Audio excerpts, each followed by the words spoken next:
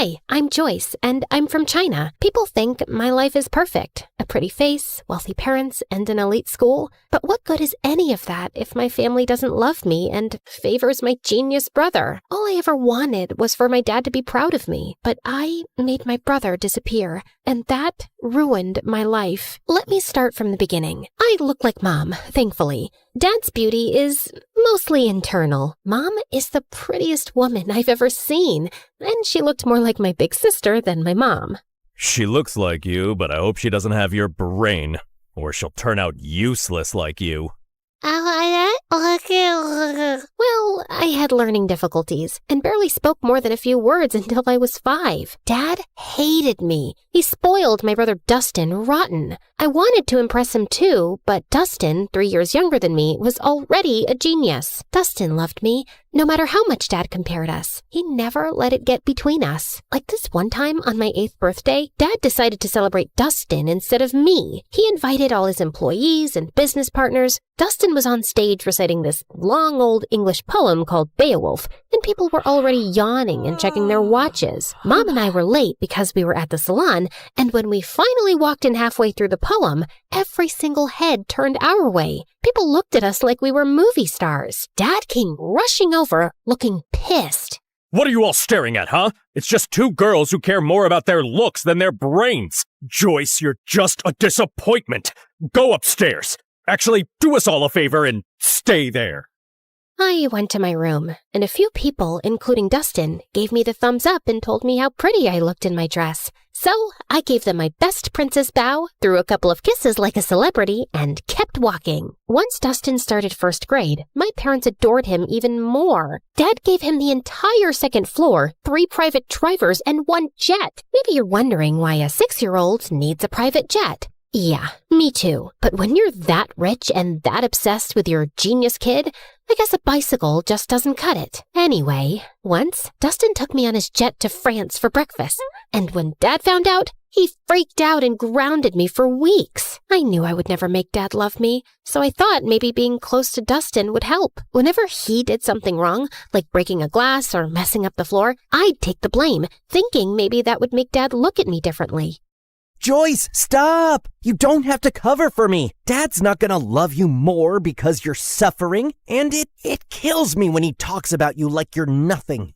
No, you're just too young to get it. Once, when I was in 7th grade, Dustin had a science project and wanted to test gravity and weight. He used a bowling ball from our private bowling alley and dropped it on different items. One of those items was an old watch he thought nobody wanted, but it turned out it belonged to our maid, a gift her mom had given her when she was a child my age. When she found it broken, she lost it and said she would tell our parents. I panicked. I couldn't let them think their perfect kid could be this careless. So I did something I'm not proud of. I knew our maid had a sick mother, so I called her. This is Joyce. I'm sure you know who I am. Your daughter is threatening me and my brother, and I don't like that. I know you're sick and you need monthly medications, and your husband is useless and your son steals from you. And your only provider is our maid. So I advise you to talk to your daughter and tell her to back off, or I'll talk Daddy into firing her. Do it before it's too late. Then I hung up with a tight feeling in my chest. The maid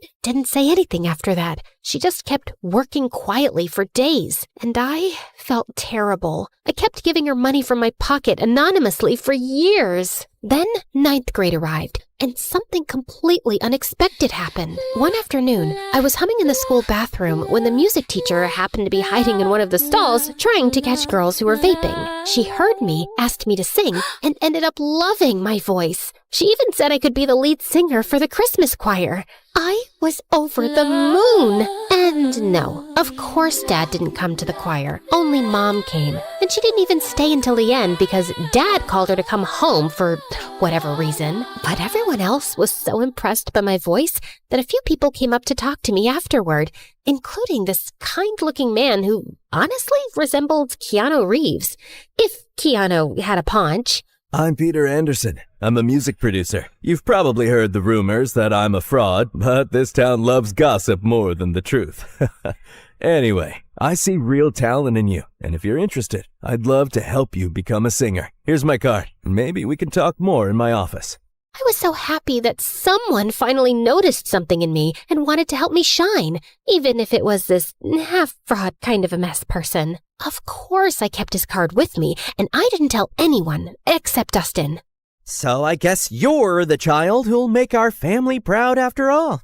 What is that supposed to mean? I mean, Joy, people think the perfect favored child is the lucky one, but it's actually the ugly, stupid, neglected one. Like, how would you discover your voice if you lived in a cage chasing someone else's dream? Okay, wow, this is getting deep. Don't worry, I won't go that deep. I know your IQ. Anyway, I need a favor. I know you're going to that Halloween party this weekend, and Dad would never let me go. So maybe you could sneak me out with you? I really, really want to go. They're bringing Chicago-style pizza. And if Dad finds out I snuck out, at least he'll know I was with you. Which will make things even worse. Come on! I'll do your assignments for the whole next semester. For the next 2 years. Fine. Shake on it. Wait, did you like this video and subscribe to MSA? Obviously. Why do you think I turned out so emotionally intelligent? Guys, interact with our video so this story blows up. What are you waiting for? Comment now!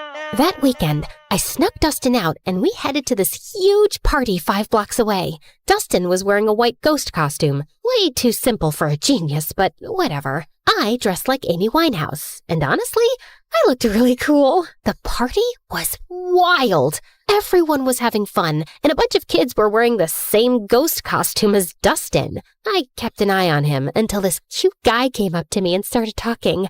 I liked him, and when I saw Stephanie staring at us with jealousy, I realized she probably liked him too. She was a girl from my school who was always jealous of me, so I decided to annoy her even more. She walked over and started talking to him, and he didn't mind. So, Alan, did you know I have a really good voice? I can sing Can't Help Falling in Love by Elvis Presley, if you want. They have karaoke here. It's Derek. The singer? No, my name.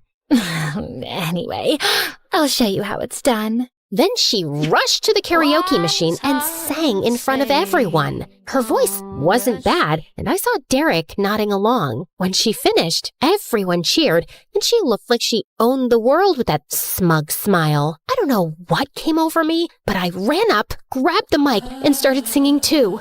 Everyone went silent, listening. I even saw kids showing each other their goosebumps. When I finished, Derek came over to hype me up. That's my girl. I felt amazing, especially when I saw Stephanie's annoyed face. My eyes followed her as she stormed out of the party, and I saw a few boys in ghost costumes leaving too. That's when I remembered Dustin. I tried to run after him, but kids kept stopping me for high fives and congratulations. By the time I made it outside, I sprinted to the group of ghost boys. Dustin? Dustin! Knock it off! This isn't funny! No one answered. I started pulling off their masks one by one, but none of them were Dustin. Back off, you weirdo! Panic shot through me. I ran like crazy through the streets. Dustin! Dustin! Dustin! 2 hours passed. I couldn't find him. I was so worried sick about my brother, and I knew there was no running from calling Dad. I was finished. Dad and Mom arrived with a few police officers, and Dad looked like he was about to finish me off. He lunged toward me, but Mom stepped between us. He glared at her with furious eyes. So now you're protecting your kid? Oh, that's funny because I didn't see you stopping them from sneaking out in the middle of the night. The officers tried to calm him down while everyone started searching for Dustin. But another day passed, and still no sign of him. The whole town volunteered. People searched through the nights, but nothing. Every second felt heavier than the last. I isolated myself. I text Dustin every day. Stupid messages like, "Where are you?" and "Please come home," as if he'd somehow see them and reply. At night, I'd sneak into his room and sleep in his bed, burying my face in his pillow until his smell faded away. Some nights, I'd just sit on his floor holding his favorite hoodie, feeling like I'd lost the only person who ever really saw me. Dad barely talked to me anymore. Mom didn't yell at me or blame me, but sometimes I'd catch her crying alone, and she'd wipe her tears the second she saw me. "I'm sorry, Mom." She didn't answer. "Can we talk about this? I want to hear your voice. I know what happened is my fault, but I just want you to pat my shoulder, let me cry in your lap, tell me it'll be all right. Just say something, anything." But she didn't. She just gave me a sad little smile, nodded, and walked away. And then I completely shut down. A year of guilt and silence later, I couldn't take it anymore. I needed something, anything to distract myself, even if just for a little while. I remembered the card the producer gave me, and I figured, why not call him? It's not like I had much to do being alone all the time. Wise decision. I'm gonna make you a star, way up in the sky, so bright, your dad's gonna regret not loving you enough. Well, that's definitely a dream to live up to. He started helping me get small singing gigs at local cafes, and I loved it. The attention, the clapping, the feeling that I mattered to someone. One day, someone recorded me singing and posted it on TikTok, and it went viral. People loved my voice and kept commenting that they wanted more. So, Peter created a small YouTube channel for me and uploaded my videos there. He was so proud. It felt nice having a father figure in my life who actually cared. But when my dad found out, he completely lost it. Oh, look at you! Enjoying your little fame with that fraud producer. He's not a fraud. He helps me a lot. He even made me a YouTube channel, and it's growing. Aw, and who gets paid from YouTube? Did he even give you a single cent? Or does he just toss you a few pennies you get from those miserable cafes? I'm not doing this for money. I do it because I love singing. Just like you loved your brother, right? For the first time, I felt real anger toward him. Why couldn't he see any goodness in me? But before I could say anything, he pushed his chair back and walked out. Later that night, he started having chest pains. Mom and I rushed him to the hospital. The doctor said it was stress and that he needed rest. I didn't visit him much while he was there. Not after what Peter told me. Summer vacation's coming up. I was thinking we could go on a little tour around the country. Grow your audience. See where this takes us. I believe in you, kid. I went on that tour in a heartbeat, and I had the best time of my life. For once, I felt like a child again. No guilt, no pressure, just music and freedom. But even then, I worried about Mom. I always felt like she needed rescuing from Dad. That became my motive. Work harder, grow bigger, make more money, and buy us a house far away from him. My fame grew fast. By the time I finished high school, I was well known enough to earn a good income. One night, before leaving the house the next day for good and renting an apartment in the city, I was having my last dinner with my parents. You know, Joy, now that you're getting into business and success, you should know it comes with stress. You might even end up in the hospital since you're so fragile. So I was thinking, I don't trust that knucklehead producer of yours. I should be your manager. I have a pretty good feeling I'll finally be proud of you, especially once we start making real money off your little talent. I paused. The moment I thought would never come had finally arrived. Sure, my dad wasn't nice to me, but maybe this was my chance to make him proud. Maybe I could make up for everything that happened years ago. I looked at Mom for a reaction. She gave the slightest shake of her head, but I convinced myself she didn't mean anything by it. I'll think about it. That night, I told my producer I was choosing my father as my manager. Kid, I can't force you or tell you what to do. You're grown up. If you think your dad's the right man for the job, then go ahead. And just remember, I'm still here for you. I canceled my move to the city, and Dad became responsible for all my finances, all my schedules, and everything. Everything was fine for the first few months, but then I started noticing that my finances didn't make sense. I was earning more back when Peter managed me, and I was working twice as hard now. Still, I gave my dad the benefit of the doubt until one day I checked my bank account and it was at zero, completely empty. I freaked out and went to confront him in his office, but he wasn't there. That's when Mom walked in, pale and shaking. She turned on the TV. William Clark, the billionaire owner of Clark Investment Companies, has been exposed as the center of a massive Ponzi scheme. Authorities estimate he conned thousands of people out of nearly $300 million.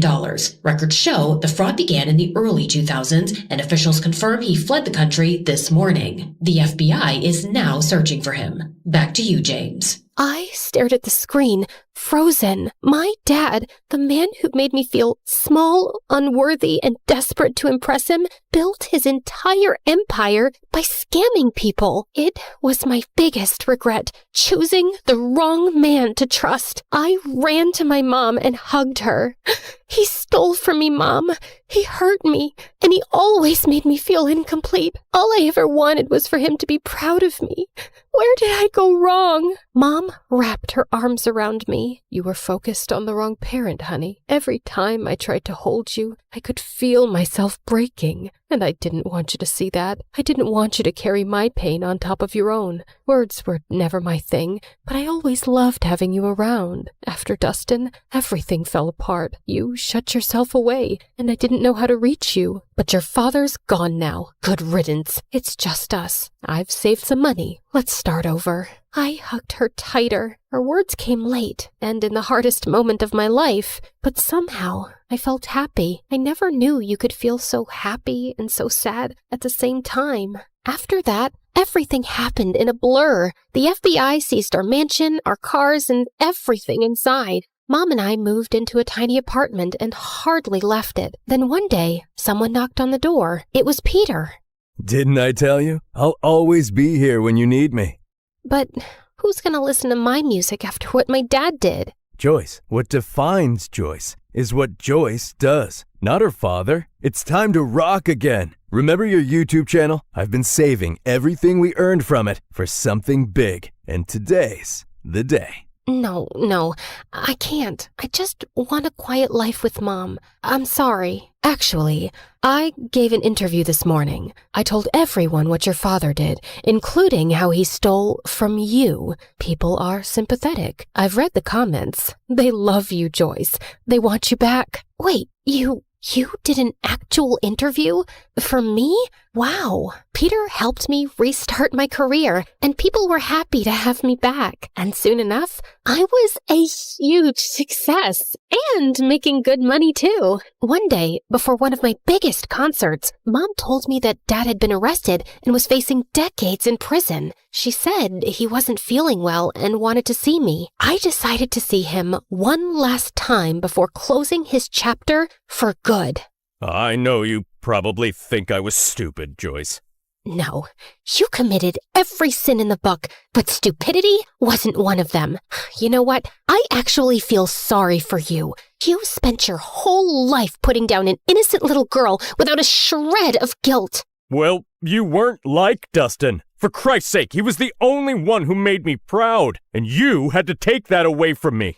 I guess it was for his own good. Otherwise, he would have grown up to be a miserable little fraud like his father. I finally get it. You were never capable of being proud of me. Not because of who I am, but because of who you are. A fraud, in business and as a father. Now, if you'll excuse me, I have a crowd of 200,000 proud people waiting for me. And with that, I spit on him and left. The moment I stepped on stage, the entire arena erupted. I looked out at all those excited faces, at Mom's proud smile, at Peter beaming at me like his daughter had made it. And then I closed my eyes, and I saw him, Dustin, with that same cute, confident little smile he always had when he believed in me more than anyone else. I keep running, like I'm trying to outrun time. I can't stop, I can't slow down with these ghosts still in my mind. And it hits me when it's quiet, nowhere left for me to hide. So I keep on moving, just to feel alive. But as I sang, the crowd grew louder than I'd ever heard. I opened my eyes. There was a guy being lifted by the crowd, riding toward the stage, and for a second, I stepped back in fear. But then my heart stopped. Dustin?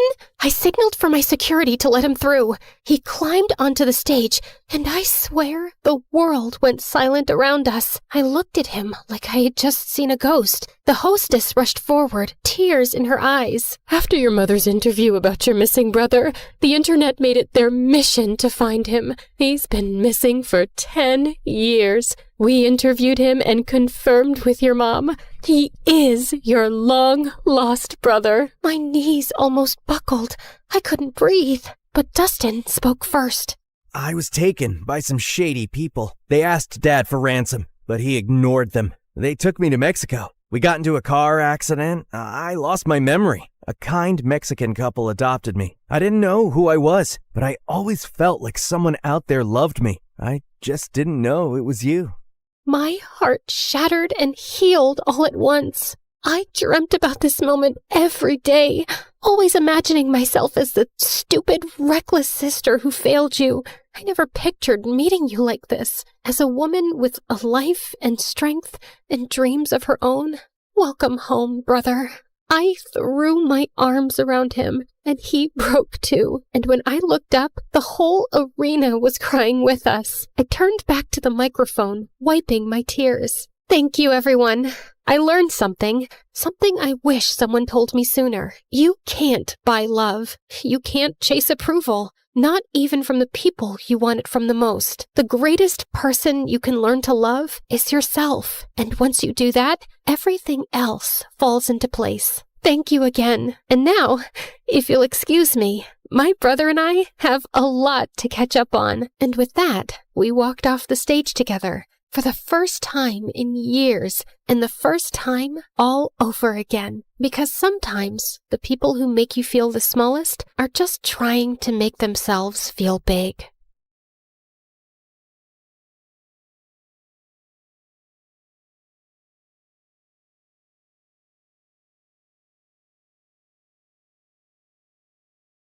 You've heard of a rags to riches story, but how about a riches to rags one? Like and subscribe to hear my reverse Cinderella story. Hi, MSA Nation. My name is Patricia, but since we're friends, you can call me Trisha, but not Patty. I hate Patty. Growing up, I was extremely rich, like next level rich, like Oprah meets Rihanna meets King Charles rich. It was all thanks to my mom, who the world knew as Cheryl. She was the most impressive person I knew. She and her best friend, whose name I won't mention for reasons that will soon become clear, were business tycoons who got a ton of investors and created a huge mega corporation right out of college. Ever heard of Amazon? Their business was kind of like that. Let's call it BFF Enterprises. It employed thousands of people all across the country, and Mom and her friend reaped the rewards of their extraordinary efforts. I aspired to have a BFF like Mom's. As a VIP daughter of a VIP, I was enrolled in etiquette classes immediately. By the time I was 5, I was practically Julie Andrews. You know, the queen from the Princess Diaries, only smaller. I was treated like a princess, with people attending my every need. When I showed an interest in art, I was gifted all of the finest art supplies and was even able to practice by creating portraits of some of the coolest celebrities. I can neither confirm nor deny that those were the celebrities who I painted. Yeah, my life was pretty much perfect until someone ruined everything. One day, there was a huge commotion next door at Mom's best friend's house. All of a sudden, the door swung open and I was shocked to see Mom's bestie in handcuffs. It turned out she who must not be named, that's what I called her, had been stealing a ton of money from their company. Because of that, their business went under and thousands of people lost their jobs. To make matters worse, an angry former employee was convinced that Mom must be to blame too. He put together a whole manifesto and brought Mom to court. Fortunately, Mom was declared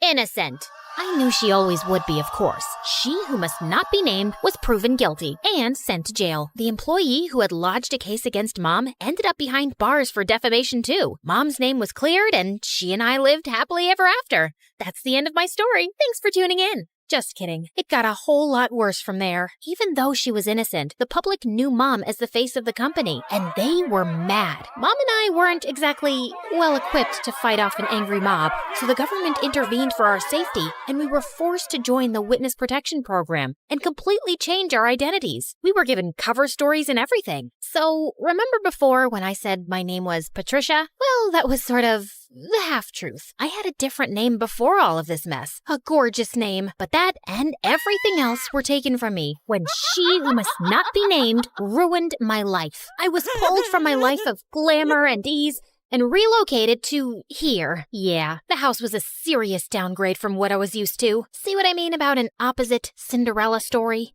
I know this is different from what we're used to. At least we still have each other. One day, we'll live in a big mansion again. I hoped she was right. In the meantime, Mom set up security cameras everywhere. She was afraid someone would somehow find out who we were and try to break in and steal whatever valuables we had left. That fall, I started up at my new school. I thought it would be a breeze. I'd never had any problems making friends before in my fancy school, back when I had money. But here, everyone was staring at me as I walked in. I felt like a total fish out of water. What, are you like from Gossip Girl or something? It got worse in the classroom. May I use the washroom? Mayhaps the princess would like a peasant to escort her. And even worse than that, in the cafeteria. Look, Gossip Girl thinks she's at a royal banquet. Here, have some slop like the rest of us, princess. I was about ready to blow my cover and demand Mom let us move back to her old life when... Hey, leave her alone. Your mama sure would be mad if I told her that this is how you minded your manners. Wow, thank you for that. Don't mention it. Someone has to show you some proper small-town hospitality. I'm Sally.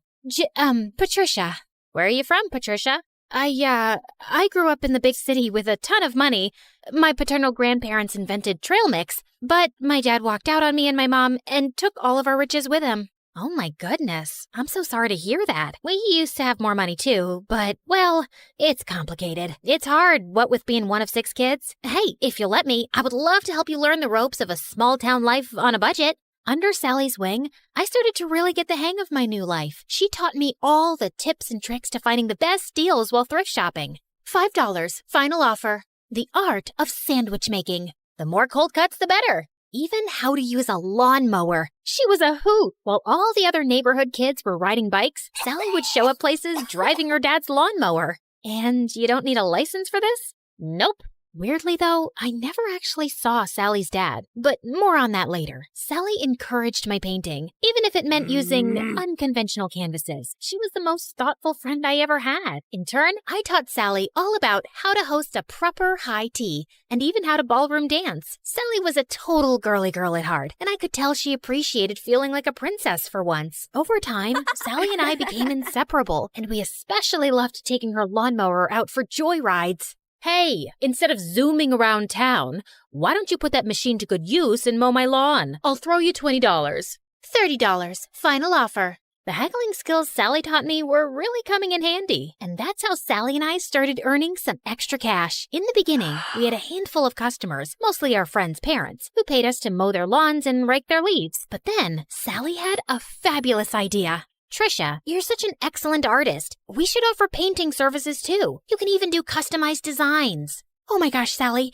you're a genius. We showed up to the hardware store, excited to get all the materials we'd need to expand our business, but were shocked when we saw the prices. We were in over our heads. I went home, defeated, but then I thought of someone who just might have some good advice. Janessa, the apple certainly doesn't fall far from the tree. I'd be happy to jumpstart this business for you too. We'll finally have a new way to make money. But first, I want to see your business plan. With Mom's guidance and funding, S&T's Landscaping was born, and with her savvy advertising, our client base expanded quickly. Plus, I was having a blast customizing people's houses with my art. With Sally by my side, I was starting to finally feel at home in this small town. There was just one weird thing. Sally never invited me to her house. She always made excuses why we should meet at my place instead. Oh shoot, I totally forgot. My crazy Uncle Louie's at my house this week. He always brings all 17 of his pet chickens. We should probably just hang out at your house. I fell for it when she told me about Aunt Linda and her 6 boa constrictors, but 17 pet chickens? Yeah, right. One day, curiosity got the better of me. When Sally told me she was heading home after school, I pretended I was going to my place, but I followed her instead. What could she possibly be hiding? I followed Sally to the outskirts of town, the bad neighborhood.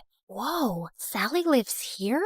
The trailer barely looked big enough to hold a twin bed. How could Sally and her 5 siblings and her parents even fit in there? Just then, I lost my balance and fell to the ground with a huge thud. Trisha? Sally, I can explain. I thought Sally was gonna start screaming at me, but instead, she started crying. I'm sorry I never showed you my home. It's just, well, I was embarrassed of this ugly trailer. My dad used to have an excellent job, and we had a big house and a big yard, but Dad lost his job a few years ago and ended up in jail. Ugh. If it wasn't for BFF Enterprises, we would never be in this mess. He was just trying to stand up to their evil owners, and instead Cheryl hired her cronies to make it look like Dad was lying and put him away. It felt like my stomach had dropped out of my butt. Sally's dad was the angry former employee who'd made a case against Mom. Thank goodness Sally had no idea who Mom and I actually were, thanks to our aliases and dye jobs. But why was she blaming Mom when it was really her dad who put us in this mess? I knew I shouldn't say anything or risk Sally getting suspicious, so I ran home before I put my foot in my mouth. Trisha, wait! Was it something I said? I avoided Sally the rest of the week, which wasn't easy. I felt so conflicted. Sally was my best friend, but she hated my mom and blamed her for her dad being in jail. So, I decided to get Mom's advice. I need to talk to you. Sally's dad is your angry former employee who ended up in jail. Oh, come on now, Trisha. What a strange joke. Why was Mom calling me Trisha? At home, she always called me by my real name. Mom, this is serious. Sally has no idea who I really am, or that you're actually the co-founder of BFF Enterprises. Just then, Sally popped up from behind the couch, and suddenly, Mom's behavior made sense. Sally, it's not... I can't believe this. I thought we were best friends, and all along, your family is why my family is suffering? Sally, please, leave me alone. I don't want to talk to you ever again. I've heard of surprise birthday parties gone wrong, but never this badly. I probably lost my BFF forever. But Mom was more preoccupied that Sally would out us both. What are you doing? Follow her. Make sure she doesn't talk. Do whatever it takes. I hadn't seen Mom this stressed out since the trial. I tried texting, calling, even showing up at Sally's window, but she wouldn't even look at me. I returned home completely hopeless. Did it work? Will she keep quiet? She won't even talk to me. Just then, Mom turned into a fire-breathing dragon. Well, not literally, but I'd never seen her this angry. Then we need to move again, now. But this is her home. Sally is my friend. Some friend. As soon as she talks, I'm going to jail. Mom, what are you talking about? Why would you go to jail? The judge said you were innocent. Of course he did. I bribed him. My business partner and I were both stealing funds from the investors because we deserved more. But unlike me, she was dumb enough to get caught and unwilling to do whatever it took to stay out of jail. And Sally's dad figured it all out and tried to get me behind bars too. But I showed him I am not to be messed with. I couldn't believe it. I was so blinded by all of her generosity over the years. I'd never even once suspected that she could have done anything criminal. And I felt so awful for Sally and her family. They didn't deserve this. But then again, how could I choose between my mom and my best friend? What Mom said next, though, made everything totally clear. You got us into this mess. Now you have to get us out. Me? I'm just a kid. You're the one who was so greedy that you stole money and ruined your company and all of your employees' lives. You even let your own best friend take the fall. You cared so much about money, you forgot about what really matters, friendship. Trisha, come back here. My name isn't Trisha, Mom. It's Janissa. So, let me reintroduce myself. Hi, MSA Nation. My name is actually Janissa. Pretty, right? Okay, back to the action. I grabbed the security cameras on my way out and headed straight to the police station. It had our conversation and Mom's confession recorded. The police took my mom away, and because I had just turned 18 recently, they let me take care of myself. And that night, the story was all over the news. I knew I'd done the right thing, but I'd never felt lonelier. The next morning, I woke up to a knock at the door. Sally, you have to believe me. I didn't know about my mom. She told me everything for the first time yesterday. I can't believe you did that for me, Patricia. Well, I had to. It was the right thing. I mean, sure, I probably could have bounced from town to town with Mom for years, pretending to be someone I'm not, but I don't want to be like Mom, throwing my friends under the bus and not caring about hurting other people. I would choose friendship over luxury 1,000,000 times. And, by the way, my real name is Janissa.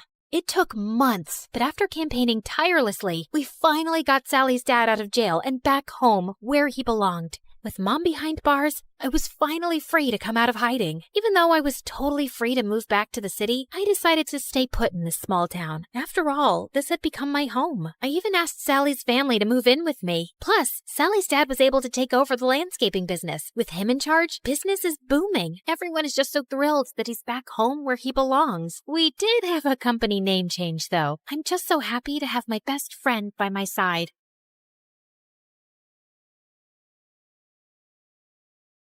I was about to shoot my target when suddenly someone appeared from the shadows and snatched the apple away. It was the most popular guy in school, Travis, and lately he'd been flirting with me every chance he got. Let's play a game. If you miss the target, I'll have to kiss you. But if you hit it, then you'll have to kiss me. What do you say? Sure, why not? Everyone knew how good I was in archery, and as expected, it was a bullseye. Deal's a deal, cream puff. As he closed his eyes for the kiss, I called for the school cat Loki and whispered something to it. You can open your eyes now. Loki scratched his face like a wild animal as I walked away, in total satisfaction. Hi, my name is Bianca, and I'm incapable of falling in love. Well, that's what I thought. But before I continue, please like and subscribe. My mom owned a huge chain of hotels, and I was the sole heiress to the business empire. Our family name was well known already, but I'd really made us famous. Teen heiress seen kissing alleged gangster? Spoiled princess seen at archaeological site closed off for public? Princess Bianca announces to pay any amount to straighten the Leaning Tower of Pisa.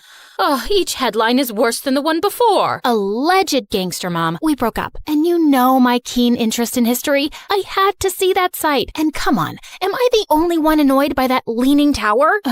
When will you ever get serious, Bianca? I have a private jet to catch, but we're not done with this conversation. Yes, go to your meeting, Mom. You didn't even remember to wish me a happy birthday, but I was still celebrating in style. I was having a huge birthday party at the newest club in town, but my night was ruined when I saw an uninvited guest, Travis, and he was approaching me and my BFF Carmen as if he was God's gift to women, despite that scary face. Hey, sugar lips, wanna dance? Aren't you supposed to hate me for making you look like Frankenstein? What's love without a little pain? And I adore your feistiness. He was all over me the whole night. Eventually, I had to make Carmen distract him and try to escape, but he noticed and followed me like a madman. I'm not done with you, my love. I turned around a corner and opened a VIP door at the end of the hallway. There were some men in suits playing poker, and they all turned to me like I was an alien. Oopsie, wrong room. Thought it was the toilet. But may I say, sir, your jacket is really cool. Very vintage 90s. Michael Jackson kind of vibe. Okay, I won't bother you guys.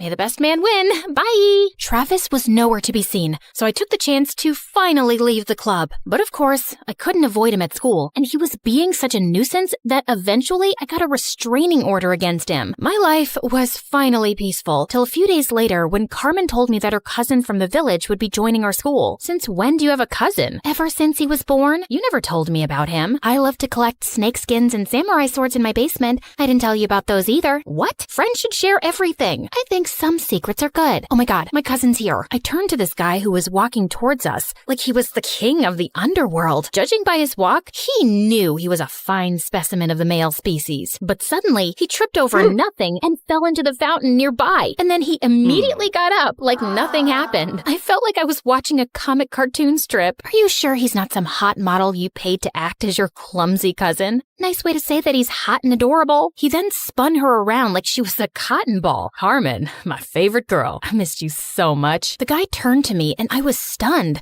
He was even more handsome up close and also really familiar. You must be Bianca, Carmen's best friend. I'm Slater. Nice to finally meet you. Did you just curtsy? And have we met before? No. Is this how city people greet each other? Excuse us a moment. Carmen pulled me out of Slater's earshot. What you doing?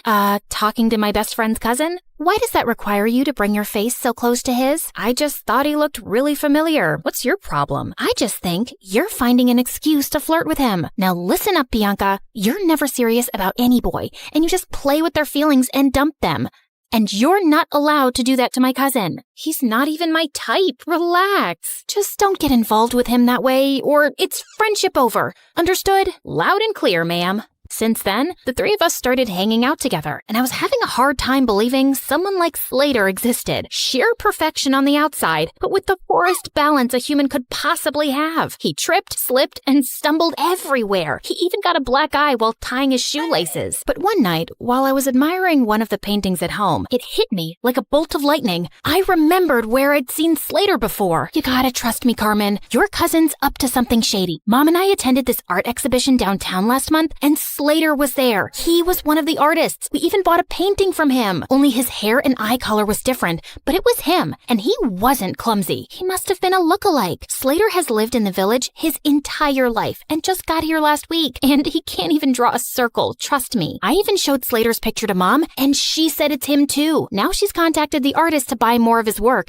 and he's coming soon, and I'll finally know the truth. You just need to give yourself something to be excited about. Do what you want, but you're wrong. A couple of days later, the artist called Mom to say that he had to go out of town and he'd come to meet her next month. How convenient. I decided not to say anything to Slater and try to get to the bottom of his secret identity. He was always hovering around me and Carmen like an annoying fly. He was sure to slip up at some point. I'd be watching him. But one day, I was spying on him at the gym, and after seeing him miss the 100th basket, I got really bored. I decided to skip the rest of school that day to get a manicure. As I was walking to my car, a van suddenly stopped next to me. "Good day, child. Would you please buy some apples from me? I run an orphanage, and I'd like to get some toys for the children." "Sure thing. Just give me a basket and I'll give you $100,000. I was about to take the basket from her when Slater suddenly popped out of nowhere and crashed into me. "Hey, you. Who do you work for? Show me your ID." The poor lady looked terrified and just drove away. What the heck was that? Didn't your parents ever tell you not to take candy from strangers? What if she was trying to poison you? Dude, those are apples, not candy. And who am I? Snow White? And that cute granny is trying to poison me because I'm the fairest girl in all the land. This isn't funny. You don't know how dangerous some situations can be. Oh, please. I swam with sharks last year and jumped off a hot air balloon when it malfunctioned. I laugh in the face of danger. And that lady just wasn't dangerous. I know you're from the village and probably think everyone in the city's evil, but please stop being a weirdo. But Slater just got weirder. Like another time, the three of us were at a restaurant, and as soon as the waiter served our order, he started sniffing mine. If you wanted me to completely lose my appetite, you succeeded. What's wrong with you? He also started sniffing his food and Carmen's. That's how we do it in the village. The first whiff of food tells you everything you need to know. About what exactly? About how organically the food was grown, if the farmer sang to his crops and cows.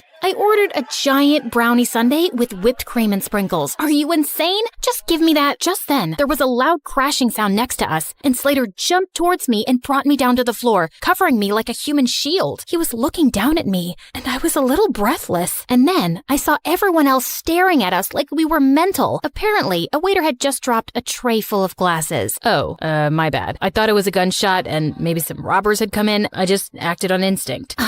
Wait, let me get this straight. So you thought it was a dangerous situation and your first instinct was to save Bianca? Hello, what about me? Your own flesh and blood? Slater muttered some apologies while Carmen kept scolding him, even if he was crazy. It was really sweet how he tried to protect me. One weekend, Carmen told me that the cheer captain was throwing a party, just for the cheerleaders and all the boys. I felt curious to see how Slater would act at parties with other girls, so I dashed over to the venue and spied from the bushes. But I couldn't spot him anywhere. I knew how girls looked at him. He was probably surrounded by the cheerleaders. Well, what did I care? I took this opportunity to practice my amazing singing. I can buy myself flowers, write my name in the sand, talk to myself for hours, say things you don't understand. Suddenly, I heard a sound right behind me.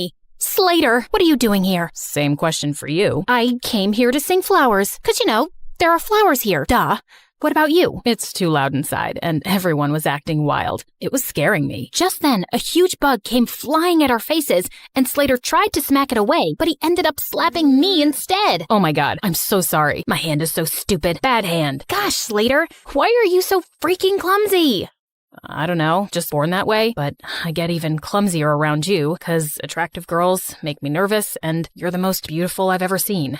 What do you mean? You know what I mean, Bianca. It suddenly hit me. He was attracted to me, and that could make things complicated. I had to avoid him from now on before Carmen could misinterpret things and unfriend me. But the very next day, I caught him in the janitor's closet with his butt stuck in a mop bucket. Jesus, what have you done this time? Can you just help me, please? I think I got a cramp. As I pulled him up, our lips accidentally touched and my tummy fluttered. Just then, someone gasped from the door. Carmen! Girl, it's not what you think. I followed her to an empty classroom and tried to explain. I swear, there's nothing romantic going on between us. He's too dumb and clumsy for me, and I'm certain he's a liar. Excuse me? That's my cousin you're insulting. And you say these things, but I feel like you're attracted to him. Just don't get attached to him, okay? He's not right for you. Of course, duh. I already knew that, but I was a bit bothered by what Carmen said. Why did she think he wasn't right for me? A few days later, I was practicing archery alone when suddenly an arrow came flying from somewhere and almost hit me. I turned around and saw someone behind a tree.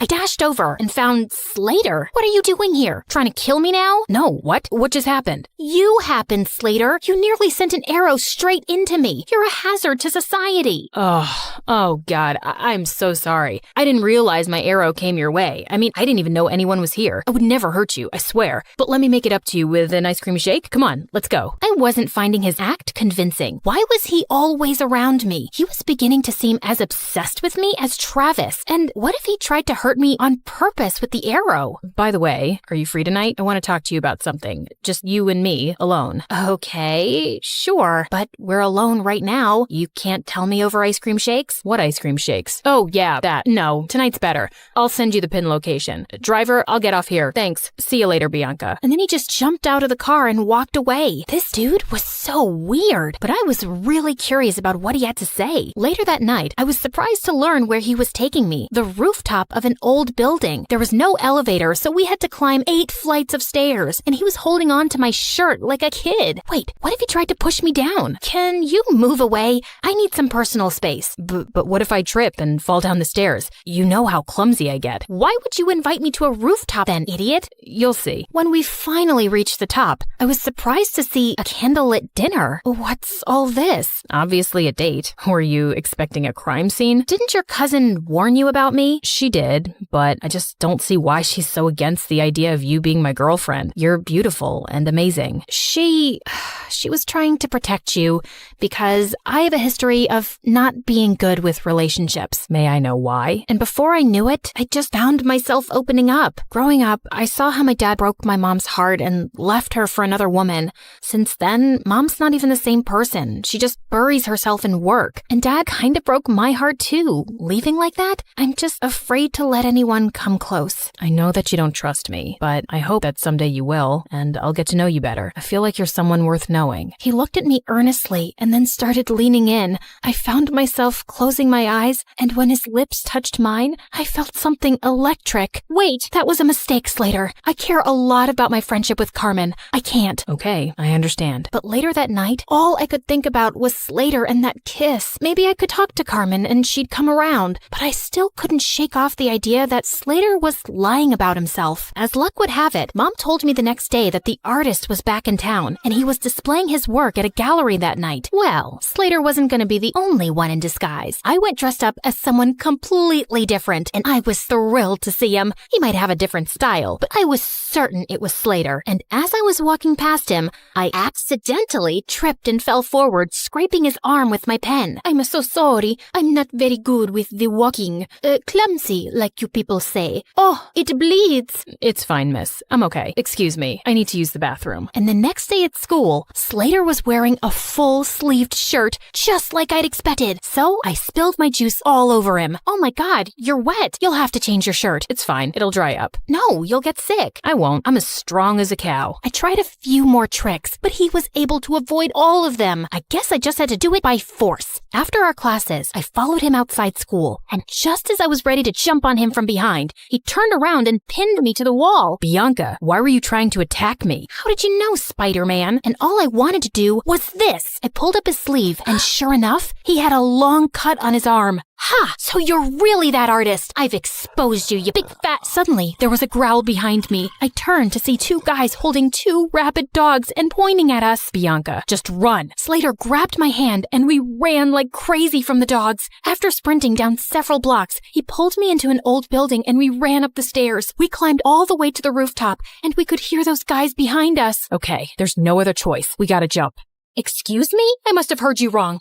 And what is going on? Questions later. And what's the matter? I thought you laughed in the face of danger. Ha. Now is not the time to be sarcastic. Just hold on to me and you'll be fine. Do you trust me? Of course I don't trust you. You're the clumsiest idiot I've ever met. Listen, Bianca, I'm not who you really think I am. I just need you to trust me right now, okay? I won't let anything happen to you. I promise. My instincts told me to trust him, and I did. And what happened next was the most thrilling thing ever. We went flying through the air and landed straight in a garbage dump. Ew, fish heads. Come on, this isn't over yet. I needed answers about why I was currently running a marathon with my BFF's mystery cousin around the city. Slater, why are these people after us? Listen, something happened. He didn't get to finish because the gangsters finally cornered us. Slater pushed me inside one of the diners as he started fighting them expertly. What were these kung fu ninja moves? He was so hot. Just then, one of the guys came up behind him with a metal chair. I looked around for anything I could throw at that scumbag before he could hurt Slater. Bullseye. That's my girl. Just then, a bunch of policemen arrived and surrounded the men, and Slater pulled out a badge. You're under arrest. What? He was a detective?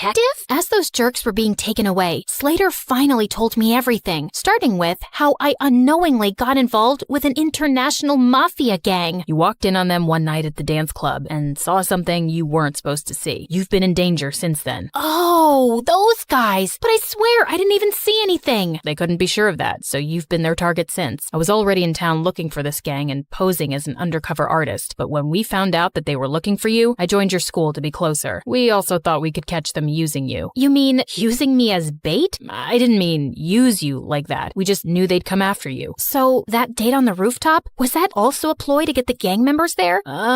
Well, yeah, we had police hidden all over that building, but I think the gang realized it was a trap. Everything made sense now. He was just pretending to be interested all along so he could be around me for my protection and to catch the bad guys. I was just a mission for him. You saved my life. Thank you. I just did my job. I'm glad you're safe now. I gotta report to headquarters soon, so... Yeah, great job. Goodbye then. As I walked away, I suddenly felt sad and empty, and the next day at school, Slater was gone. I demanded more answers from Carmen. Slater really is my cousin. He became a detective at a young age, and he doesn't tell us much about his job. But after that restaurant incident where he was clearly protecting you, I asked him what was going on, and he said it was something related to you, but it was confidential. So that's why you didn't want us to get closer. Yes, because he was just here for his job, and he doesn't form attachments. I didn't want you to get hurt. I'm sorry. What for? I can see it in your eyes, Bianca. You're in love with him, but I don't think he can make you happy. Oh, please. I've told you. I'll never fall in love with anyone. If you say so. Over the next few days, I tried my best to get back to normal, but I couldn't get Slater out of my mind. Even Mom noticed something was up with me. Haven't seen any crazy headlines lately. No new adventures? Yeah, it's been kinda quiet, but I did make one stupid mistake, falling in love. Mom sat down beside me and then pulled me into an awkward hug. Sweetie, I know you've been affected by what your dad did, but don't close your heart off. Falling in love isn't stupid, and you'll find the right guy one day, and it'll be amazing. Trust me. Mom decided to take some time off work and we planned a vacation together, but just as I was leaving for the airport, I heard a loud crash from the main hall and saw Slater had pinned Travis to the ground. Slater? Travis? What are you both doing here? Bianca, my cream puff, I couldn't go on any longer without seeing you.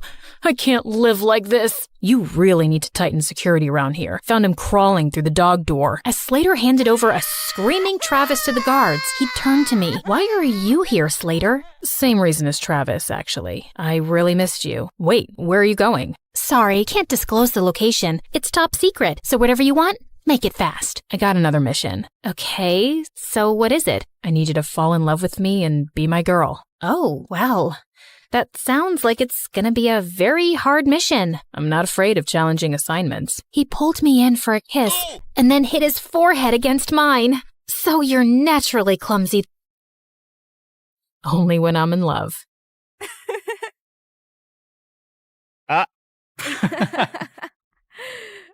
Hi, I'm Jessica from Napa Valley, and I have a weird story to tell you today. But first, please like and subscribe because MSA will give $1,000 to one lucky person in the coming 7 days. I lived in a beautiful house surrounded by trees. I had a good life, but growing up, I didn't get along too well with my family. For starters, my mom was like a 5-year-old trapped in an adult body. All she wanted to do was run around and play. Mom's idea of having fun was a water balloon fight with me and my older brother Dylan, and I found her childish behavior so annoying. I could never study in peace without hearing Mom sing show tunes around the house. Come on, you little bookworm. Let's bake some cupcakes. Don't you know how to have any fun, you nerd? Ugh, see what I mean? But the only person worse than Mom was Dad. He was barely home since he was a fancy businessman who traveled a lot. And when he was home, he treated us like servants. Bring Daddy some juice, will ya? My toes hurt and I can't move. There's not a lot left and we're saving it for tomorrow morning. Oh, so maybe you should be the one who goes on 5-hour flights to earn money for us. I kinda hated being around all of them, so I spent most of my time alone reading and practicing my violin. But when I got to 11th grade, things took a crazy turn. Mom told me one morning that we were taking in an exchange student. She's from Tokyo. She'll go to your school and live with us for 4 months. Isn't that exciting? Sure, but we'll have to clean the kitchen first so she doesn't run crying. Be happy, Jessica. Now you'll have a live-in friend to bore to sleep while you play your violin. I sure hoped she wouldn't be a live-in headache like Dylan. That weekend, we all drove to the airport to pick up our Japanese guest. Her name was Queenie, and she looked like a goddess out of a wonderland. Even her fingers were beautiful. Thank you for having me. Truly, it means so much. It's our pleasure, sweetie. Look, I got you a stuffed welcome panda. Mom? Hi, I'm Jessica, and I'm the normal one in the family. Please, don't judge me based on them. Oh my goodness, this is so sweet. Can one of you help me with my bags? They're heavy because of all the books I brought. Wait, Queenie was into books? I loved this girl already. She and I were talking about our favorite authors on the way home, and after that, we really started to bond. It was nice finally having someone I had stuff in common with. Queenie was also super helpful around the house, so both of my parents adored her, especially Dad. Aren't you amazing? How about I buy a present to thank you for all your hard work? Maybe new shoes or gold earrings? I would have bought some for Jessica, but all she cares about is school and homework. That's very kind, but you guys have already done enough, really. Then one night, Queenie and I decided to go on a walk, and she grabbed a jacket from the coat closet. Oh, that's actually Dylan's. But it's so comfortable, and I don't have any warm jackets. Can't Dylan lend clothes to his guest? You can't just take someone's jacket without permission. Give it back. I don't want you wearing it. Fine, here you go. I'll just freeze to death then. Come on, Jessica. Dylan looked really mad, and suddenly he pulled me aside. What's her deal? After all we're doing for her, she gets this worked up over a jacket? I don't get why you can't just lend it to her for 10 minutes. Because there's something about that girl I just don't like. You mean 'cause she's actually sophisticated and has manners? Makes sense why you wouldn't like her. Dylan just looked angry and stormed off. Jeez, what a drama king. He probably was just jealous that Mom loved Queenie so much. He'd always been Mom's favorite. The next day at school, I was studying for exams in the library when Queenie came in and sat next to me. Hey, girl, listen, I just want to apologize about Dylan being so mean to you. He must have forgotten to take his meds. Don't worry about it. Actually, I was wondering if you could help me with my English assignment later.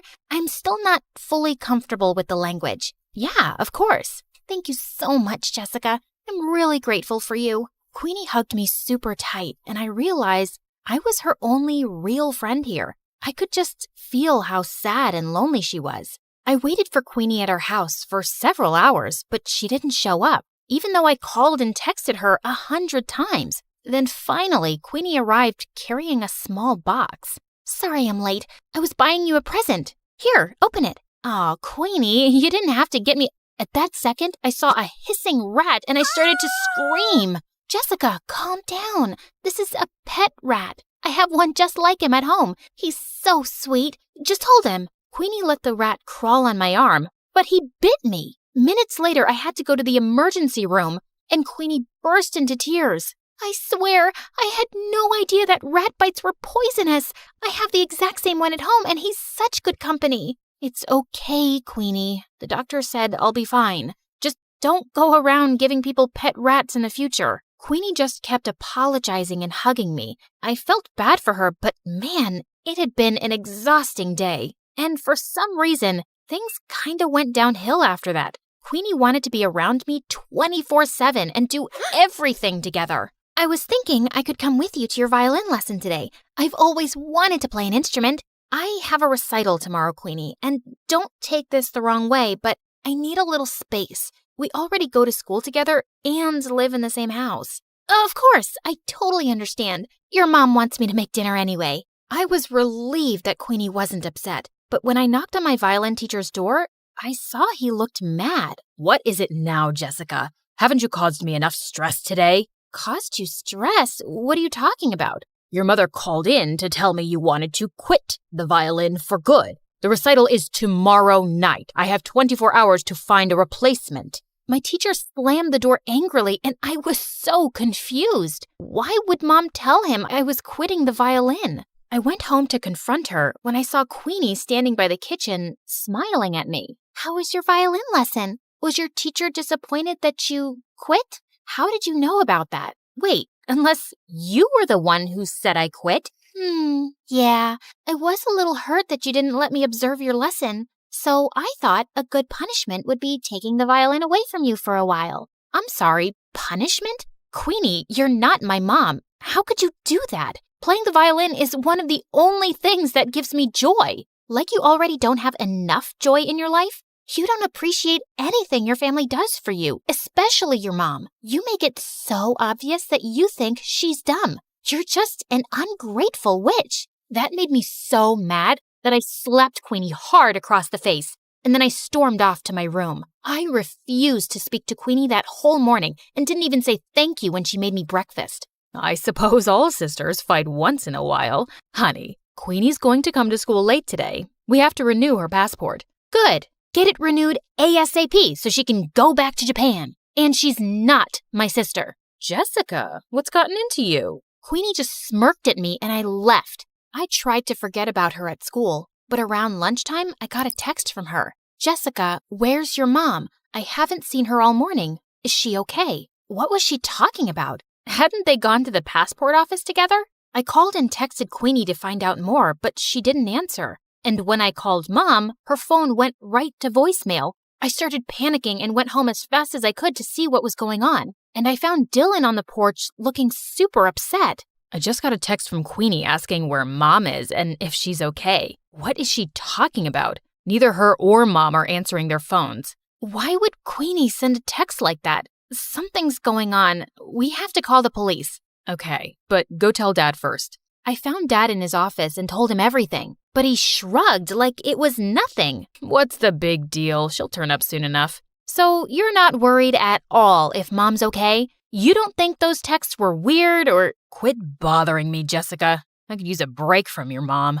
Get a little peace from her morning singing. What? What kind of monster was my dad, not caring if Mom was safe? I would have to take matters into my own hands. But just then, I heard yelling coming from Dylan's room, and I opened his door to find Queenie sitting on his bed, while Dylan looked furious. What is going on? Queenie, you've been home this whole time?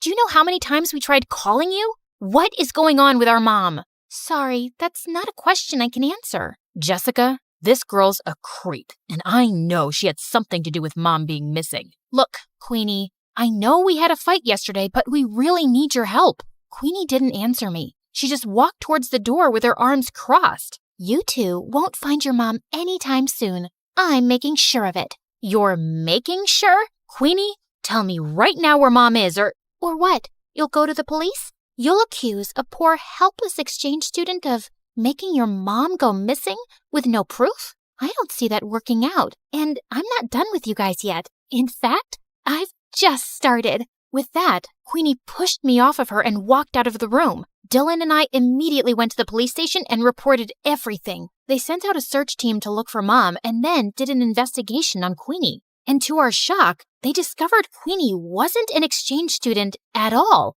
She'd faked her application. She wasn't even from Japan. She lived in LA. So she's just this stranger who came into our lives and made Mom go missing? Who is this girl and what does she want from us? I don't know, but that chick gave me weird vibes from the start. She's obviously out to get us. We stayed at the police station for several hours, waiting for any news. Then finally the police came back with Mom. Oh my God, what happened to you? It was Queenie. She said she had to show me something important, then drove me into the middle of the woods and threw me out of the car. She just left me there without my phone. I was just lucky some forest rangers found me. But don't worry, I'm all right now. Just then, some policemen walked in with Queenie. Looks like Mommy made her way out of the woods. You're a monster, Queenie. We know everything. How you kidnapped Mom, how you faked your exchange student application. Who are you, and why are you trying to ruin our lives? Because you ruined my life first. When I was 10 years old, your dad conned my parents out of all their money and disappeared, and we ended up having to live on the streets. My mom had a mental breakdown. Your dad is a criminal, and I finally tracked him down because I wanted him and his perfect family to suffer the way I did. I was speechless.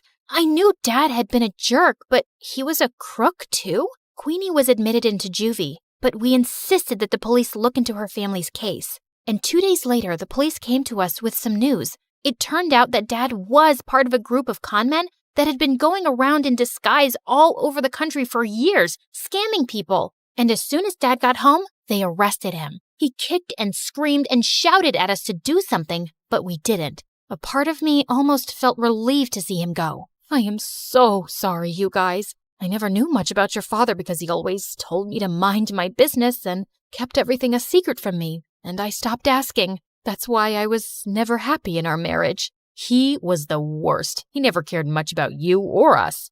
You did everything for us, Mom, and I really appreciate you. I'm so sorry if I looked down on you for being messy or childish or whatever. Now come on, let's go talk to the police to get Queenie's family help for their situation. Be grateful for the life you were given. Every day is a gift.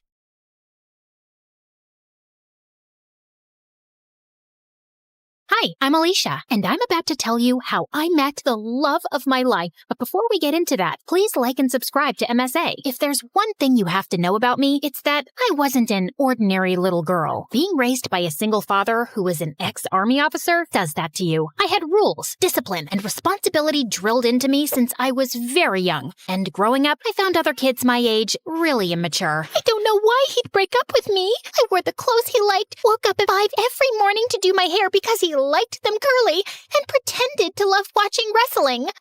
Excuse me, but I need to get that muffin. Can't you see that I'm crying? My boyfriend just broke up with me. Aw, I'm so sorry. You know, it reminds me of the time my dad took me for this obstacle course, and I twisted my ankle so badly, the doctors told me I'd never be able to walk again. But I didn't lose hope, and here I am. How is that the same thing? It's not, because that was an actual problem, but yours is just a bunch of high school nonsense. Now move your butt, please. Needless to say, I didn't have a lot of friends, and I didn't care either. My life was all sorted out. Graduate school, get into a good college, work, and retire. But then I turned 18 and met Arthur. He was a transfer student from Greece, and boy, was he dreamy. The first time I met him was in gym class. We were playing catch, and I was so lost in looking at him. I totally missed the ball, and it hit me right in the face. I fell on my butt, and Arthur came running. Are you okay? You're bleeding. It's nothing. I'm used to much worse. On second thoughts, I might need a doctor. Arthur smiled and carried me to the nurse's office. The entire time I was there, he sat next to me, and later he dropped me home. We became friends after that, and slowly I fell for him. He was smart, mature, and sweet. If there was one guy I wanted to date, it was him. So I decided to ask him out, except I didn't know how. So I turned to MSA for help, and it did not disappoint. Rule number 1, never let your crush know you're interested in him. Avoid eye contact and do not speak at all. The next day, when Arthur waved at me in the hallway, I wrinkled my nose and turned away. He sat next to me in class, but I didn't pay any attention. But then in the cafeteria, he caught up with me. Are you avoiding me? Me? Avoiding you?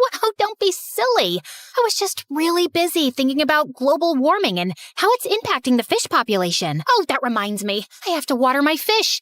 My plants. I'll see you around. And I just ran before I embarrassed myself further. After that epic failure, I turned to step number 2. Dress up nice and behave like a total diva. I went shopping, picked up a bunch of dresses, and the next morning, it took me 2 hours to get ready. I thought I looked great, except the moment I entered, everyone started pointing at me and laughing. Oh my God, why is she dressed like a peacock? What is that on her face? Did someone finally punch her for being a know-it-all? I was so embarrassed. I immediately turned around and ran for the bleachers. I was still sulking when Arthur walked up to me. If you rub your lips anymore, they're gonna fall off. This lipstick won't come off. Ugh, it's so annoying. Let me help you. Also, I'm not saying you don't look good with makeup, but you actually look way prettier without it. Really? Does that mean you'll go out with me? Are you serious? I wanted to ask you out for the longest time, but everyone in school told me you're a cold-hearted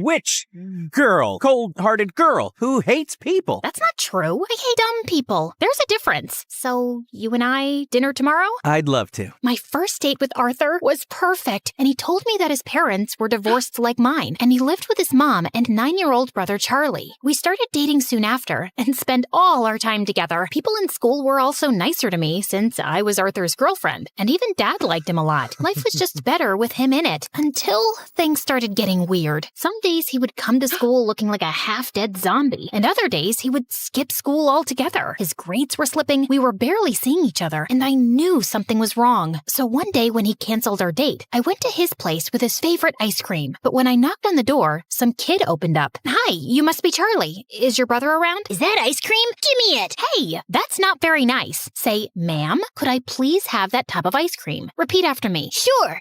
Ma'am, give me the ice cream or I'll kick you. And Charlie kicked me on my shin, snatched the tub, and ran away. As I yelled out in pain, Arthur came running downstairs. Alicia, why didn't you tell me you were coming? When would I tell you? You hardly talk to me these days. I know. I'm sorry. It's just that Mom's getting married again. The guy doesn't want Charlie in his life, and Mom loves her stupid boyfriend so much that she decided to move out, leaving me in charge. Why wouldn't you tell me that before? Because it's embarrassing, and I didn't want to drag you in my mess. I'm already a part of your mess, and we'll get through it together. Okay, I know that was a bit cheesy, but Arthur looked like he was gonna break in a million pieces, and I really wanted to help him. Besides, how bad could a 9-year-old be? Turns out a lot, because Charlie was a total devil. He would cry over the smallest things, throw tantrums if he didn't get his way, and would constantly butt into my dates with Arthur. We hardly spent any time alone. I was pretty sure he just hated me. Like one time, I was waiting for Arthur in his living room, and Charlie kept giving me death stares. Something on my face? I was just trying to figure out how someone can look like a horse and a camel at the same time. That's kind of mean, Charlie. And you're kind of ugly. Anyway, have fun on the date. It won't last long. And 10 minutes into the date, Arthur got a call from the babysitter that Charlie had locked himself in the washroom and we had to run back. Then another time, it was Dad's birthday and I had planned a really cool surprise for him. I'd invited all his old friends from the army. Arthur helped me deck up the place and I was arranging the cake when Charlie walked up to me. Oh, wow. This cake looks yummy. Give me a piece. Only after my dad cuts it. But I'm hungry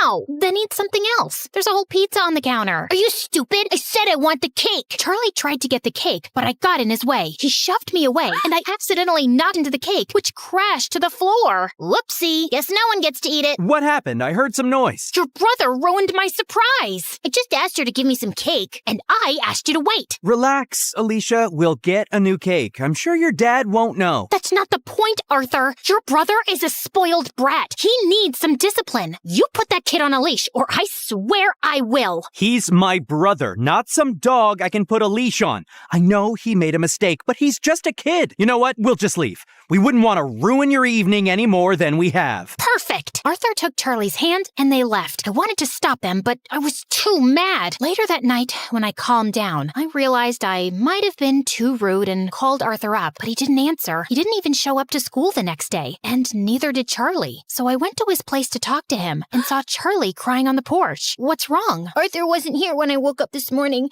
and I don't know where he went. Did you call him? He left his phone behind. Then why didn't you answer when I called? Anyway, don't worry. We'll find him. But till then, you're coming home with me. No, I don't like you. You don't have to like me, but I'm not leaving you alone till Arthur gets back.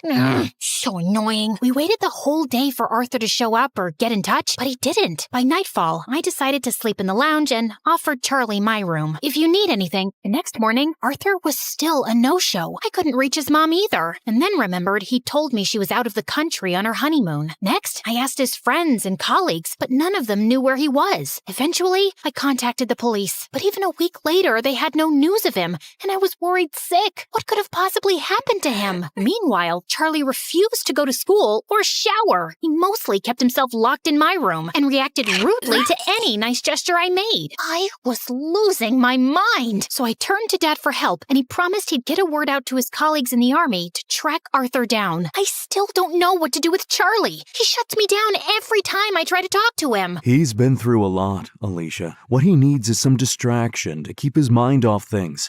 After your mom left, you were all over the place. That's why I built such a strict routine for you, so you wouldn't have time to think about her. Maybe you should do something similar. I decided to give Dad's advice a shot, and the next morning, I walked to Charlie's room and woke him up. Get up. We're going out. Is Arthur back? No. Then let me sleep and go away. Nope. You're getting up right now. Charlie resisted, but I dragged him out of bed, and somehow we made it to the bus stop. He kept cursing me the whole way, but I didn't care. And minutes later, we were at our destination, the paintball arena. I'm not going in there. Why? Too chicken to lose? As if you're on. Charlie and I had a great time at the paintball game, and it was the first time I actually heard him laugh. Afterwards, we went to a trampoline park and jumped our hearts out. By the end, he was so tired he could barely walk, so I called a cab and took him to my favorite burger joint, but he just stood at the entrance and stared. What, you don't like burgers? No, it's just that this was my favorite place to come with my mom. Every weekend, we'd come here and play our favorite songs on the jukebox machine. And now, she doesn't even call me, and Arthur's left me too. Arthur will be back in no time, I promise you. He loves you a lot, Charlie, and no matter what, we'll always be here for you. You too? Yes, me too. Charlie cried and hugged me tight. For the first time, I saw him as a heartbroken kid who just wanted his family back. Since then, Charlie warmed up to me. We'd have breakfast together,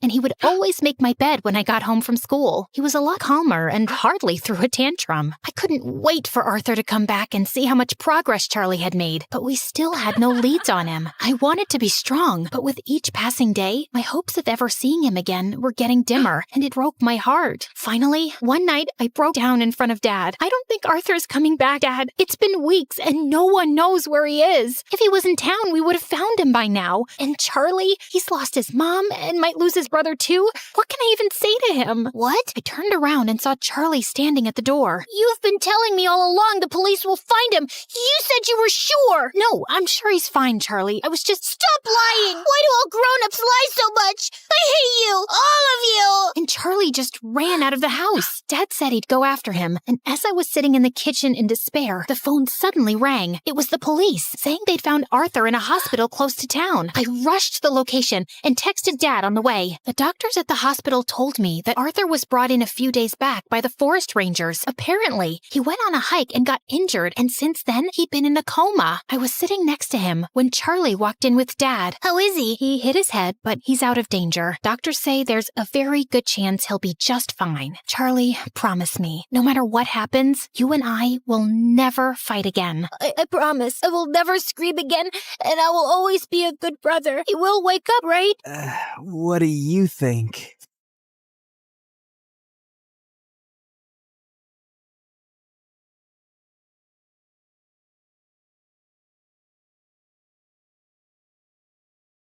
Little Natalie's tummy couldn't stop growling. She had been hungry the whole afternoon, but it was evening now and her mom wasn't home yet. Those rich people should stop making my mom work so much. I wish we'd never moved from France. Mom didn't have to work so hard there like she does here. As she walked outside, she heard loud music coming from the biggest mansion in the whole countryside from afar. Her tummy told her to go there, and she found out there was a large party happening in the garden. Natalie started drooling when she saw the huge feast. She tried to sneak in, but a group of women blocked her. Where do you think you're going, little girl? I'm hungry. Can I have some meat, please? And a glass of juice, too? Just look at her dirty clothes and hands. Disgusting. You're not welcome here, child. Be off with you. Natalie was so mad at their meanness. Just as she turned to leave, she noticed a young boy around her age hiding in the bushes, and he looked furious. He was staring at a maid who was being scolded by the lady of the mansion, Mrs. Harrison. How can you serve these fruits in a stupid basket? We have an expensive tray for this. Another mistake, and you're fired. Mr. Harrison was trying to calm his wife down when their daughter Harper, who was the same age as Natalie, was making things worse. I don't have the mood to eat those fruits anymore, Mom. That woman ruined my night. Natalie felt so bad for the humiliated maid. She joined the boy in the bushes. I hate these people. Me too. And that's my mom they're yelling at. They don't deserve all this delicious food. I have to teach them a lesson. Wait, are you going to do something bad? Mom said you shouldn't do bad things no matter what. But he just ignored her and dragged a bag of manure lying close by. Then he started climbing a tree that overlooked the garden. But moments later, the branch under him cracked, and he went tumbling down straight onto the food table, spreading cow poop everywhere. Everyone screamed, and Mrs. Harrison looked ready to explode. She yelled for security, and Natalie thought she had to do something to save her friend. And with that, she ran towards the nearest barn, rode on a young horse, and made it run around the garden, completely ruining the party. You little rascals! Natalie grabbed the boy's hand, and they fled the scene. I can't believe you just did that! You're so cool! Natalie's tummy suddenly let out another growl. He chuckled and took out an apple from his pocket. For you! Make it 2, 'cause I saved your butt. I'll get you another one soon, promise. What's your name? Natalie. And you? Caleb. Nice to meet you, Natalie. Can we be friends? Okay. And since then, Caleb and Natalie became best friends. Growing up, they shared their love for food and their hate for rich and mean people, especially for people like the Harrisons. Caleb was 11 years old when his mom met a guy, Mr. Cross, a gardener for the Harrisons. His mom said that from now on, Mr. Cross would be taking care of them. Hello, Caleb. Your mom told me you like apples. And reading? Not long after, Mr. Cross and Caleb's mom got married, and he became the hero in Caleb's eyes. He was so amazed by his stepdad, how smart and strong he was, and how good he was to both him and his mom. When I grow up, I want to be just like you, Dad. I'm sure you'll be better than me and every wealthy man in this land, my child. He would help Caleb understand his math homework, give him tips on how to build a dove house, and he also gave him really good life lessons. My dad told me something. I want to share it with you too, 'cause you're my best friend. Really? Tell me. He said, sometimes we need to stand up for ourselves and fight back, whatever it takes. Yes, we fight back the right way. Mom said we shouldn't do bad things no matter what. I know, you told me. But is it bad to defend ourselves? Do we just let other people do bad things to us and say nothing? You always speak about how unfair the system is in this town for poor people. Yeah, I do think that. Like, if someone hurts you, I'll hurt them too. Natalie was surprised by how firmly Caleb said it. Suddenly, as she changed her position, she lost her balance and fell. Caleb laughed and helped her up. Now, I don't know how to hurt the fence or the ground, but... Caleb then kicked the fence and stomped his foot on the ground. Natalie found it funny. She liked the thought of Caleb as her protector and felt really lucky to have a best friend like him. And over the years, she grew to like him as much more, but she was too scared to admit it, too scared to ruin their friendship. One day in high school, she decided to cook his favorite food and surprise him at lunch, but her heart ached with jealousy when she saw him laughing with some girls in the canteen. She was leaving when Caleb called her name and walked up to her. Is that for me? Before she could reply, the girls jumped in and glared at Natalie. Why are you friends with that dumbhead, Caleb? Same question. Handsome boys like you should hang out with pretty girls like us. Suddenly, Caleb wrapped his arm around Natalie's shoulder. My girlfriend is not a dumbhead. She's the smartest, coolest, and most beautiful girl I've ever known. So please, stop talking rubbish about her. Girlfriend? As the humiliated girls left, Natalie turned to him. Why did you tell them that nonsense? Those girls are going to hate me forever. Are you mad? Yes, I'm mad because you lied. We're not dating. We're just friends. Fine, I'm sorry. But what if I wanted to be more than that? What do you mean? Can I hold your hand? No. I love you, Natalie. I've loved you since we were kids. Do you love me too? Caleb's sincere gaze made her melt. Yes, I think I feel the same way. Caleb started to lean in closer, and when their lips finally touched, she felt like she was on cloud 9. After that, the best friends became lovers, and Natalie was really happy with Caleb as his girlfriend. But over time, things started to get complicated. His mom fell really sick, and his stepdad's earnings weren't enough for her medicines. So Caleb was forced to take more part-time jobs around the farm. He hardly had any time to spend with Natalie anymore. Meanwhile, that night at the Harrisons, the family was having their usual dinner. Mr. Harrison was talking about the progress of their business, while Mrs. Harrison was being pushy towards their son to date someone. I don't understand the rush. I'm so young, I'll have plenty of time later on. You have plenty of time now. I don't, Mom. I'd rather focus on school than date. Love is nothing but a stupid distraction. All work and no play makes people really dull, darling. Remember Sheila? Benjamin's daughter. I think she's a nice girl. Mom, I don't like her. She's weirdly obsessed with me. Duke, she cares about you. Ah, let him be for now. Don't push him so hard. He'll eventually find someone. But Sheila might not be around till he decides he's ready. And I think she would be so good for him. She's a smart young woman. They're perfect for each other. I have no interest in wasting my time on girls right now. Oh, brother, how about boys? Do you want to share something? Shut up, Harper. Well, Sheila and her parents are visiting us soon, and you will spend time with her so you can get to know each other. Who knows? Maybe it will end in a wedding. Hearing that, Duke suddenly felt the urge to lie. I'm sorry, Mom, but I already have a girlfriend. What? I said, I'm not dating Sheila because I already have a girlfriend. Since when do you have a girlfriend? Since 6 months ago, but we kept it a secret. I don't want people in my business.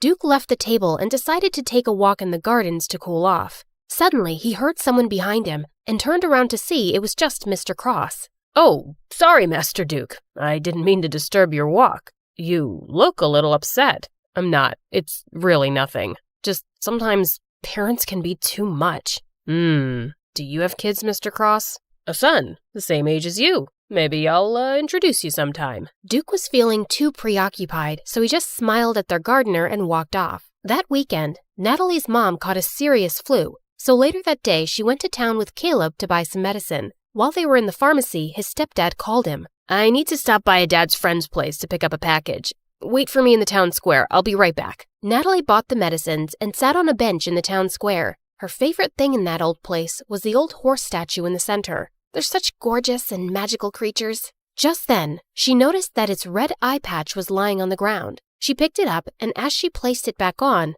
the statue suddenly wobbled. She tried to make it steady, but it just suddenly toppled to one side and broke into pieces. Holy mighty horsey! Natalie stared at the sight in complete shock. The townspeople quickly gathered around, and they went berserk. How could you be so reckless and ruin the pride of our town? Isn't it bad enough that we have to live with a foreigner who badmouths our town and its systems? And now you've ruined our cultural legacy! Some of them even started crying, and Natalie felt panic. She tried to contact Caleb, but her phone's battery was actually dead. I swear, I didn't do anything. It was already unsteady. Please, forgive me. But the townspeople were blazing mad. Soon the police came, and as they were questioning her, everyone suddenly became silent as they made the way for someone. Natalie lifted her head and met someone's eyes. Duke, the oldest child of the Harrisons. What's going on here? This girl just caused serious damage to a public property, and we need her to come with us to the station. Duke just nodded at them, and soon, Natalie found herself sitting in a police station. Please, officer, just let me go home first. My mom is sick, and she must be really worried. But the officer just ignored her. A few minutes later, Duke came out of the main office. You're free to go. I've taken care of everything. Huh? What do you mean? I paid $50,000 for the fine and damages, so you won't go to prison. What? Why are you doing this? You don't even know me. Because I need you. What? What do you mean? Duke then dragged her outside the station to talk. Listen, I need you to work for me as my fake girlfriend for a month, and I'm going to pay you for it. I'm sorry, but can you repeat what you just said? I'm not sure if I heard it right. I think you did. You don't look like you have any hearing problems.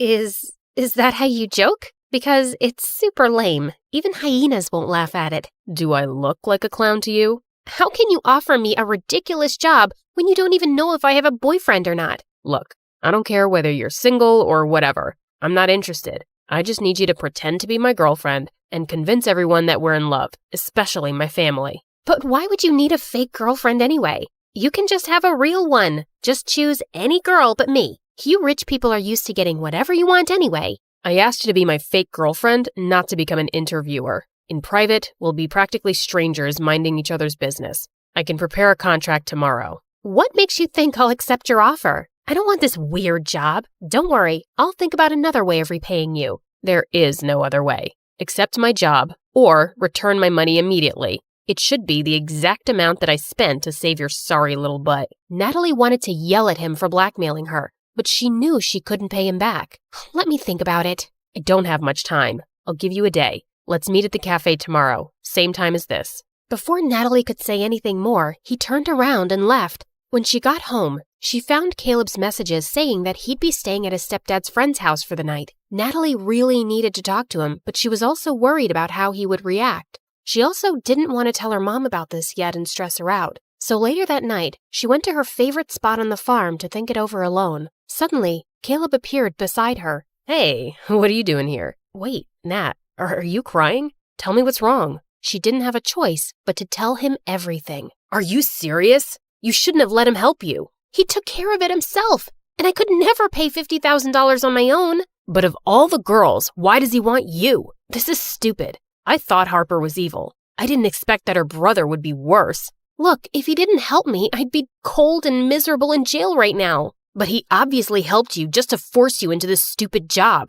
What am I gonna do? He left me with no choice. Seeing my girlfriend dating another guy is torture, Nat. It doesn't matter if it's fake or not. Caleb got up and furiously kicked some rocks. Okay, fine. I won't do it. I'll have to think of another solution then. As Natalie's tears poured, Caleb sighed and sat down. Okay, I'm sorry. Don't cry, please. Let's talk this over. You'll just be acting, and it's only for a month, right? And are you sure he's paying you a huge amount for it? Yes, I'll just be a fake girlfriend. I'll never fall in love with that jerk, ever. Okay, I'll agree to it, but on one condition. What is it?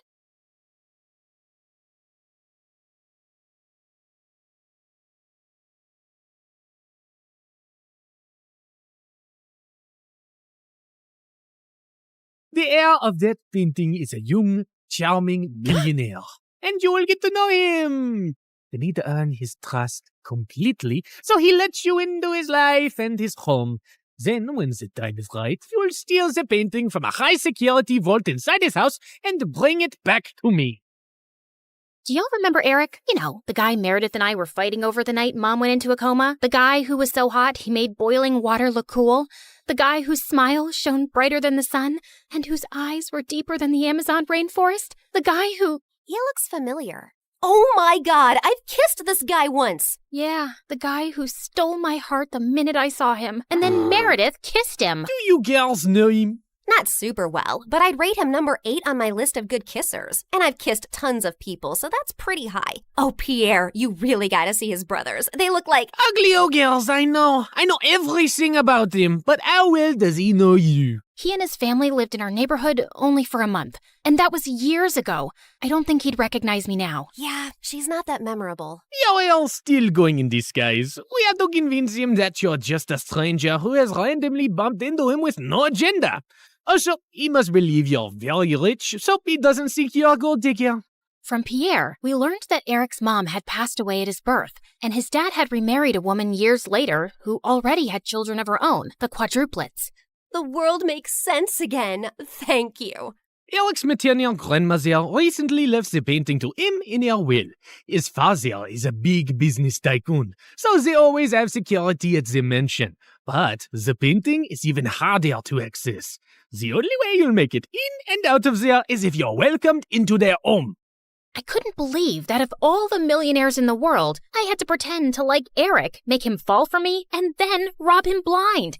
And how was he even better looking now? Over the next few days, I took on the identity of Christina Delafour, a wealthy socialite with a law degree who lived in a beautiful apartment in a posh area and wore only designer braids. Wow, this Givenchy coat is stunning. It's Givenchy, you moron. Okay, geez. Also, Pierre, can't someone do a background check on me and easily find out that I did not graduate from Harvard and that I don't have parents who made a fortune out of selling toilets in India and now live there? If anyone runs a check, they'll find all this information to be accurate. I've made sure of it, and no one is interested in the law or toilets. So they won't ask you many questions. Now, show me how to walk in heels like a rich lady. Fine. Meredith, Pass me the Jackie Chim Chews. Oh my god, they'll know you're fake in a second. I was joking. Relax. I've hung out with enough rich people to pick up a few things. I got this. And then, a week later, I was inserted into Eric's life. We talked over coffee for an hour, and I thought it was going really well. But when it was time to part ways, he didn't ask for my number and just left. Ugh, I'd failed to capture his interest. I'd have to plan another encounter without seeming suspicious. As I was walking away distracted, I ran straight into a garbage can and stuffed my toe hard. Son of a biscuit! Holy mother of fudge! I was still hopping around when I crashed into a woman pushing a stroller, and a doll went flying out of her hand onto the road. Just then, a car ran over the doll and turned it into a pancake. You destroyed my child's precious doll! I'm so sorry. It was an accident. I'll get your little girl a... Wait, your child is a cat? Yes.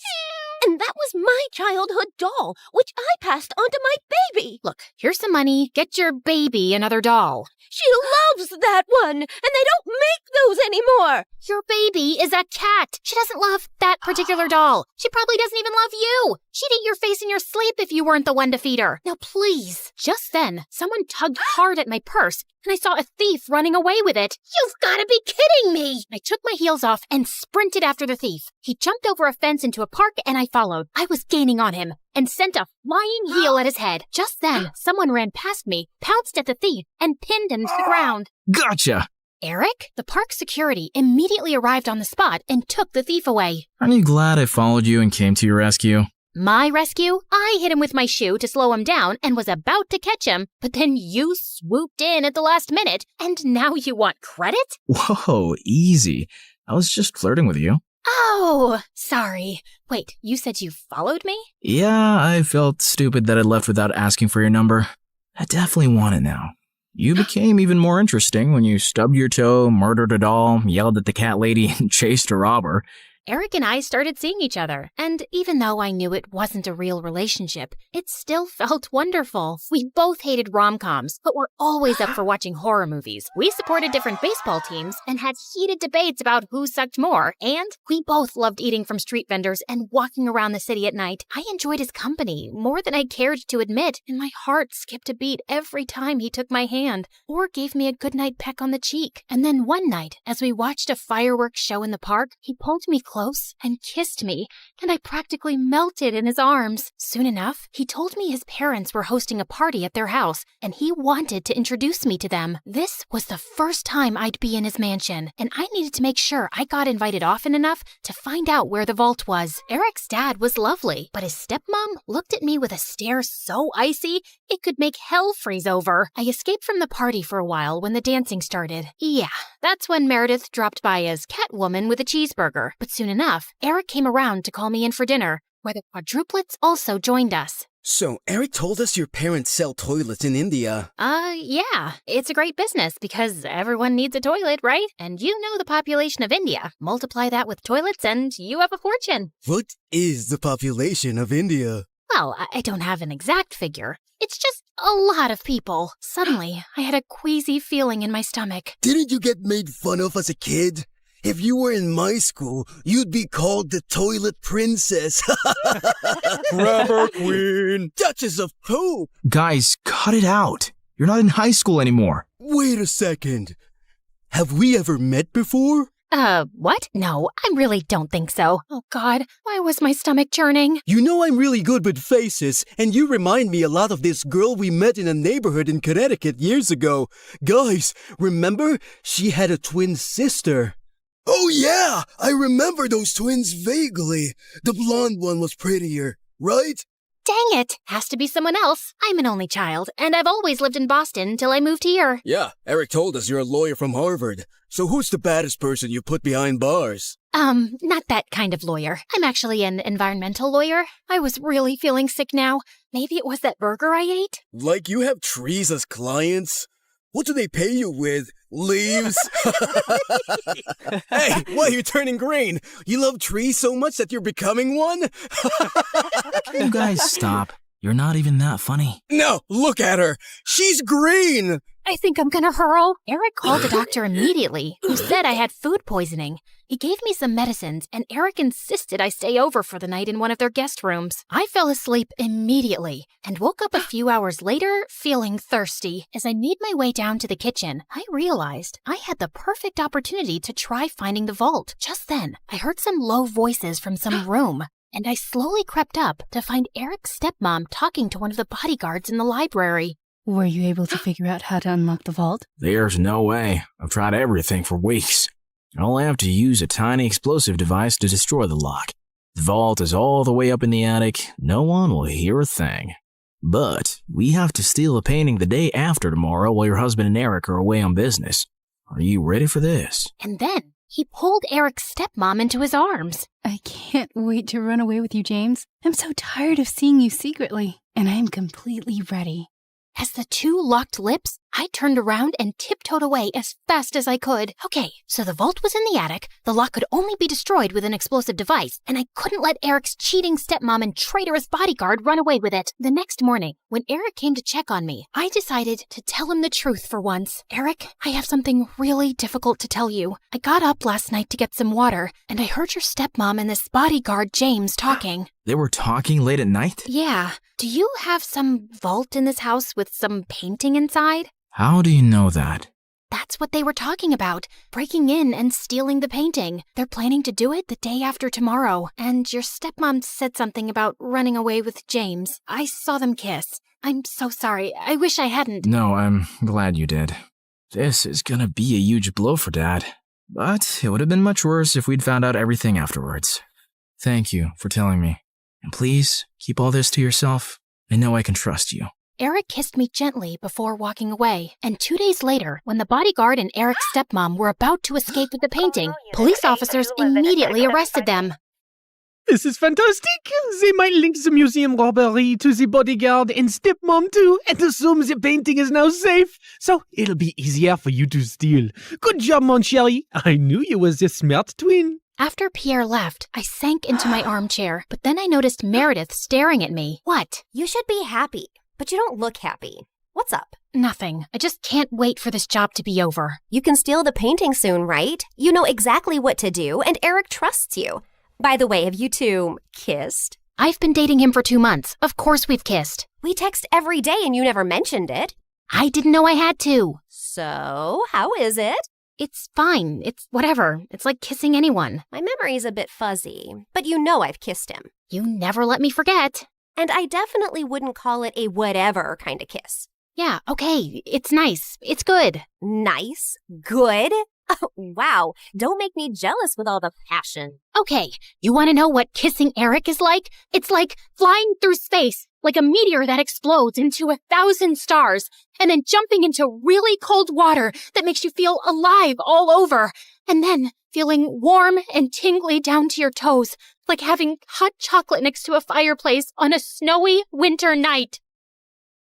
So, I'm guessing it's better than kissing the pillow you used to practice on? I did not! Shut up! You're in love with him, aren't you? I was about to snap at her again, but then I just sighed. Yes, I am. The night of the heist arrived, and I felt sick to my stomach, but I just wanted to get it over with. Eric's dad was away, and Eric was holding an important shareholders' dinner, with which most of the household staff was busy. I'd volunteered to host the dinner with them, and got ready to leave before their meeting started. Thanks for your help tonight.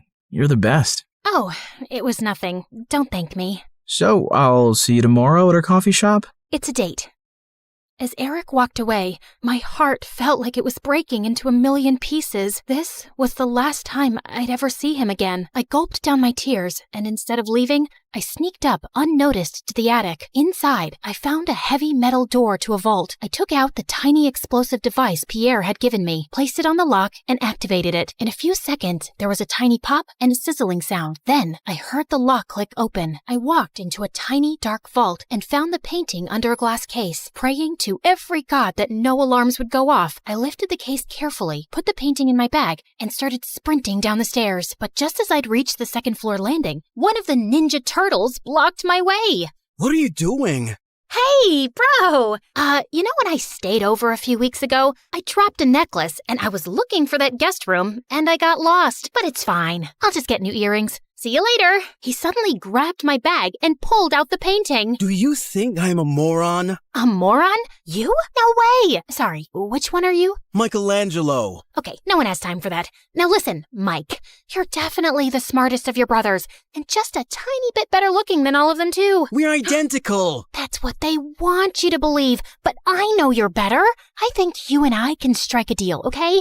I'll sell this painting, and you and I can go halvesies on it. Just give me an account number and I'll wire the money to you. No, you're not leaving with it. Okay, look, dude, I'm doing this for your mom. I have to sell this painting so I can pay for her bail and get her a really good lawyer. Don't you want that? No, my mom's in jail because she did something wrong, and she abandoned us all.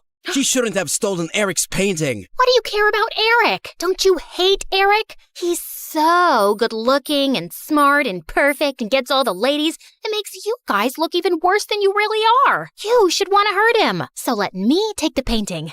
That'll really hurt him. Eric's the best brother in the world, and I love him. Okay. I have an offer you can't refuse. How about I become your girlfriend? I bet you've never had one. I'm gay. Jesus! All right, I surrender. Just one last thing. Without warning, I punched his face so hard that he went reeling back with shock and dropped the painting. Then I kicked him into a room and locked the door shut. I'm sorry, Mikey. You're a really good guy. I sprinted down another flight of stairs and jumped out of the first-story window. I ran across the garden to the fountain, climbed the tree next to it, jumped onto the wall, and then landed softly outside on all fours. Just as I got up, I found myself facing Eric.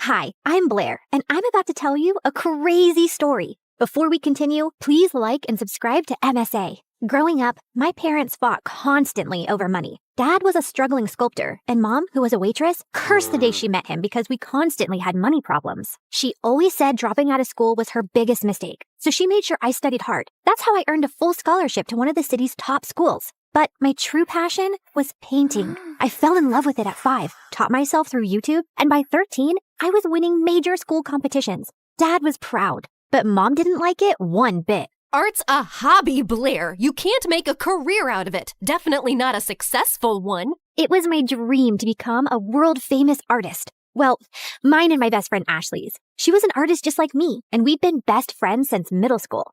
Ashley was rich, so she got to go to amazing art classes and shared everything she'd learned with me. And whenever my parents argued, I'd sneak over to her mansion. Life was just better with Ashley around, except for her annoying twin brother Dexter. He mocked our art, hid our supplies, and chased us with his paintball gun. Whenever we complained to Ashley's parents, Dexter would just put on his innocent face and get away with it. Even at school, everyone adored him for his sense of humor. Ashley absolutely hated him, and I could see why. Like on their 15th birthday, Ashley spent hours getting ready, and she looked beautiful. But the moment Dexter walked in, everyone gathered around him, completely ignoring Ashley. Look at him, smiling like he owns the world. I will never understand what people see in him. Probably his athletic body. I mean, if you look at it from an artistic point of view, Dexter's pretty much perfect for a portrait. What? I mean, so what if he's good looking? You've got a great personality.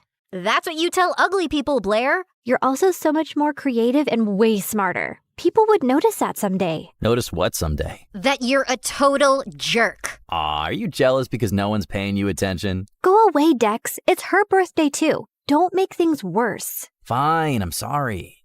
Here, I got you a flower, little sis. Happy birthday.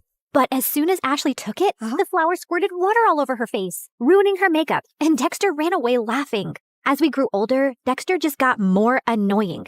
At 17, he joined the football team, became the most popular guy in school, and a serial heartbreaker. Every day, some girl would be crying over him, and it was nauseating. As for me, my parents were fighting a lot more lately, and one day, Dad just packed his stuff and left. Shortly after, he filed for divorce, and Mom went bonkers. She refused to shower or step out of the house, and a week later, she came home and told me she'd quit her job. Between rent and expenses, we soon ran out of our savings and didn't even have enough money for food. Do you have cash? Sure. Let me just grab some from the secret trust fund your dad left me. No, I don't have cash, you moron. Just run the card again. I've already tried 3 times. It's not working. Pay or leave. Mom just started yelling at the cashier like a mad woman. He called security, but as they approached, Mom grabbed a bunch of stuff and bolted in the other direction. She went round and round in circles before the security guys finally caught her and dragged her out. Since Mom was acting all kinds of crazy, I took up a part-time job at a cafe to help out. But between work and school, my life was miserable, and Ashley wasn't helping. What do you mean you're not coming for the concert? We booked this months ago. Things were different back then. Now I have to work. Ask someone to cover your shift. We're short-staffed, and I need the money. But Hank's gonna be there, and I need your help talking to him. You're not getting out of this. Ashley kept pushing me, but I kept refusing, and eventually she gave up. The next morning, she told me Hank had asked her out, and I was happy for her. College applications were looming, and I desperately wanted to get into NYU's art program, where Ashley was applying to.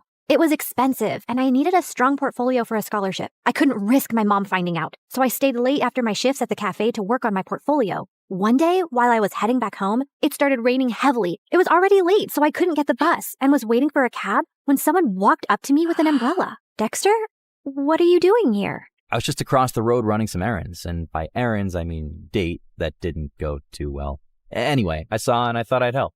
Dexter led me to his car, and on our way, we got talking. He asked me how I was doing, and I don't know why I ended up telling him everything about Mom and how things were really tough at home. Ashley told me about your parents' divorce, but I didn't know things were so bad. If you need anyone to talk to, I'm here. Something about the way he said it made my heart melt. And after that day, Dexter and I got closer. He would wait for me at the cafe and then walk me home. We'd debate over classic movies, argue over music, and bond over our favorite MSA videos. The more time we spent together, the more I saw a different side of Dexter. One that was kind, funny, and surprisingly thoughtful. And before long, I started having feelings for him. You know, I've always had a bit of a crush on you. Really? Why? You're kind, beautiful, smart, creative, and you're probably the toughest person I know. Wow, thanks. I always thought you're kind of annoying. Gee, thanks. What a compliment. Let me finish. But now I think you're the only person who gets me. You've shown me what it's like to really connect with someone, Dex. I guess what I'm saying is... That you like me? I like you too. And then Dexter kissed me, and it was perfect. I wasn't sure how Ashley would take it, but before we can even gather the courage to tell her, we found her crying in the school garden the next day. Hank dumped me. He says my nostrils are too big and that my face reminds him of his dead cat. What kind of reason is that? The kind that's a lie. Hank's a total player. Why would you ever fall for him, you dumb... Ow! I mean, I'm sorry you're hurting, but don't weep over that idiot. You're stronger than that. Be a man, woman, girl, be a girl. Did you hit your head or something? Why are you even talking to me? Blair, I need a hug.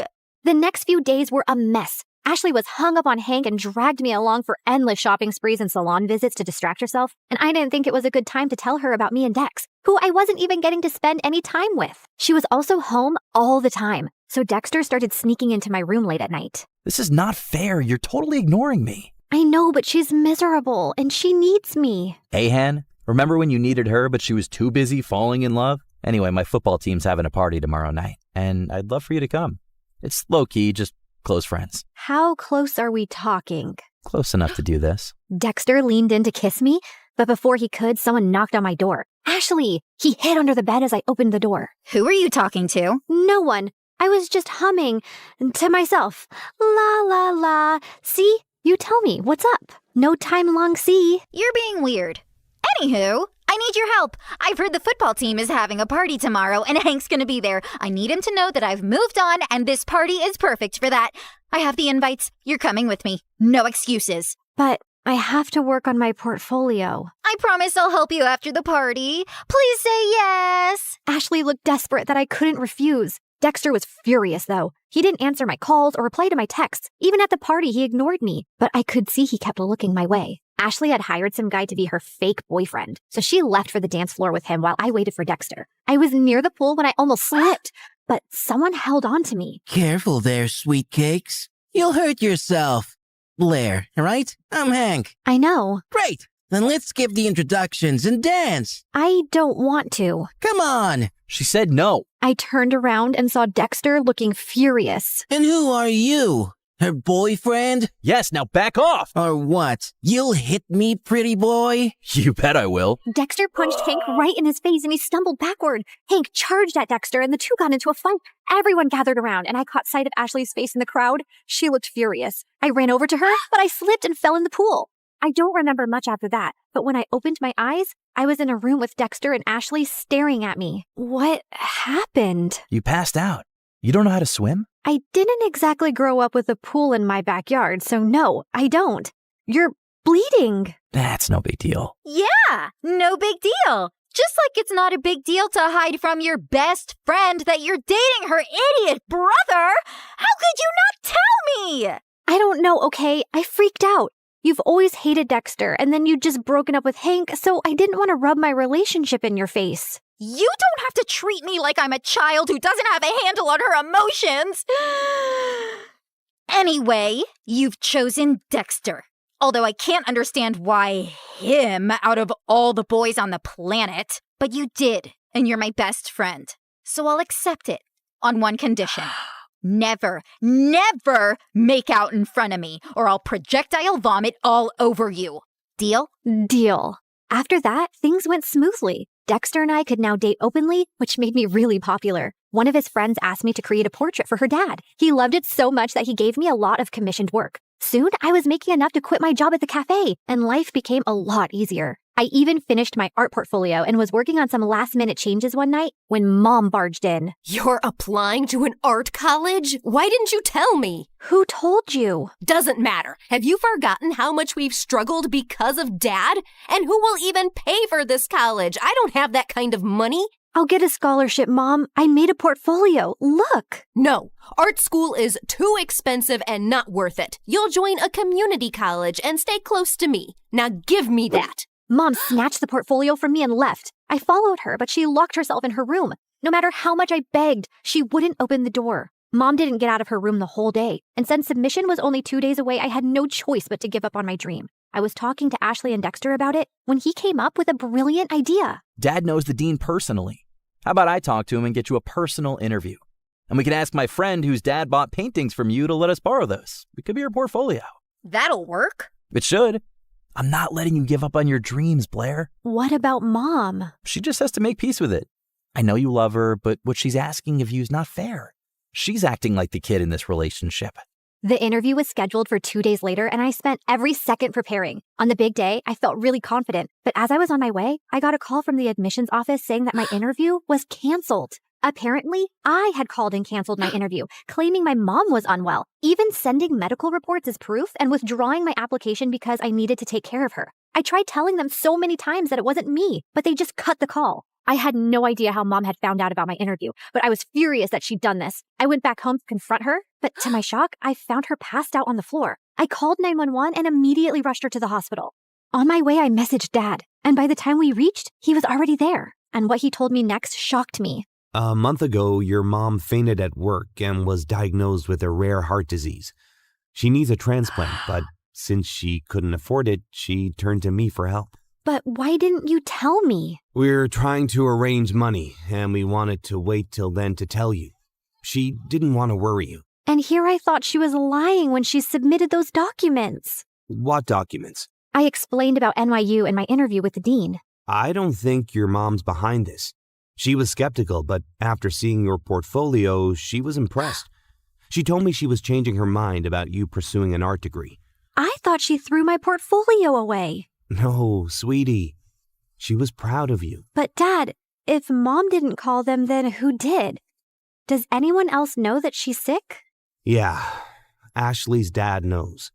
We needed money for tests, so I asked him for a loan and sent pictures of your mom's report to prove it. I told him to keep it a secret so you wouldn't find out. I immediately understood who might have done this. But just to be sure, I called the admissions office and asked them for the number they received the call and reports from. And when I saw who it was, my mind exploded with anger. I took a cab, reached Ashley's place, and barged into her house. You called the admission office and told them that my mom was sick and I won't be attending the interview? Don't even try to lie to me. I have proof. My mom was sick, Ashley. You could have told me that at least. Instead, You used that against me. Hold on, I think there's some confusion. Why would Ashley do that? Ask her. And suddenly, Ashley's face twisted into rage. Yes, ask me. Ask me why I'd go out of my way to make your life miserable, Blair. It's 'cause I hate you. There, I said it. I hate you. First, you were my best friend, and you chose to date the person I hate most, my doofus brother. It was bad enough my parents always chose him over me, but even you?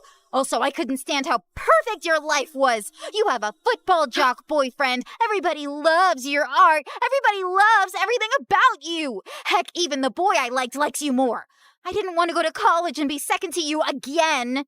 So I told your mom about your art school plans, hoping she'd stop you. And when she failed, I used the pictures and did what I had to. I can't believe I trusted you. I thought you were my best friend.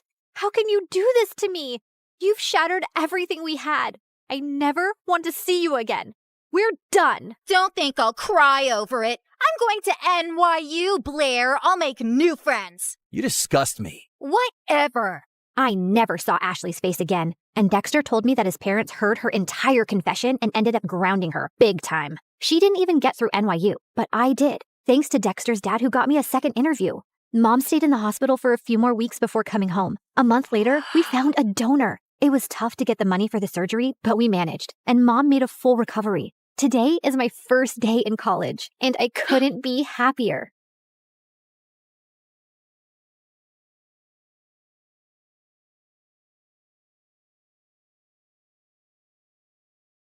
People call me the queen of entertainment, a famous pop icon, a musical superstar. You can take your pick. As for me, I like to be called the queen of hearts. Hi, I'm Ariana Grande. I was born in 1993 in Florida to overachiever parents who were super successful in their careers. Right since I was a toddler, I loved to sing. Mom would sing me lullabies and I'd sing along with her. You have a beautiful voice, my baby. Just like an angel. I'm not so sure. I didn't get selected for the school choir. Don't let that dishearten you, sweetheart, and have confidence in your talent. I'm sure you're meant for greater things. Although I loved singing, I was also fascinated by theater and acting. I performed on stage for the first time when I was 8 in a musical named Annie. Are you nervous, Ari? No, not at all. In fact, I can't wait to set the stage on fire. And I did just that. That musical was a great success, and it marked the beginning of my musical theater journey. After that, I performed in so many other local productions like Beauty and the Beast and The Wizard of Oz. Life was going smoothly, but then my parents got separated. I felt devastated for a while. But thank God I had my pet dogs to keep me going through that tough phase. Just so you know, I have 10 rescue pups. One of them is named Sirius Black. Yeah, I'm quite obsessed with Harry Potter. But then, aren't we all? So by the time I turned 14, I decided I'd acted enough and now wanted to make a career in singing. I packed my bags and moved to Los Angeles to meet my managers. Guys, I think I want to make an R&B album. That's a hell of a goal, but who do you think's gonna buy a 14-year-old's R&B album? Well, that kind of made sense. So I went back to Florida and decided to focus on theater for the time being. Then when I was 15, I got chosen from among thousands of girls to play one of the main characters in a Broadway musical called 13, for which I later bagged a prestigious award. By this time, I had moved to New York, so I was missing school a lot. Mom, I want to continue performing, but what about studies? I want to finish high school at least. Don't worry, sweetheart. Your school has agreed to send study materials so you don't miss out on your studies. That was pretty cool. I was studying and focusing on my career, even though I was miles away from home. Then in 2009, I bagged the role of an adorable goofball named Kat Valentine in the famous Nickelodeon TV show named Victorious. Since the show was set in a performing arts school, it gave me an opportunity to showcase my acting as well as my singing abilities on a national platform. Thanks to the show, I was suddenly a teen idol. So, Ariana, what's next? Are you looking at a career in Hollywood? To be honest, acting is fun, but music has always been first and foremost with me. I was determined to give singing a shot, so I kept uploading my videos on YouTube where I sang covers of songs by Adele, Mariah Carey, and Whitney Houston. Meanwhile, the second season of Victorious premiered in 2011 to 6.2 million viewers, becoming the highest-rated episode of the show. Victorious ran for 3 seasons until it was finally wrapped up in 2013. Then one day, I got the most unexpected call. Hello, Ariana. I'm Monte Lipman, CEO of Republic Records. I saw your YouTube videos, and I want to sign you up for the label. Are you interested? Yeah, of course. I'd love that. I put down my phone and did a little happy dance. My music career was finally taking off. The next 3 years, I focused completely on my vocals and singing and collaborated with many contemporary artists. The result was my first album, Yours Truly, that debuted at #1 on the US Billboard 200 albums chart, and it sold 138,000 copies in its first week. After that, there was no looking back for me. Today, I've sold over 85 million records worldwide, broke 27 Guinness World Records as a singer, bagged 2 Grammys, and was listed among the 100 most influential persons in the world by Time magazine. So friends, I hope my story inspires you to never give up on your dreams, since miracles do happen. Just believe in yourself, because if you don't, who else will?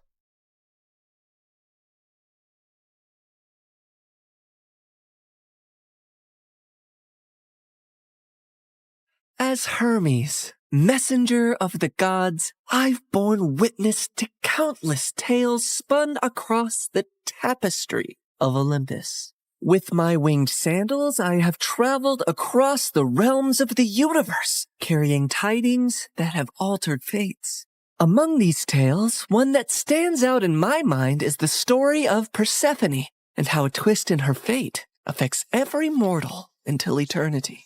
You see, Demeter is the goddess of harvest, and she could turn the earth green with her touch. She made countless flowers bloom and coax bountiful crops from the soil. With her presiding over the planet, no living creature ever went hungry.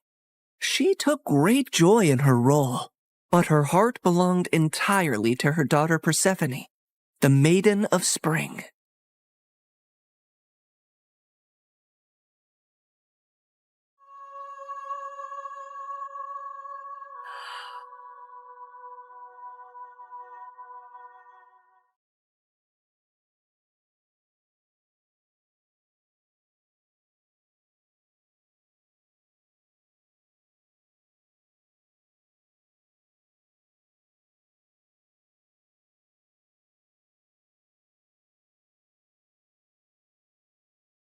I've never seen anything like you.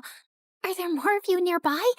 Little princess, I know of a field where the flowers bloom as far as the eye can see. I can take you there if you want. Oh, really?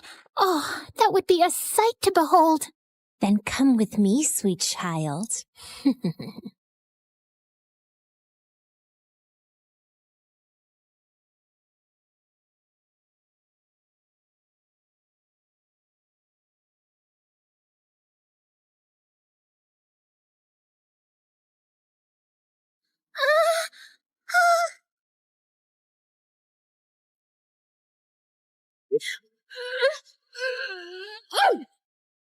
Enough, spirit of mischief! I have given you plenty of chances to change, but it seems all you want to be is a troublemaker. Did you think you could lure my daughter away and I would be unaware? Curse you, Demeter! Why should you and your child receive all praise and adoration when we, the spirits of nature, fade into the background? A heart that is as poisoned with envy as yours cannot be cured. You are banished forevermore from these woods.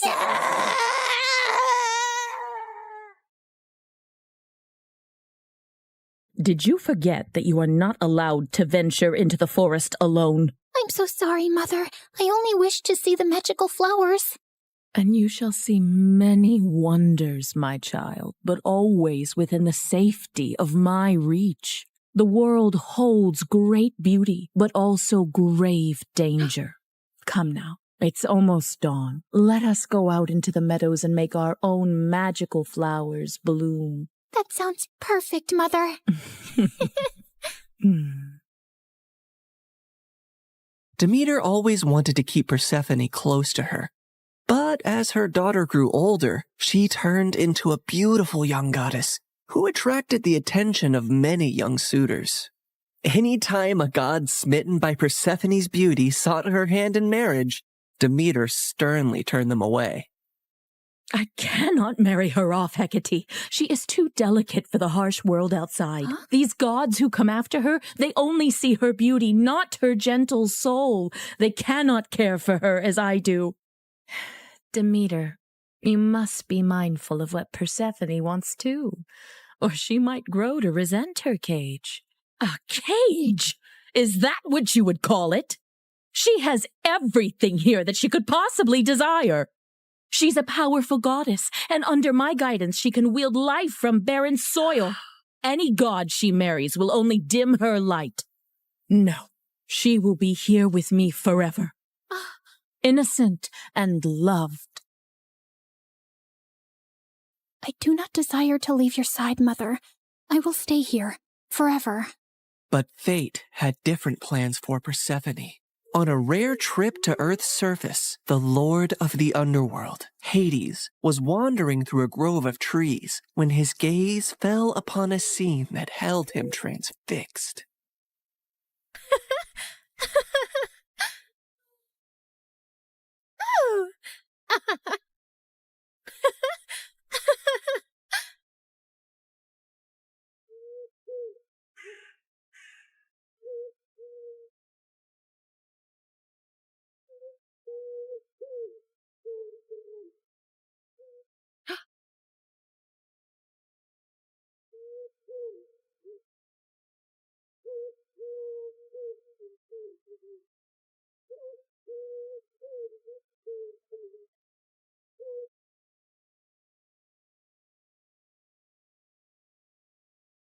Hades, my lord, you seem to be troubled.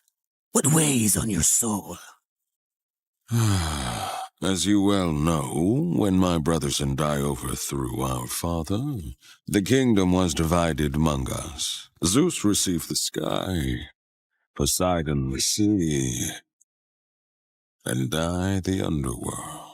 I've never complained about my lonely lot, and do my duties justice. I don't frolic or play like the other gods, and work hard in my solitude. But mortals and gods alike see me as the embodiment of darkness, and their tales paint me as a monster to be shunned. My realm is necessary, but it is hated by all, as am I. But do they not see that I also have a heart, that I am made of the same cosmos as they, even yearn for the light sometimes? What has brought this on, my lord? Persephone, she is the light where there is none. She is life where all is death. Ever since I laid eyes on her, I can think of nothing else. But would she ever see past the darkness that cloaks me? Could she ever gaze upon me and see not a lord of despair, but a soul longing for companionship and warmth? Persephone, Demeter's daughter.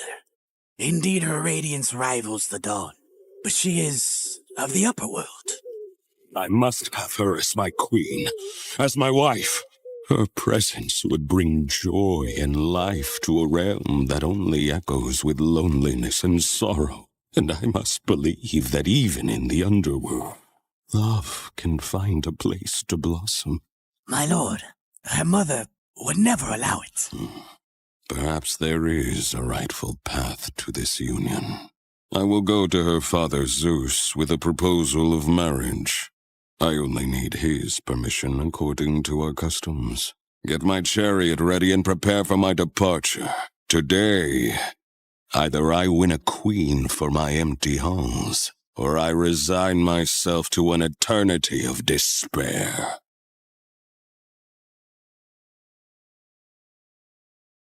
The next day, when Persephone had wandered far from her companions in a field and was kneeling down to admire Narcissus, suddenly the earth beneath her shook.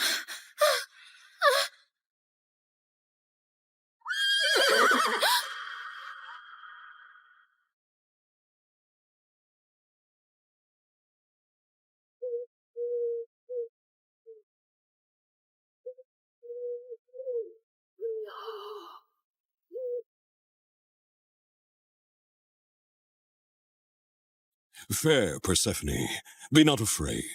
I am Hades, lord of the underworld. My kingdom is vast and rich, but it lacks the radiance of your presence. Unhand me! Come with me, and rule by my side in the shadows where eternity lies. Let me go. My mother will tear the world apart to find me, and there will be no place dark enough to hide.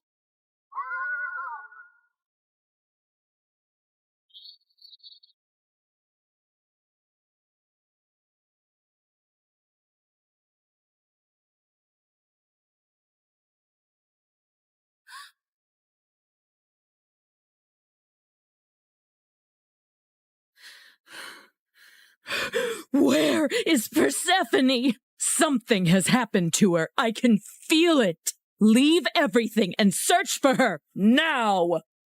Demeter's grief upon discovering her daughter's disappearance was immense, and as she roamed the earth searching for Persephone, she had neglected her duties. And so, the crops and trees began to suffer.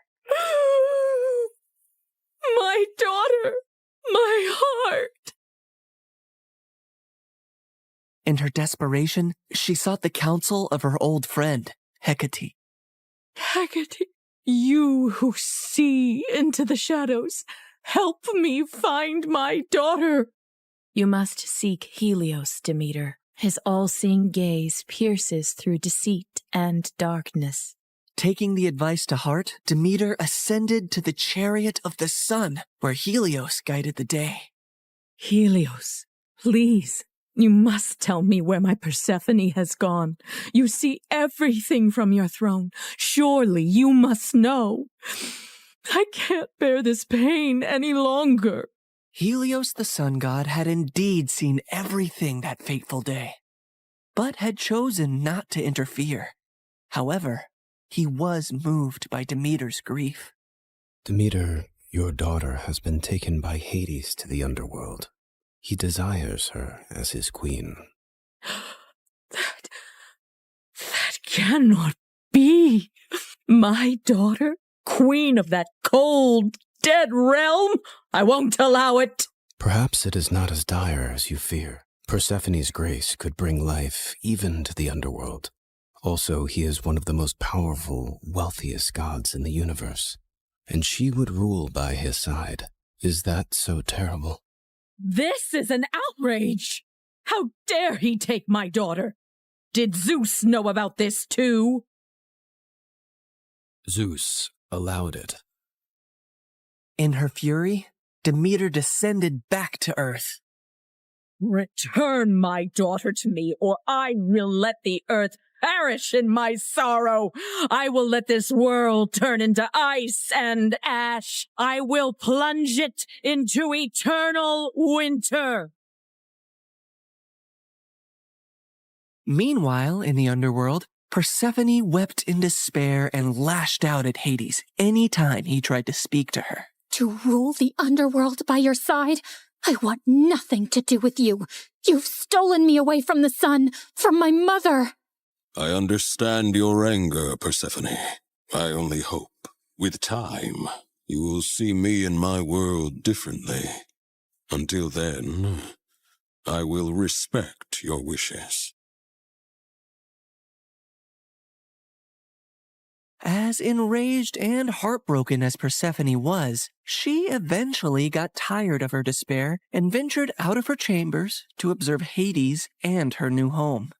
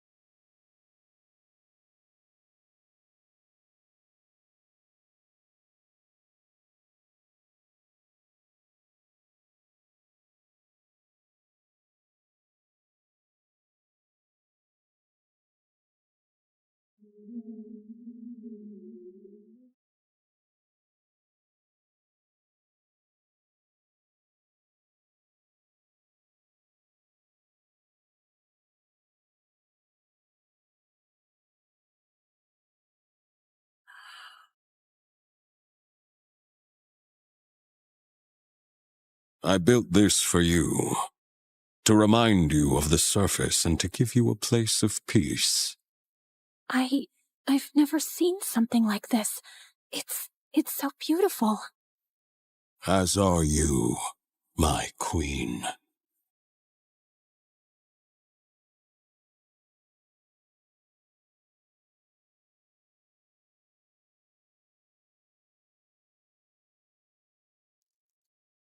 Each realm has its supreme ruler, Persephone.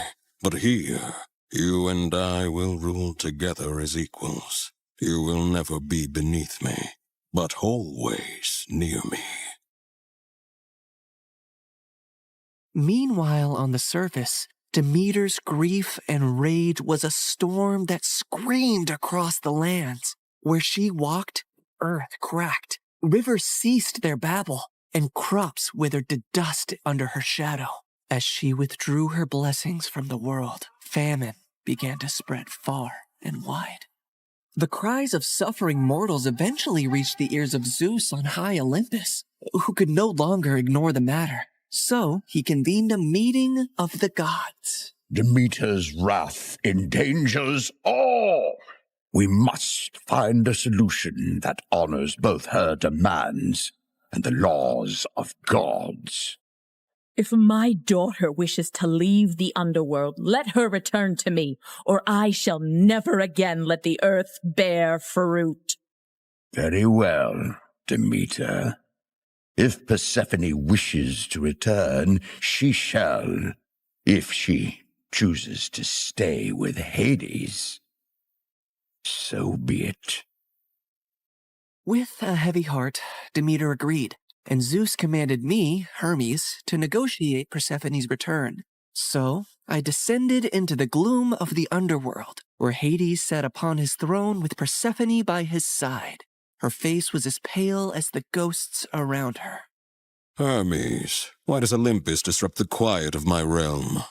Mighty Hades, Zeus commands you to release Persephone, lest the earth die with Demeter's heart. I cannot ignore the decree of Zeus or the pleading eyes of the one I love. But know this, the ties that bind us are not easily broken. What do you mean, Hades? Just then, Persephone looked down at something she was clutching in her hand, and I saw it was a pomegranate. Suddenly, the realization of what had happened dawned on me. Fair Persephone, did you eat from that fruit? I couldn't help it. 6 seeds, to be exact. Each of them has sealed her fate and has bound her to the underworld. I knew I had to think quickly and come up with a deal that Hades would accept. Otherwise, Demeter would let the earth starve forever. She only ate a small portion of the fruit, so she should only stay with you for part of the year. She will spend 2/3 of the year with her mother on Earth, and 1/3 with you in the underworld.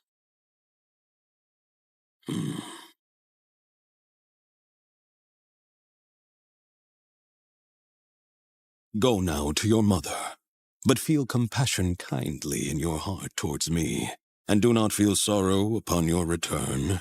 For while you are here, you shall rule as my equal, and have the greatest rights and honor among the gods, as well as my undying devotion.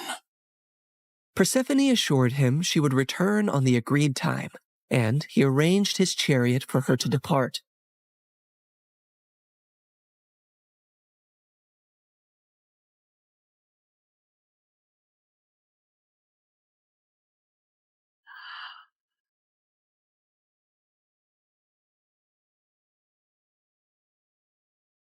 Demeter's joy knew no bounds when she was reunited with her daughter, but she was furious at the deal that had been struck. How could you possibly eat the fruit of the dead? It is common knowledge that eating anything in the underworld binds one to that realm. Why would you do that, Persephone? It was a moment of great weakness. I wish I could reverse it. I am so sorry, Mother. Demeter had no choice but to accept the deal, and once her wrath subsided, the earth turned green and bountiful again. But when it was time for Persephone to return to the underworld, Demeter began to mourn once more, and winter would arrive, thus setting the cycle of the seasons.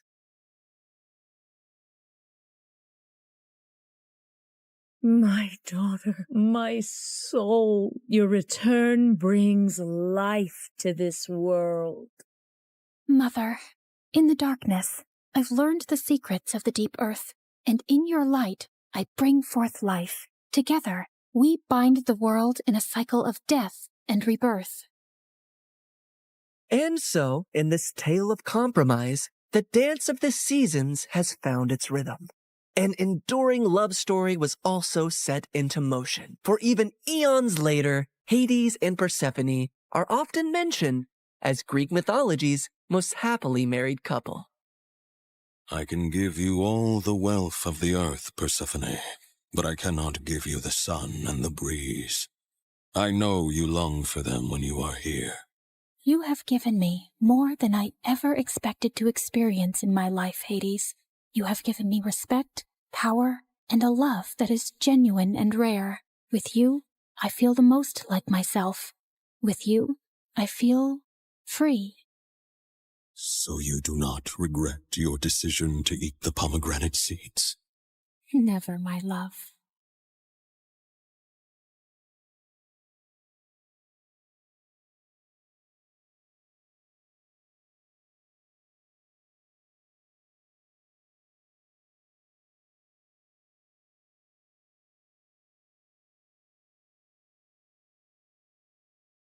Hi, I'm Leah from Indiana. Before I continue, please hit like and subscribe. Since I was a baby, I was meant to be a dancer. I could dance before I could even walk. I would do the cha-cha while cleaning my room, and bust a move while brushing my teeth, and of course, I was shaking it all the way to and from school. People smiled and laughed when they saw me, but I never cared. When I was 10, I would watch my friends head off to dance class after school. It would tear me up inside to see them living my dream. I came home one day as my mom was finishing her makeup. Mom, can I please go to dance class? All my friends are going. You're not going. You have no idea how much that class costs. There was no other parent to ask at that time. Just me and Mom and whoever she was dating that week. But Mommy, please. I swear, I'll do your laundry and chores, and when I make money from ballet, you'll get makeup from Sephora. I'll take you shopping, whatever you want. Pretty please. This means everything in the world to me.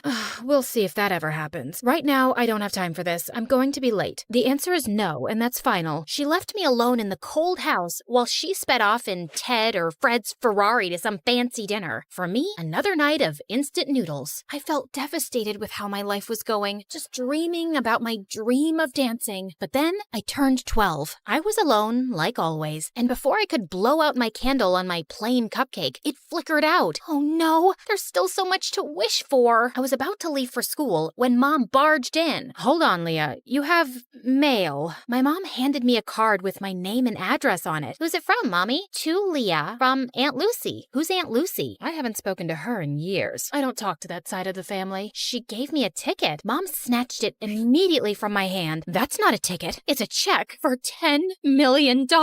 My mom went crazy. It was like she stepped into a Louis Vuitton fever dream. I didn't even know she was that loaded. I could do so much with this. I could buy a Gucci dress, an MK bag, and a diamond set. And I can't wait to see the look on Mary's face. She'll be fuming. And oh, that Tony who dumped me, he'll come crawling back like a puppy, begging me to take him back. I didn't remember the last time my mom looked so happy. She showered me with hugs and kisses, even making me twirl around like a ballerina. I had so much to ask Aunt Lucy, but Mom said she didn't have her number or anything. And when I turned 14, Mom decided to move. So we packed up everything and headed to New York City. That's right, the Big Apple, the city that never sleeps. We were ready to start a new life. I finally signed up for dance lessons at an art school. Me, the girl who used to have holes in her shoes, had ballet slippers. I practiced every day until my legs cramped, but I was ecstatic. My mom also had new friends, like Tiffany, Chanel, and Fendi. I had always wanted to be close to Mom, so I joined her shopping sprees, and it worked out great. I guess that's what I was always missing. We would spend our time stocking the malls for the best clothes clothes, handbags, and of course, shoes. Oh, Leah, we have to get these too. I was covered with shopping bags and balancing shoeboxes while scooting through the aisles. I could barely see in front of me through Mom's haul. Hurry up. We don't want to miss the first drop of Balenciaga's new collection. I'm right behind you. But honestly, when we were in these very posh stores, I felt like a princess. I was offered fancy drinks, tried on expensive dresses, and best of all, I felt so close to my mom. I walked out of the dressing room in a sparkling dress. Now spin around. Oh, beautiful, so beautiful. We'll take it. I looked at myself in the mirror. I could barely recognize myself, but maybe this is who I was supposed to be. I carefully teetered in the heels my mom had picked out for me, but crashed into the mirror. Do you think we could look at some flats? While I spent so much time with my mom, I might have been distracted from my dancing. My dance teacher seemed to be losing patience with me. Okay, Leah, you're up next. Saute. I smiled nervously at my dance teacher, attempting to jump, but fumbled the landing. The other students giggled at me. Have you been practicing? Yes, of course. I lied. What time did I have to practice? School was out at 3. I told my mom I would be at Bloomingdale's by 4. I mean, it was so unreasonable. Besides, I never looked more like a ballerina. The clothes, the hair, the shoes, the makeup. I was the definition of what a ballerina looked like. It wasn't my problem if my teachers couldn't see it. By the time I was 16, me and my mom had our routine down. Shopping, dining, and dining. Mom had friends she'd visit while I was in school, and we'd chat about them over dinner. And you wouldn't believe her hair.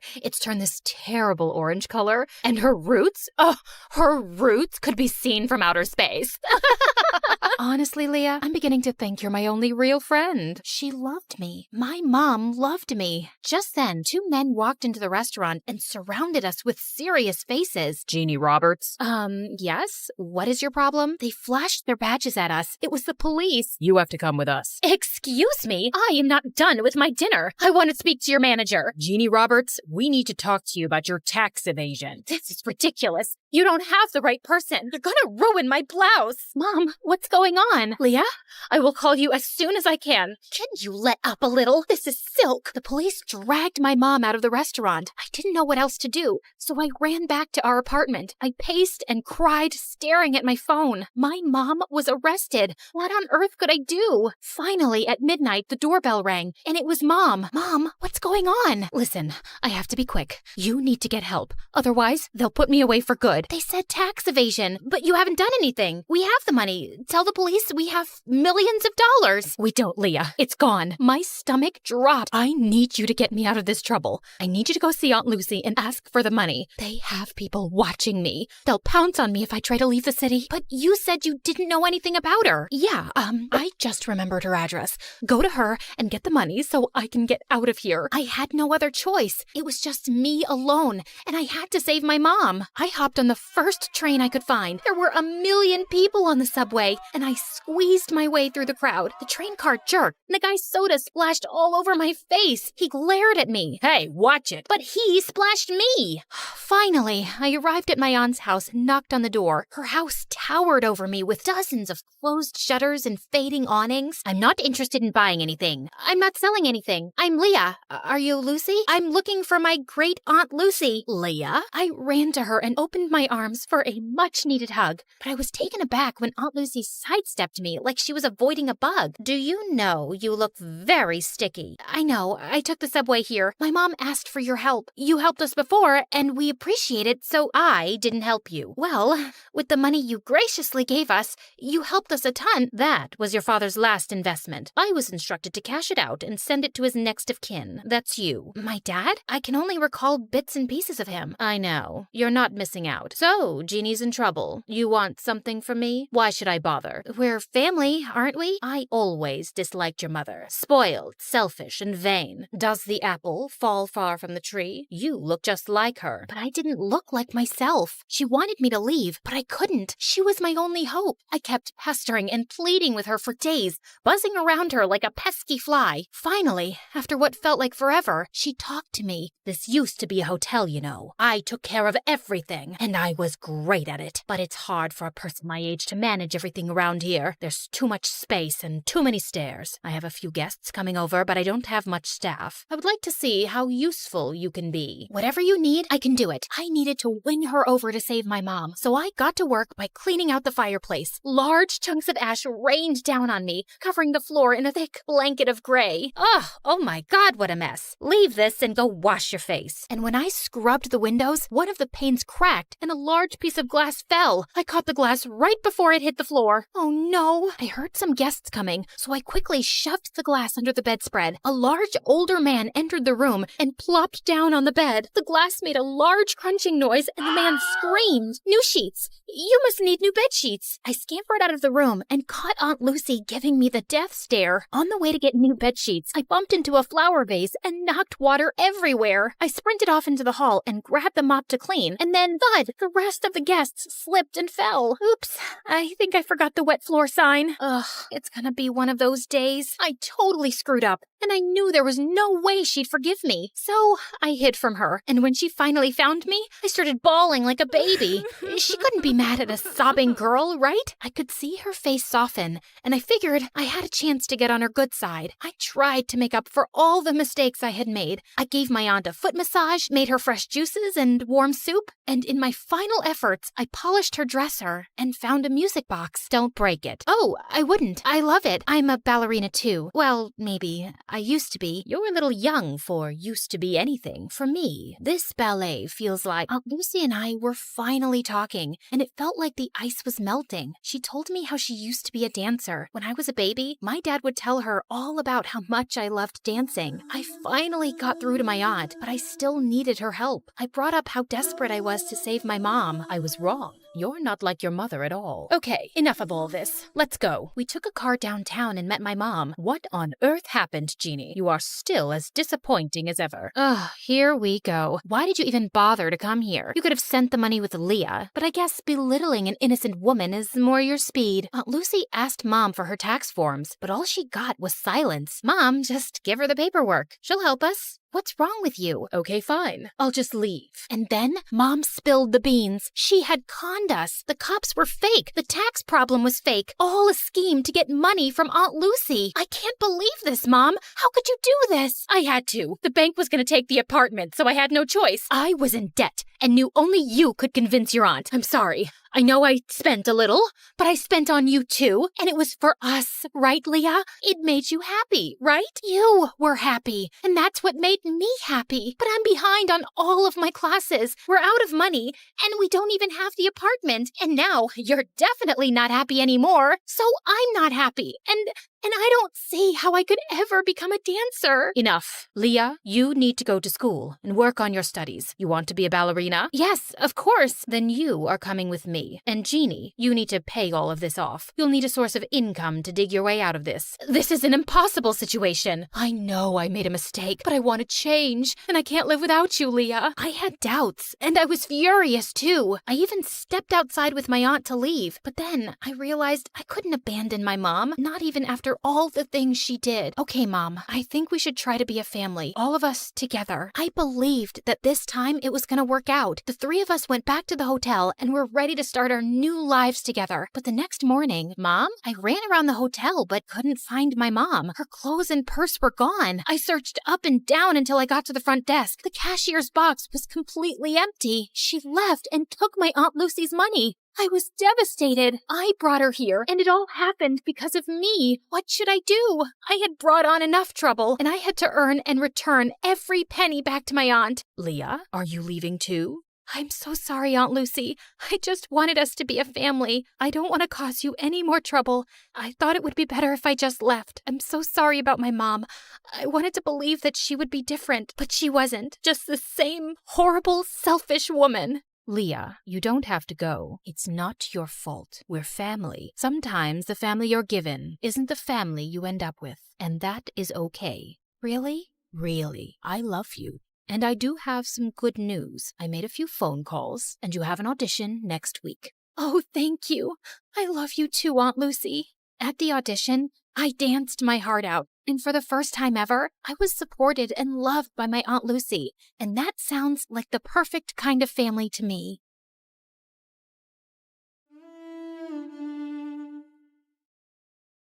Some superheroes strut around in capes, while others rock pixie boots and a trendy poncho. Because, yes, you are looking at a real superhero. Hi, I'm Annie, and I'm from New Jersey. Don't be fooled by my cute pink locks and dazzling big blue eyes, because as it turns out, I'm also a bit of a crazy, jealous maniac. You know, every superhero has a weakness. Mine was my dad. My dad was the center of my world. Mom left when I was 3, so it was always me and him. We'd hang out all day, and he'd do whatever I wanted. Let's jump on your bed and then go fishing for sharks in the park.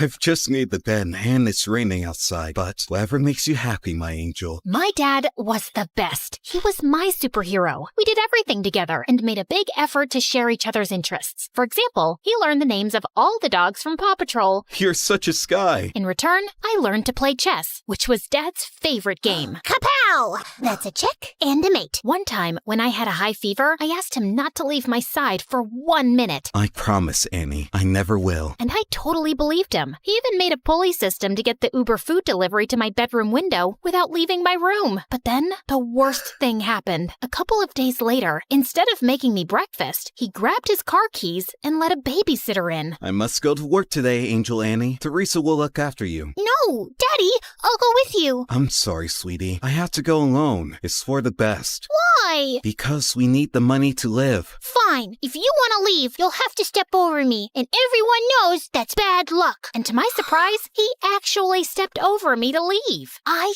hated babysitters and caused as many problems as I could to get my dad to come back. He used to be late for work pretty much every day and had to sneak out during lunch and leave early to take care of me. So you can imagine what happened next. I got fired. Yay! Daddy's at home forever! Yeah! I was ecstatic, thinking things would go back to normal when I got the biggest shock of my life, kindergarten. I cried all the way and threw a total hissy fit at the front gates. Why? To learn and get a good job when you're older. Jobs suck! You'll make lots of friends. Friends suck! I hated it and let everybody know that I did. I hate it.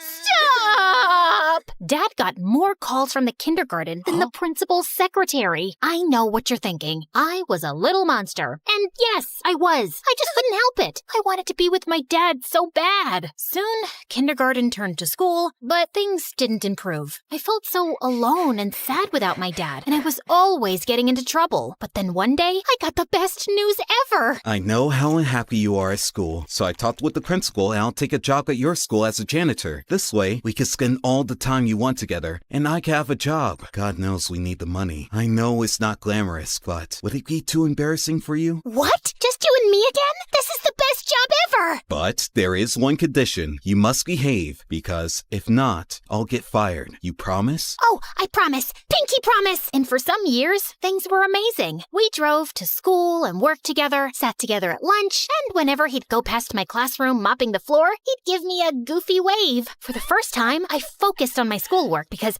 I didn't want to mess up our arrangement. Other kids were even inviting me to parties. You should go. Make some friends. Maybe you could come with me? Annie, you must learn to do things without me. Rely on other people. Really?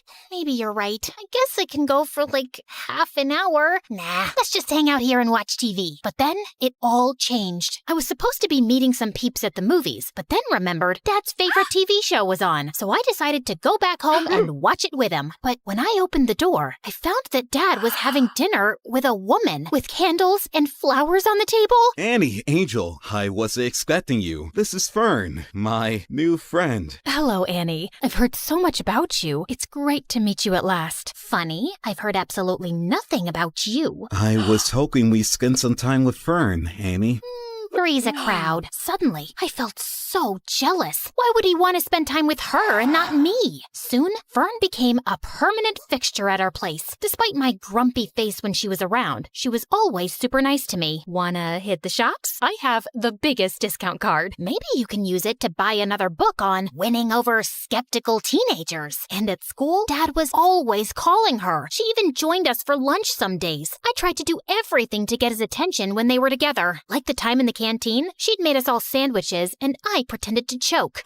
Poison! But they were too busy staring into each other's eyes to notice. Soon, Fern moved into the house. And even though I kept moving her things around, she was always calm and supportive. You can always talk to me about anything, you know. I'm fine. You and your dad have such a special relationship. I wouldn't want to come between you two. Well, cheers for that. You can rely on me too. I'll always have your best interests at heart. Yikes, is that the time? Gotta run. It felt like Dad was slipping away from me. But at the same time, I was also starting to become independent. During that time, I joined the chess club and quickly showed talent. No doubt thanks to all those games with my dad. I even won the school tournament and got invited to represent the school in an international tournament in Belgium. I knew it was a life-changing trip, but I also knew that my dad's job as a janitor didn't pay much. He would not be able to afford the expenses of such a trip, so I had to decline the offer. I was pretty sad about it, and soon things got even worse. That same afternoon, I got to class, and one of the more popular girls was sitting in my seat, slurping on a milkshake and making fun of me. Look at me. I'm Annie, and I'm so lame because my dad's my BFF. Great, that's really mature. Now move your butt from my seat. Oh, no. You better call your personal janitor to clean up this mess. What mess? I shouldn't have asked, as she threw her milkshake on the floor on purpose. This mess. What are you waiting for? You better call Daddy. I jumped on her and tipped the rest of the milkshake over her, and that's when the teacher intervened. I got after-school detention. I was really scared that Dad would find out, but thankfully, he went home after finishing his shift. I was super relieved. But then, on my way out from detention, I heard a weird rustling noise from one of the classrooms. That's odd. Everybody went home already. I thought it was best to get out of there, but suddenly, a man in a ski mask rushed out of a classroom, holding a bag full of the school laptops. Oh no, a thief! I froze in my spot as he spotted me and stopped for a few seconds, then started running down the hallway. As he ran past me, he accidentally hit me with the bag of laptops, and I yelled in pain as I stumbled to the floor. Oh my god, are you okay? I looked up in shock as I recognized that voice. Dad?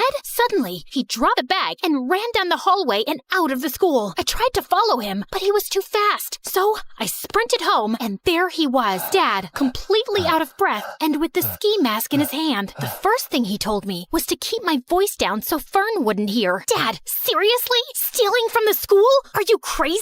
Annie, you've got it all wrong. Oh, really? Ski mask? Swag bag? Come on! Keep it down, will you? We can't let Fern hear this. Start talking. I did it for you, Annie. Professor Parker told me about the chess tournament and the trip to Belgium. He told me that you turned him down without even telling me. I want the best for you. I don't want you to lose out on something like this because of me. But the moment I saw you, I knew I couldn't go through with it. Now, we can't let the police know. They'll lock me up. If you think about it, no harm was done. Nothing was stolen, so everything's great. Of course, everything wasn't great. While his intentions were sweet, he made a huge mess in school. The principal had reported the attempted robbery to the authorities, and I had to testify in front of the police as the only witness. I couldn't turn in Dad, so I had to lie. I told them that the thief was super short and had green hair. I hoped to keep a low profile about the whole thing, but the next day at school, I was treated like a hero. The girl who saved the school. My hair would have just frizzed out in fear. You're like a real superhero now. Yep, I guess that's me. Want to hang out with us and tell us all about it? And oh, let's snap a selfie. I need to boost my feed with some genuine hero vibes. But the worst thing was, since I caught Dad red-handed, he'd become increasingly clingy and hardly left my side. I guess he was scared I'd confess the truth, but it was really annoying. Like when this really cute boy Warren, who I liked but I didn't think had ever noticed me, talked to me. Hey, Annie. I'd love to take you out for a burger. Sorry, she's busy. Dad? Come on, hun. It's lunchtime. The first one to our seat wins the pudding. Sorry, Warren. I'll just have to go now. A burger soon, though. Sure. But soon, I started hanging out with Warren and his new friends all the time, while Dad's excuses to drop by became increasingly awkward and downright embarrassing. I came by to check if you seen my lost, mop. Thought I might have wandered into your classroom. And he'd always pick the worst times to barge in. I think I'm falling for you in a big way. I think we need to clear the air here. Dad! I'd had enough, and on the way home, I thought of ways to let him down gently. But I ended up screaming the truth at him in the driveway. Dad, it's time for a reality check. You can't shadow me forever. How about picking up a hobby that doesn't involve stalking me? You're suffocating me. Then he looked down and rolled his puppy dog eyes. I began to feel very guilty. But then big news popped up on my phone. A very short man with green hair had been arrested for the school robbery. And it was all because of me. Annie, we must go on the run. No, Dad. You need to confess. Confess to what? And suddenly, we both turned around, and Fern was standing there with the groceries. To not cleaning the bathroom properly. You have never cleaned it properly, Annie. Oh, I think my sock drawer needs some reorganizing. Annie, you can tell me anything. I'll always take your side. You can trust me. I didn't tell Fern. I thought she wouldn't understand. I tried to forget the whole thing, but I felt so guilty. That innocent guy was in jail because of me and my dad, and we needed to set the record straight. But I just couldn't turn my father over to the police. That night, I didn't sleep at all. I was so angry at my dad that the next morning, I skipped breakfast and took the bus to school. But when I got there, I saw him getting into a cop car. Dad! Loads of people were standing around, watching and filming, and I was mortified. I tried to make my way through, but when I reached the police car, it drove away from the school. Then the principal came over and pointed at me. Warren and my friends were shocked. It seems Annie isn't a superhero after all. She was an accomplice to her dad. I've never felt such deep shame. If I had superpowers, I'd have vanished right there or zapped myself to the North Pole. I covered my face, crying, and was ready to run away from there, but a cop caught my arm. Time to face the music and confess. But when I finally told the truth, I felt like a weight had been lifted from my shoulders. They let me off with just a warning since I was a minor, and my dad took full responsibility. Fern came to pick me up, and I was enraged with her. I knew she couldn't be trusted. How could you betray us like that? I must confess that I heard you guys whispering around. I quickly understood what was happening, and I knew I had to step in. You didn't deserve to live with that huge secret and with the guilt. I knew it was the right thing to call the police, and I was about to do it, but then I just couldn't. Not to save your dad, but because I know how close you guys are and how devastating it would be for you. I just didn't want to hurt you. I started crying. Thank you, Fern, for everything, and I'm sorry for being a brat with you. Fern hugged me firmly, and I hugged her back. During those hard times, we became really close. She took me home and stood firmly by my side through it all. But if you didn't turn him in, then who did? Some weeks later, they allowed me to visit Dad. I confess everything myself. It was unfair that someone else was arrested, and it felt even worse that you lied for me. I was afraid you'd start hating me for dragging you into my mess, so I gave myself up. I'm so sorry for being such a terrible dad. Dad started crying, and I soon joined in. No, Dad, you've been the best. I'm sorry I've been so difficult, and you don't need to feel like I'm missing out on anything. Promise, you won't ever do anything like this again. Pinky promise. And now, a few months later, Dad has been released, and we're moving with Fern to a new city for a fresh start, and I'm looking forward to making new friends.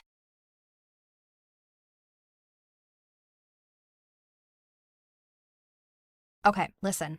Onion, honey, or pineapple. Any of those can tenderize meat. Pick whichever one's available. Okay, got it. Noted. I didn't come to this school for academics. I came for the food.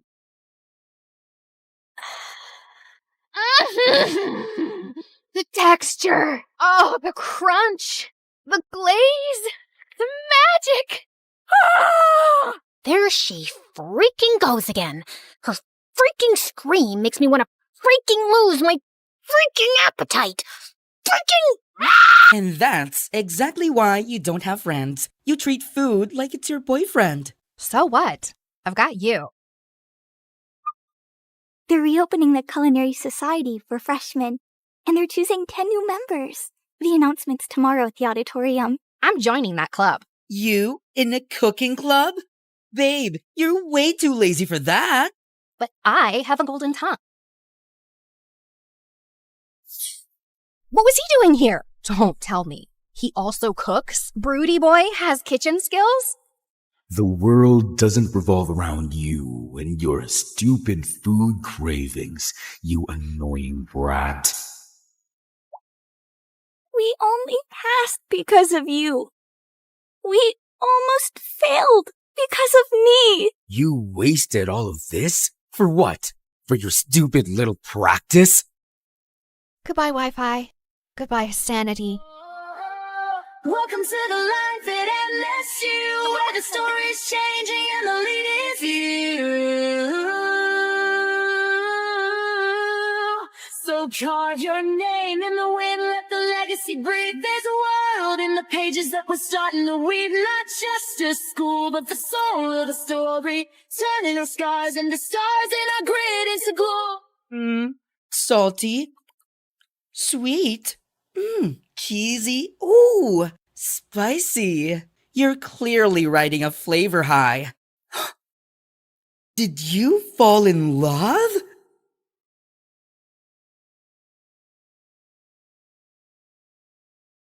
Hi, I'm Clara, and I'm a story hunter. I see a story in everything, and I won't stop until I find it. But before we get into it, please like and subscribe to MSA. My parents thought they'd never have kids, but 10 years after their marriage, they had me. While Mom was over the moon, Dad always seemed annoyed when I tried getting his attention. Daddy, look! I found a ladybug in the park. Isn't she cute?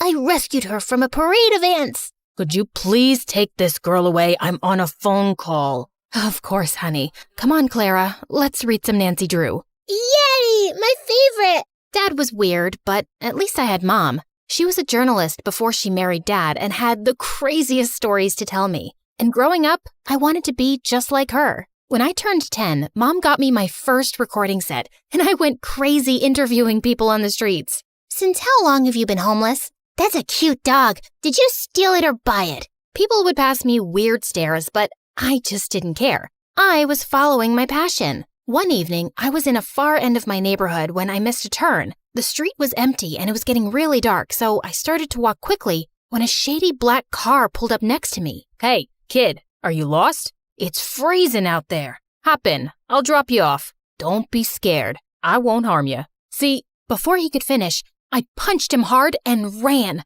I thought I was successful, but seconds later the car stopped again and the guy got out, and I was shocked to see he was the frickin' mayor. He wasn't hurt, but this was so embarrassing. I apologized and he dropped me back home, but someone on the street had made a video of me punching the mayor and it went viral. I was the joke of the town, and Dad was furious. You've crossed all limits. You hit the mayor. It was a reflex, Dad.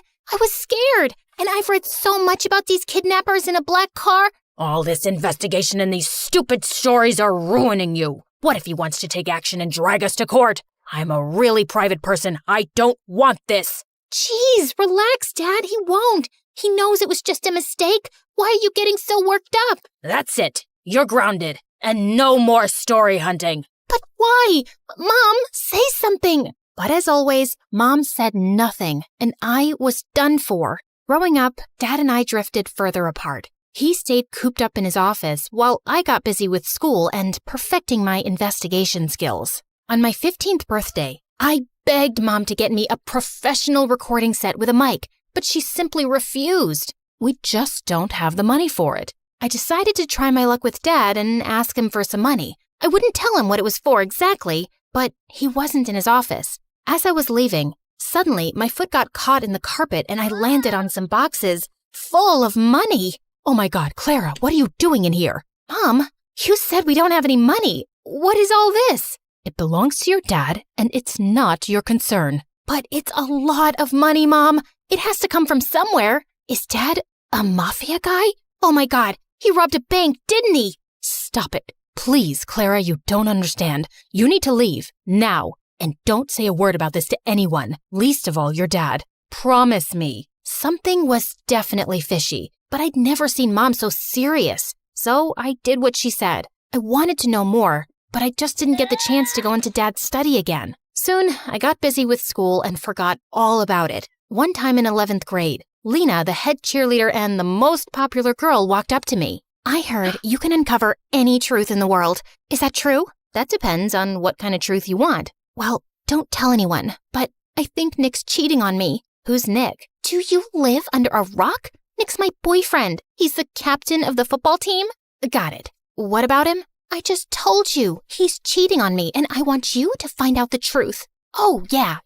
Leave this to me. Be careful. He's a very good liar. No liar can ever hide the truth from the world's greatest investigator. Go and chill, kid. I got this. I started following Nick around everywhere, but I couldn't find any dirt on him until one day I saw him sneak into the coach's office and saw him making out with another girl. I waited till he left without noticing me, and then, right in the middle of the cafeteria, I made him pay. I dropped an entire carton of milk all over his head. What the heck? What do you want, weirdo? Listen up, everyone. This jerk right here cheated on his girlfriend. No, I didn't. I knew you'd say that. Here's the proof. Nick looked at me in shock as I showed him the video of his makeout session. Lena broke up with him instantly, and he was getting a lot of backlash for cheating on the most popular girl around. Soon after he left and got transferred to North High, our rival school. After that, Lena and I started hanging out and became besties. As much as I liked having her around, her band of cheerleaders annoyed me. Especially this girl, Wendy. Lena even had a YouTube channel with her where they ran gossip sessions and fashion advice. You know, I was thinking, why don't we add Clara to the channel? Why? So we lose all our followers and our popularity? I don't think having 5 followers makes you popular. But then again, what do I know? Stop it, you two. Clara is a professional. You saw what she did with Nick, and with her brains and cool stories and my beauty tips and styling, we'll be so much more popular. We'll be like Daphne and Velma. Who? Scooby-Doo? Forget it. We should totally do it. I joined the YouTube channel soon after, and we started with collecting scoops on everyone in school. Within a few months, we hit 1 million subscribers. I was happy, but Lena was on cloud 9. Her popularity was through the roof, and she loved the attention. We got invited to every party in town, and she would drag me with her even when I didn't feel like going. One day I was at her house getting ready for a party when Wendy made a snarky comment. Do you always have to dress up like a homeless person? And why's your hair such a mess? There's nothing wrong with my hair or clothes. I don't want to look all dolled up. Detectives are meant to look rugged, right, Lena? Yeah, but it won't hurt you to put on a little makeup now and then. It'll only make you look prettier. No, it'll make me look like a bimbo. So you think I'm a bimbo? I didn't mean it like that. But Lena was already walking in the other direction. Good job, Sherlock. I wanted to apologize to Lena, but she kept ignoring me at the party and at school the next day. I got that she was mad at me, but it wasn't like she supported me in front of Wendy either. I decided to give her some time and continue doing my bit for the channel. The next day after lunch, I was passing by when I saw Wendy terrorizing the school topper and making him do her assignments. But as I took my camera out, Lena walked up to me and knocked it out of my hand. What are you doing? She's our friend. Nope, she's your friend. She doesn't even like me. Why can't you guys just try to get along? For me? I know you think we're bimbos, but that's the least you can do as my best friend. Oh, you're so dramatic. Okay, fine. I'll let this go. Just this once. And I don't think you're a bimbo. I'm sorry. Stop talking and meet me for boba tea later. Deal? Deal. And just like that, we were back to being besties. And I tried to tolerate Wendy better, even though she still got on my nerves.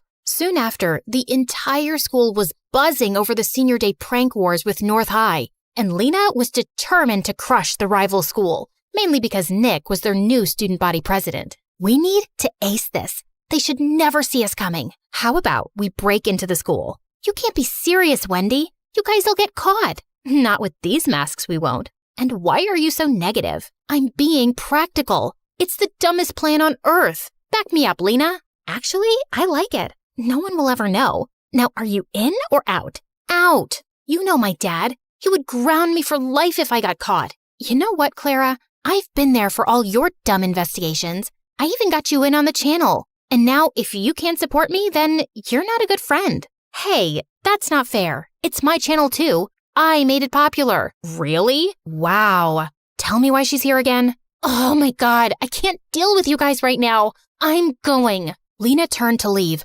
I didn't want her to be mad again, so I reluctantly tagged along. But just as we reached there, all the cheerleaders took out spray cans and started trashing lockers and vandalizing the walls. I tried to stop them when Lena banged into me and I went flying into a statue, crashing it to pieces. Those statues are like thousands of dollars. I told you this was a dumb idea. Oh my God, what are we supposed to do? We don't have time. Run!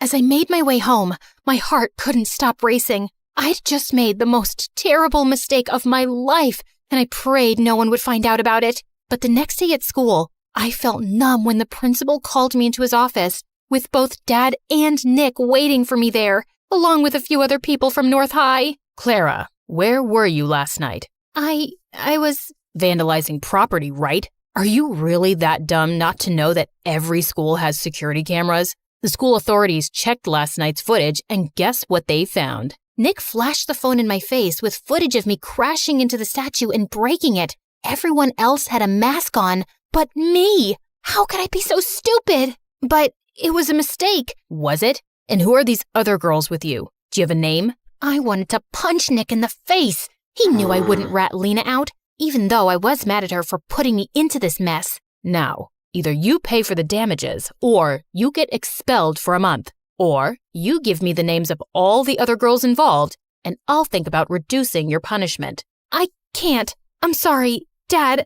Expel her. There's no way I'm paying that money. With that, Dad simply got up and left, leaving me in tears. How could he do this to me? I knew it was my fault, but he was my father. Wasn't he supposed to look after me or something? That evening at home, I had the worst argument with Dad, while Mom just stood in a corner like a stone. Were you at that school for some dumb story? You're such a nuisance. I can't believe you're my kid. I can't believe you're my dad either. What father gets his own child expelled over a few bucks? You never supported me, and you always acted like my existence bothers you. And it's not like you're so perfect yourself. What do you even do, Dad? How do you really make money? How dare you talk to me like that in my own house? I don't have to take this. Mom, are you just going to stand there and say nothing?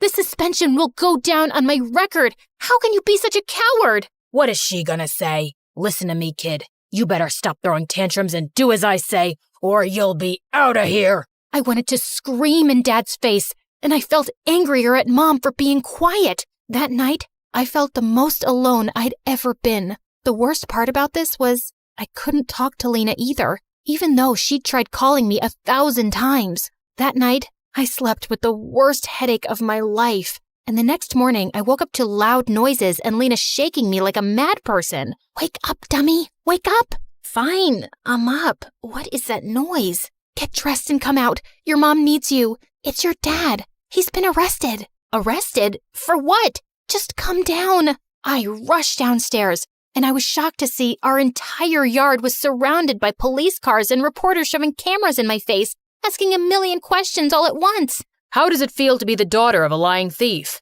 Did you know about your father's crimes this entire time? Oh my God, what was happening? Just then, I spotted Mom talking to one of the reporters. Mom, what's happening? And why is Lena saying that Dad's been arrested? What Mom told me next shook my entire world. Your father is a criminal, Clara. He was laundering money from his company to fake accounts abroad. I just knew it. That's what all the money was for, right? Yes. I didn't say anything because I wanted to protect your dad. But what's the point of saving his sorry butt when he couldn't even stand up and protect his daughter? So I told the police everything. I even gave them evidence. I don't want to live like a coward. Mom, I'm so proud of you. And I'm sorry for calling you that. It's okay. I know it was a lot for you. Now, let's start afresh. Talking about a fresh start, can we be friends again? I miss you, and I'm sorry for dragging you into this mess. Looks like you did me a favor there. If not for you, I wouldn't have been expelled, and Mom would have never taken the step forward.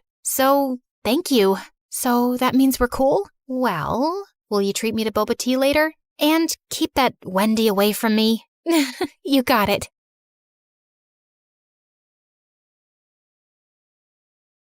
Contestant 9, please state your name. Sierra? Looks like a nightmare, right? Hi, I'm Sierra. And ever since I could talk, I've had a stutter. I didn't think much of it until I moved to a new town when I was 6. Welcome to the neighborhood. I'm Dean. This is my daughter, Kelsey. What's your name, sweetheart? Sierra. Why do you talk like that? It was the first time anyone had asked me that. It wouldn't be the last. My stutter happened frequently, but it got worse when I was nervous. My mom barely noticed or cared that I had a stutter, or that I really existed. She was always working. And my dad? Well, he left the picture a while ago. Most days, Mr. Dean would watch me after school. and Kelsey and I became fast friends. We did everything together. Played at the park, put on fashion shows, grabbed ice cream at Scoopy's. When we went out as a trio, I'd secretly pretend that Mr. Dean was my dad, and Kelsey was my older sister. In those moments, it felt like the family I'd always wanted. But things started to change when Kelsey's mom announced she wanted a divorce and moved out of state. After that, Kelsey started to change. She wasn't just upset. She was furious. She yelled at everyone, and once even smashed the living room furniture in a fit of rage. She lashed out in class and got held back a grade. And if her dad hadn't been the superintendent, she probably would have been expelled. By middle school, we ended up in the same class, and Mr. Dean dropped us off on the first day. Wow, your daughters are so beautiful. Aren't they? I'm a lucky dad. Kelsey looked like she was about to explode. I'm Kelsey. I'm his only daughter. My mistake. And what's your name? Sierra. Sierra? Why do you talk like that? Yeah, can you not speak properly? Or are you stupid? The class erupted into laughter, and I could feel my face burn. Since then, Kelsey wasn't my friend anymore. A real friend wouldn't do that. Through the years, Kelsey's hatred only grew. Anytime I had an accomplishment, she had to ruin it. Opening night of the school play, she stuffed worms in my costume. She threw her birthday party on the same day as mine every year and literally paid people to skip mine. At the science fair, she unplugged my volcano as the judges walked by, so it just looked like a sad pile of paper mache. And during my middle school graduation speech, she just had to make a scene. And so, I want to say how proud I am of our class. We did... What the glitch here is trying to say is we did it. Congratulations, grads. Party at my house tonight. Everyone's technically invited, but only cool people should show up.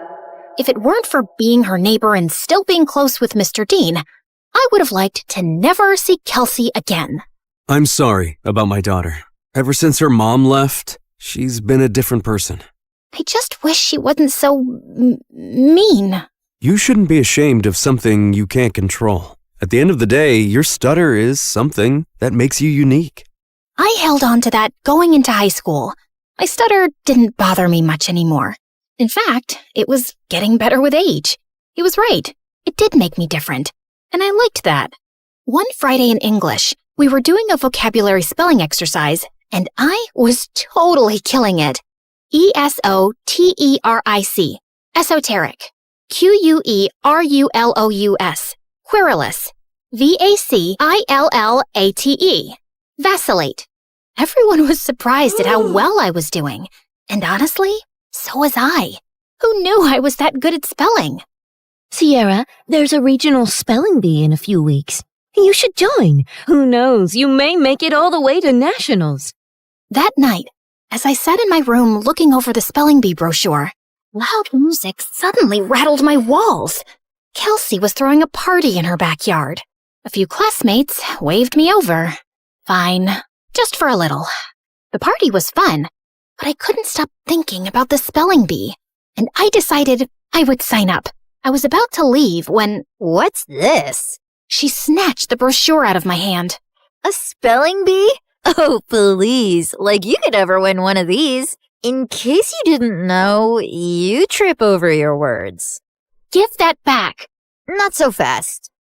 I'll help you practice for your big day.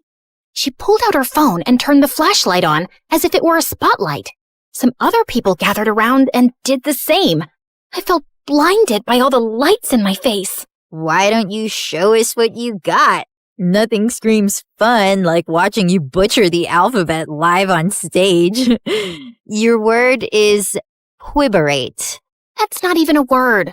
Okay then, your word is pathetic. I'm sure you're quite familiar with that. IRRELEVANT. Irrelevant. I'll use it in a sentence. Kelsey is irrelevant. Now give me back my brochure. But she ripped it into pieces and threw it up like confetti. I took a small step in her direction. Kelsey took a step back and fell into the pool. Ugh! You pushed me!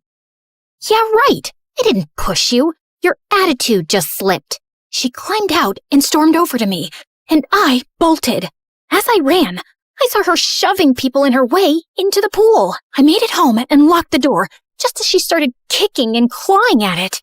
My heart was racing. By Monday, the whole school was talking about it. Someone had filmed everything, and she looked completely unhinged. I avoided her all day. After class, I asked my teacher if she would sign off on my spelling bee application, and she wrote a letter of recommendation. That night, I was recording myself practicing when I heard Mom come home early. I rushed downstairs to tell her about the bee, but she really wasn't listening, as usual. Sierra, that's great and all, but I'm working and I don't need any distractions tonight. And the Mother of the Year award goes to... Feeling annoyed, I went back upstairs and found Kelsey sneaking through my bedroom window. What are you doing here? Get out! Relax, Miss Broken Record. I'm just here to apologize. Apologize? Yeah. I saw the video from the party over the weekend. I looked crazy. It wasn't okay how I was treating you, so I'm sorry, okay? Thanks? I'm not really sure what to make of this. Yeah, well, we used to be friends or whatever. I think it's time to put the bad blood between us to bed, right? Trust doesn't just snap back into place, not after everything that's happened between us. I understand. I intend to prove it to you. Do you mind getting me some water? Climbing up the vines was harder than I thought. Uh-huh. Sure. This certainly wasn't on my bingo card for how the night would go. I brought her water, which she downed in one gulp. Thanks. I'll see you tomorrow. Maybe we can sit together at lunch? Maybe. Also, never sneak into my room again. Then she climbed out the window. What a strange interaction. But maybe we really were turning over a new leaf. The next day, I walked into class feeling good about the new era I was in, where I tried new things and made up with old friends. But that confidence vanished when I found my teacher waiting for me, looking pissed.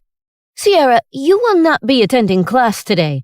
I've contacted the spelling bee and pulled my recommendation for your application. What? What did I do? You should be ashamed of yourself. The principal is waiting for you in his office. What was going on?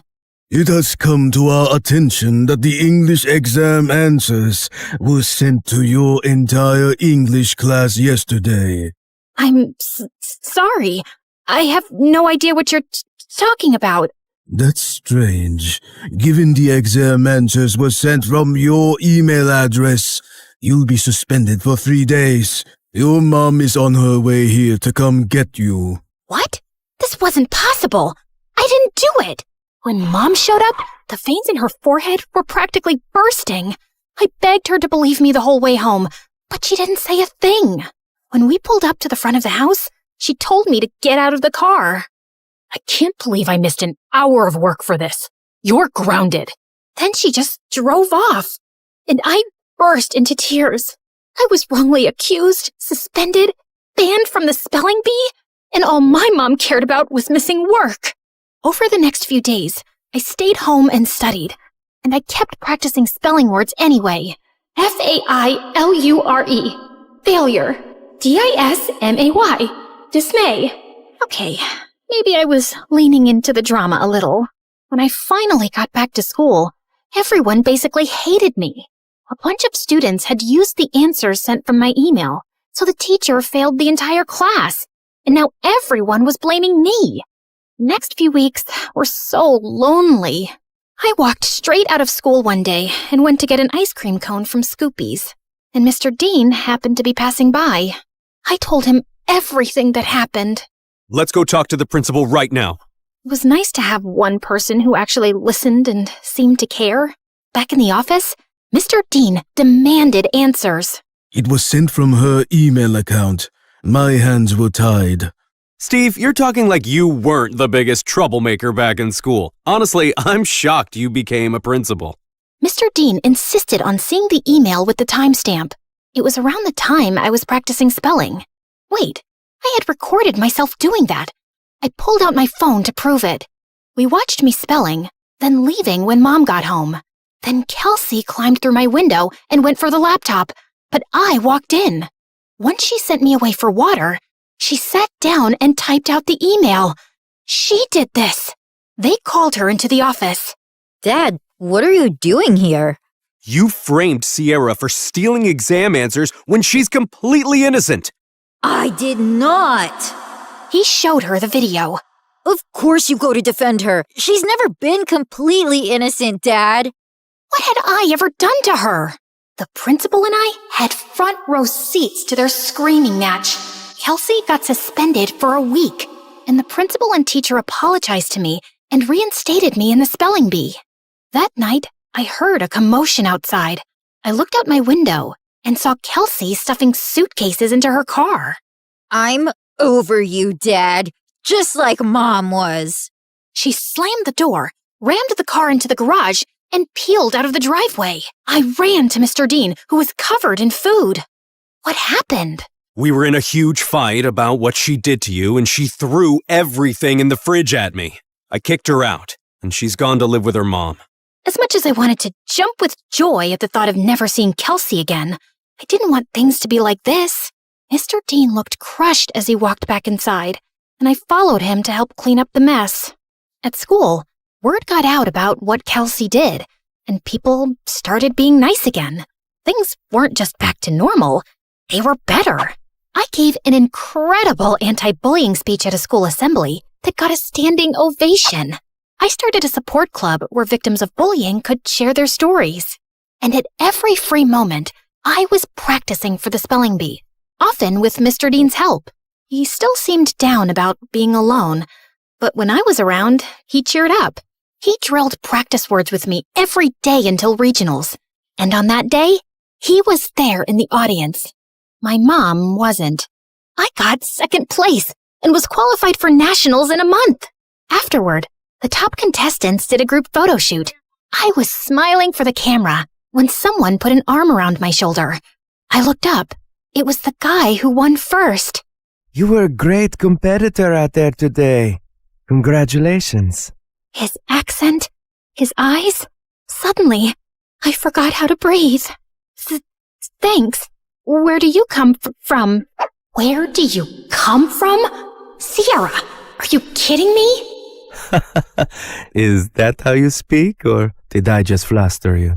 Oh, no. I just have a stutter. It's adorable. I'm Leon, and I'd love to get your number. We should talk more, since we'll be seeing one another for nationals next month. Yes, please. We exchanged numbers, and I practically floated back to Mr. Dean. It felt like the best day of my life.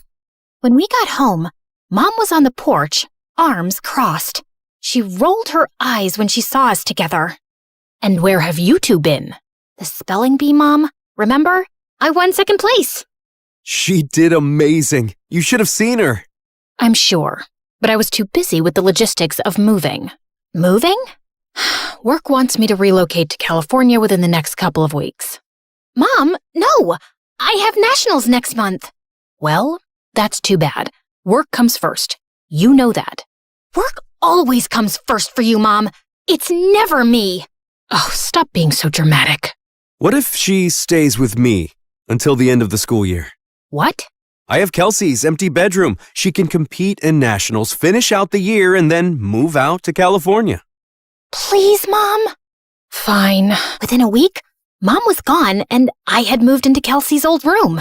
Mr. Dean cared in a way my mom never had, and this new life felt good. And to top it off, Leon reached out. He was a foreign exchange student from Spain living in New York, and we hit it off instantly, texting all night, every night. We had so much in common, and he was so easy to talk to. I had a major crush. One night, I even felt bold enough to tell him. I was losing sleep, slipping in school, and didn't care. I had never felt like this about someone in my life. Leon and I even planned our first date the night before nationals. That weekend, I was behind on prep, but I was more excited to see Leon than I was to compete. We planned to meet at a park, and I spent hours getting ready. I waited for him at the park. He was 5 minutes late, then 15, then 30.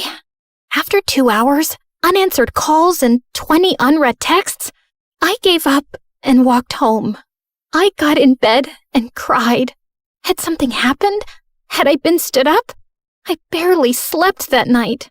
The next morning, I was exhausted. Mr. Dean and I headed to the B. I checked in and looked for Leon. Nothing. When it was time to go on stage, I scanned the crowd. No Leon. But then backstage, I heard whispered voices. I turned and saw Leon talking to someone behind him. No, I can't keep doing this. Leon, come on. It's not that hard. He pulled away, and I gasped. Their heads snapped towards me. Kelsey laughed, while Leon froze like a deer in headlights. Was this all just a setup to mess with me? Sierra, wait! My ears started ringing, and I don't remember anything else that happened until... Contestant 9? Contestant 9, please step forward! A contestant sitting next to me tapped on my shoulder, and I walked up to the mic, trying to steady myself. Sierra? Why do you talk like that? Yeah, can you not speak? Are you stupid? You should be ashamed of yourself. Like you could ever win one of these. In case you didn't know, you trip over your words. Contestant 9, please state your name. Sierra? Your word is vicissitude. Vicissitude. VICISSITUDE. That is correct. And just like that, my first round was over. With every ring of the bell that told me I got the word correct, my confidence rose. I shut Kelsey and Leon out of my mind.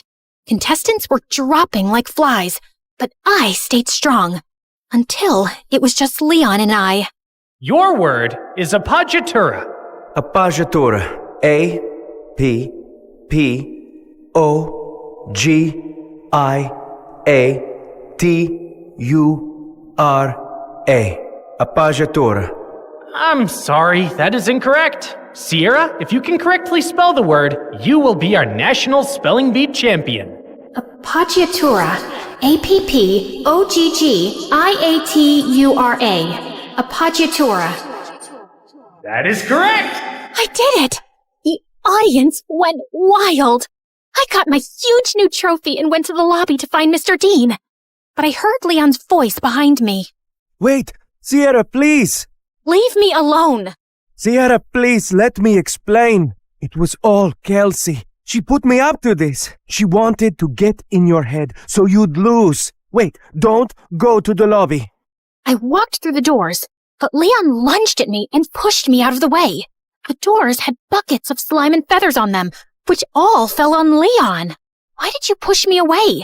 I was trying to save you from this. Listen, Kelsey moved to my school and found out I was going to regionals for the spelling bee. She said she'd pay me to flirt with you and distract you from studying. I'm so sorry. I was just a game to you?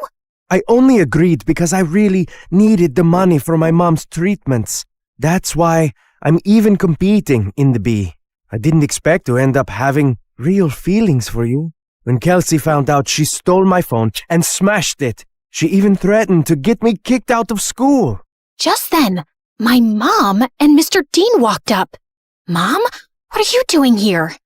Mr. Dean convinced me to attend, and I had no idea you were so talented at this. We're so proud of you, Sierra. And then Kelsey walked in. Of course my dad is here to support perfect little Sierra. And Leon, I see you've betrayed me too. Guess your mom isn't going to get any better. Why are you so evil? What did I ever do to you, Kelsey? You stole everything from me.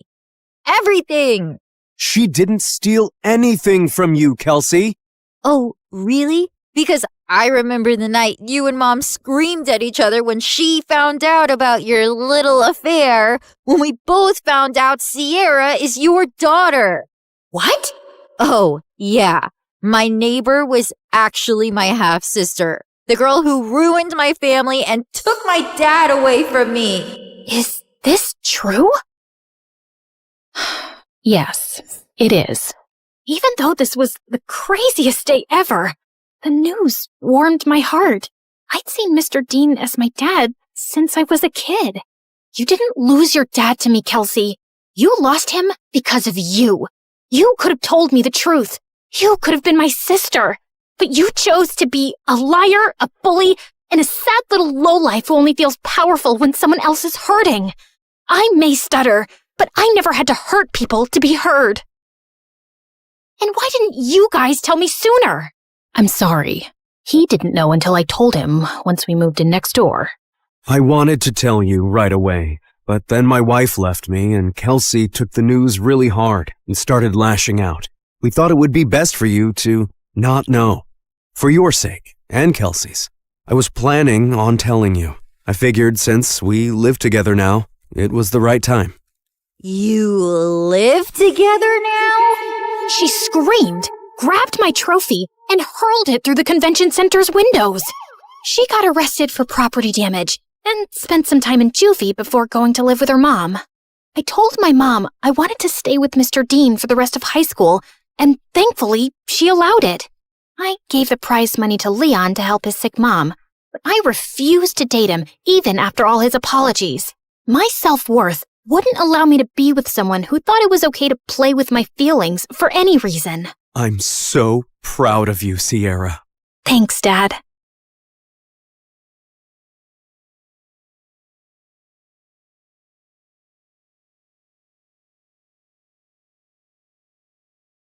Hi there, I'm Ellie, and I've got a story that'll make you laugh, cry, maybe even question your own sanity. But hey, don't we all need that from time to time? So like and subscribe and strap in, because this roller coaster is about to take off. You see, I was born with a slight anger problem, the kind that made me want to karate chop a stuffed animal when I was just 5. Yep, I had anger issues. On a sunny day at the park, 5-year-old me just wanted to have fun on the swings and slides, but things took a different turn. I'm gonna slide like a penguin. Move it. I'm going first. Hey, no cutting. That's not nice. Do I look like I care? The bully pushed past me, smirking. Feeling furious, I climbed the ladder fast with my juice box in hand. You'll be sorry, mister. I squeezed the box hard, squirting juice straight into the bully's eyes. Then I slapped him and pushed him down the slide, and his nose started bleeding. He started crying like a baby, and his dad came running over. What is wrong with you? Behaving like a monster? You should be ashamed of yourself. I picked up a pebble and threw it at him, but it missed him by an inch. Don't tell me how to feel. You should be thanking me for teaching your awful kid a lesson.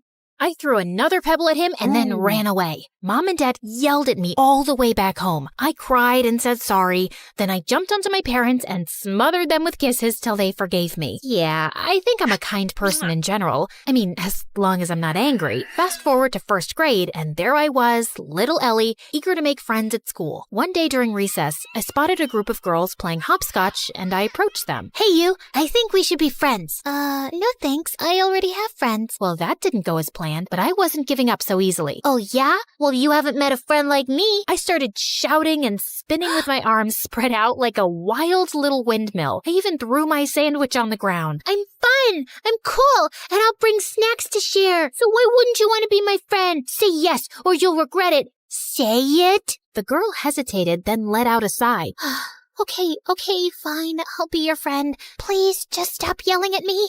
And just like that, I made a new friend. Her name was Lucy, and she was the best. 2 years later in 3rd grade, my family told me one day that we had to move for Dad's job. Scared of losing Lucy, I got really angry. I won't leave Lucy. She's my best friend, and I'm not going anywhere. I protested by staying in our backyard treehouse, and I refused to come down till my parents changed their mind. We know you're upset, but we have to think about what's good for the family. But when I didn't budge, my parents caved after a few days. I was so happy, I finally climbed down from the treehouse. And I learned that standing up for what matters can make a difference, and that my anger was the best thing I had. It gave me whatever I wanted. What I didn't realize back then, though, was that Lucy eventually figured she could take advantage of my anger issues to get her way too. If she wanted something from someone, she'd come up with a sneaky plan to get me all riled up against that person. Yeah, it always made me the bad guy fighting and bullying people, while Lucy looked like she was the nice, calm friend of a monster, but no one got seriously harmed. As we entered middle school, though, Lucy started doing it more frequently and for bigger things, and I began getting into serious trouble. Like one day, Lucy came to me saying that Mrs. Thompson had called her into her office and said she was giving her a C- on her project. You know what else she said? She told me that I should get myself a better friend because you're distracting me with all your fights and affecting my grades while you get good grades yourself. She even said that you hang out with me just so you can feel better than me. Can you imagine? What? That's not true. Of course I know that. Listen, in today's lesson, I'm gonna confront her about this psychological manipulation. And if she sneezes a lot, it means she's nervous that I've told you everything she said. You know all the teachers fear you, but Mrs. Thompson is always sneezing because of her allergies. Yes, but sneezing a lot means she's nervous and she's hiding something. She told us that once, but I guess you forgot. Lucky you have me to remind you. When it was Mrs. Thompson's class, Lucy gifted her a red nose, and seconds later, when she confronted her about the manipulation, Mrs. Thompson started sneezing like crazy, and I felt furious. How could you? I thought you were a nice teacher, but you're just like the rest. And with that, I pushed her hard. She fell down and screamed in pain. While everyone's attention was focused on me, Lucy sneaked into Mrs. Thompson's laptop and changed her own grade on the project. Mrs. Thompson broke her arm, and I got suspended for 3 weeks. My parents were furious with me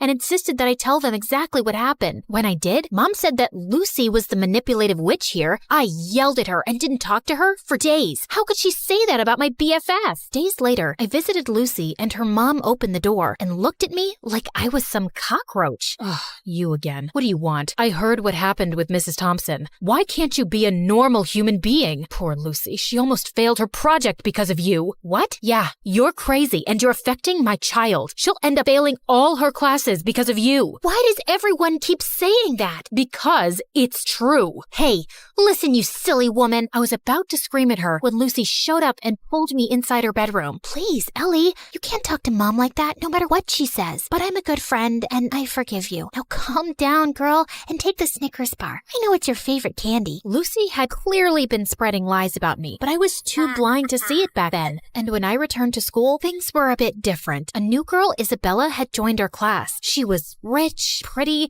and quickly became popular. Lucy seemed annoyed by her existence, but she seems like a cool girl to me. Till one day, Lucy and I saw Isabella walking out of the bathroom, and I noticed a marker in her hand. Lucy went in to use the bathroom as I waited in the hallway, but moments later, she came out, dragging me back into the bathroom with her. OMG, you gotta see this. You won't believe what Isabella wrote about you on the door. It's totally her handwriting. I'm so done with this annoying psycho Ellie. She's always bullying everyone. I want a peaceful, calm school that I can brag about to my rich friends. I offer $1,000 to anyone who can get rid of her. DM me on this Instagram account if you're interested. What a stupid, ugly witch. Furious, I stormed over to Isabella. How dare you write that about me on the bathroom door? I saw you with that marker, so don't you dare lie to me. Ellie, seriously?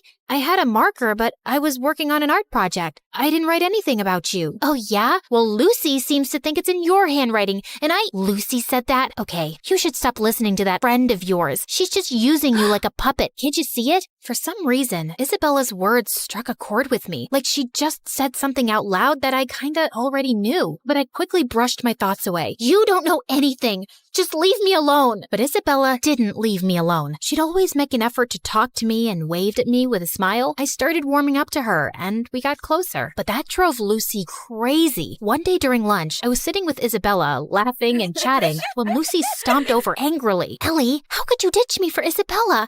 After all we've been through together? Just calm down, will you? I'm not ditching you, just spending time with Isabella. We can all be friends, you know. Are you for real? How dare you replace me? And with that, she pounced pounced on me. I didn't want to fight her, so I just pushed her away, but she grabbed my hair again. Luckily, someone called a teacher and Lucy got detention for 2 weeks. And I swear, those were the best 2 weeks of my life. Things were calm and peaceful, and I didn't have a single fight with anyone. Isabella even convinced me to start getting therapy for my anger issues, and I felt really good about it. Then one day, Isabella told me something. Hey, Ellie, yesterday when I got back from school, I was shocked to find Lucy in my house. I asked her what she was doing there, but before she could reply, her mom showed up. She's our maid. I swear I had no idea. She said she'd brought Lucy over to help her clean the kitchen before Christmas. Oh, yeah, I know that her mom works as a maid for you, but we never talk about it, because I don't want to embarrass her or anything. But I don't have a good feeling about her suddenly being in your house. She might be up to something fishy. So we decided to keep an eye on Lucy that afternoon, and we watched from a safe distance as Lucy's mom gave her instructions to clean. But just a few moments later, after her mom left, we heard a loud crash, followed by Lucy's scream. We rushed to find Lucy lying on the floor with a broken shelf and scattered kitchenware around her. We tried to help her up, but she screamed in pain and couldn't move.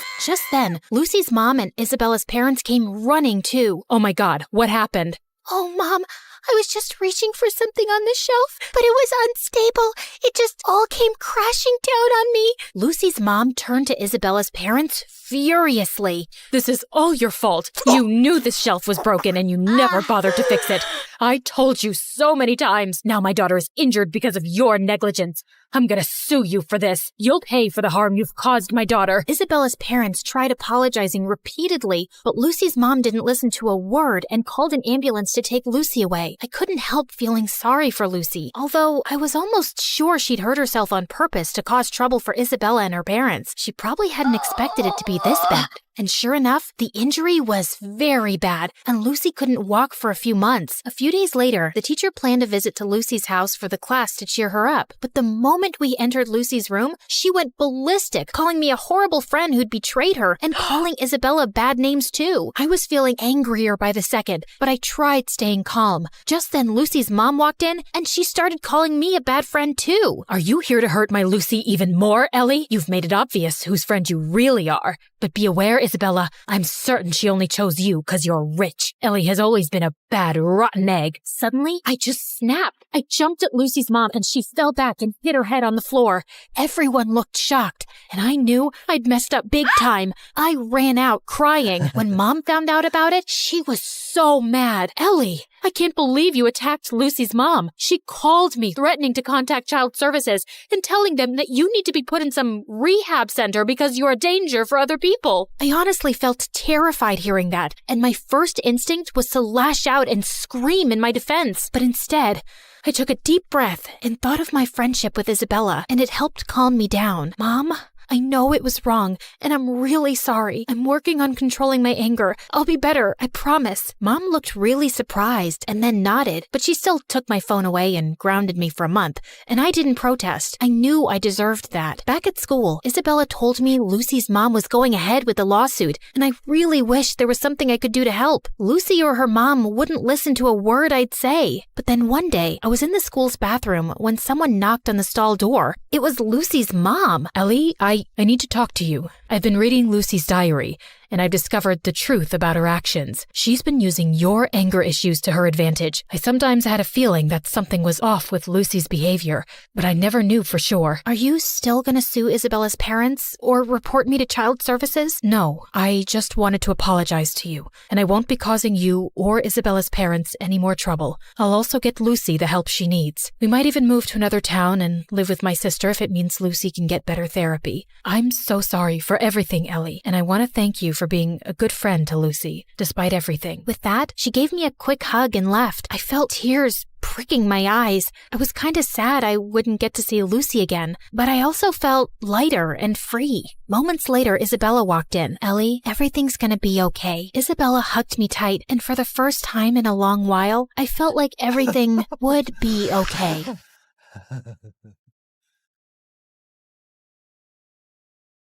Hi, I'm Catherine from Arizona. Please like and subscribe. When I was born, my parents were very young. Dad was an inventor and Mom was an aspiring model. Mom spent most of her time at auditions and fancy parties, while Dad and I stayed home in his lap. The two of us would go from business to business trying to sell Dad's inventions, but no one ever bought anything. I love that Dad let me help with his experiments, even though I was clumsy. Like once when I was 7, I tripped over my shoelace and ended up spilling some beakers, and the whole lab stank of rotten eggs. Nobody could pass by our house for a week without gagging.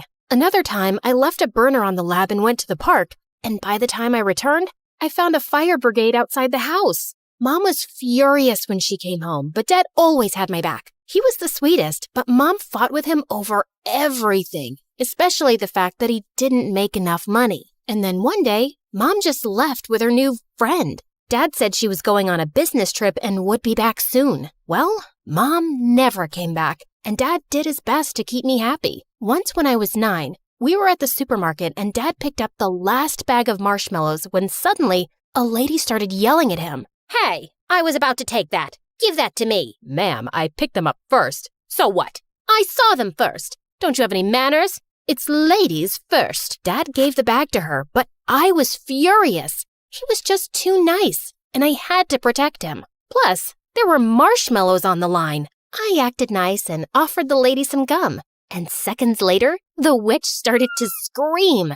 It was a spicy gum that made your mouth feel like it's on fire for 10 hours. One of my favorite inventions. Dad and I kept working together, and by the time I was 12, we had developed something spectacular. He sold our invention to a huge corporation, and overnight, we became millionaires. We moved into a huge house, and Dad started his own company. But I couldn't help noticing that sometimes he was really sad. What's wrong, Dad? Nothing, honey. I'm totally fine. Then one day, a magazine named him the city's most eligible bachelor, and suddenly, he was going on dates every weekend. I was jealous. For so long, it had been just the two of us. But Dad seemed happier. Dad had always homeschooled me, but now he was too busy. So I started school for the first time in 9th grade. We had a test in science class soon, and I turned in my exam in 5 minutes and got all the answers right. My teacher, Mr. Johnson, swore I cheated. I didn't cheat. I studied the chapter last night. I stood up and recited everything from the chapter word for word. Mr. Johnson was stunned and immediately apologized. After that, he was much nicer to me and even asked me to assist in class. Soon, I was even tutoring kids after school, and people called me a genius. Everyone loved me, except for a kid named Gabe. Gabe and I had competed against each other on the school's debate team. Every time I came in first, and he came in second. Later that year, Gabe and I competed in the science fair. The teachers were really impressed with Gabe's project. That is, until they saw mine. I won first place, and Gabe came in second. You think you're so awesome, don't you? Well, you're not. Things are just easy for spoiled brats like you. Excuse me? You heard me. You're a billionaire's daughter. You have everything handed to you. People only love you because of your money. Your dad probably buys you the first prize every time. I didn't want to admit it, but his words did hurt. I knew Dad gave a lot of donations to my school. Did everyone just like me because of my father? A few nights later, Dad brought home a pretty blonde woman. Catherine, this is Layla. She's my new friend. The next thing I knew, Layla had moved into our house. Dad was head over heels for her. He showered her with gifts and followed her around like a lovesick puppy. Ew, can you two get a room? Layla was the worst. First, she threw out all my favorite foods. She painted my room bright pink, and on one occasion, she dragged me out of the lab to take me to her stylist. You're such a pretty girl. Don't hide your face with all that hair and baggy clothes. Wow, honey, you look like a clown. Layla is the worst. Don't be rude. She's just trying to help. She's ruining everything. After a while, I hardly recognized our house anymore, and Dad spent all his free time taking Layla shopping and on romantic getaways. I didn't trust her one bit. She was probably just after his money. But it didn't matter what I thought, because soon, Dad and Layla were married. A few months later, while Dad was away on a business trip, I woke up at night to get water when I found Layla talking outside with a man in a hoodie. The two argued for a while, then she hugged and kissed him. I saw her coming back in and ran upstairs. What? The next morning, Dad was back and I found him with Layla in the kitchen. Good morning. I made your favorite pancakes. What's the matter, honey? Is something wrong? Yes, it is. I saw Layla with a strange man last night. She kissed him. What? Kat, are you sure you're okay? I was out like a light last night. It was probably just a dream, silly. I felt like an idiot. Layla just lied to Dad's face, and he was too love-struck to believe me. A few weeks later, Dad went on another business trip, and at 2 a.m. in the morning, I heard a strange man whispering with Layla in her bedroom. I was pissed. I grabbed my cell phone. This time, I'd get evidence. I crept towards their room. The door was closed, but I could hear the man's voice through the walls. I pressed record and sent the audio to Dad. The next morning when Dad returned, he and Layla confronted me. Are you spying on Layla? Dad, she's cheating on you. I sent you the evidence. I left the television on, Kat. That's what you heard. I love your dad. I'd never cheat on him. That wasn't the television. It was another man. I swear. She's a liar. I am so disappointed in you, Catherine. She's done nothing but be nice to you, and you've treated her horribly. You need to accept that Layla and I are together, and your lies won't change that. Dad grounded me for a week. After that, I didn't say a word about Layla's late-night excursions. If Dad wanted to be with a cheater, so be it. I focused on school and preparing for the next big debate competition, but I noticed that Gabe wasn't there. He wasn't my favorite person, but I started to worry when a few weeks passed and none of the teachers or students knew why he was absent.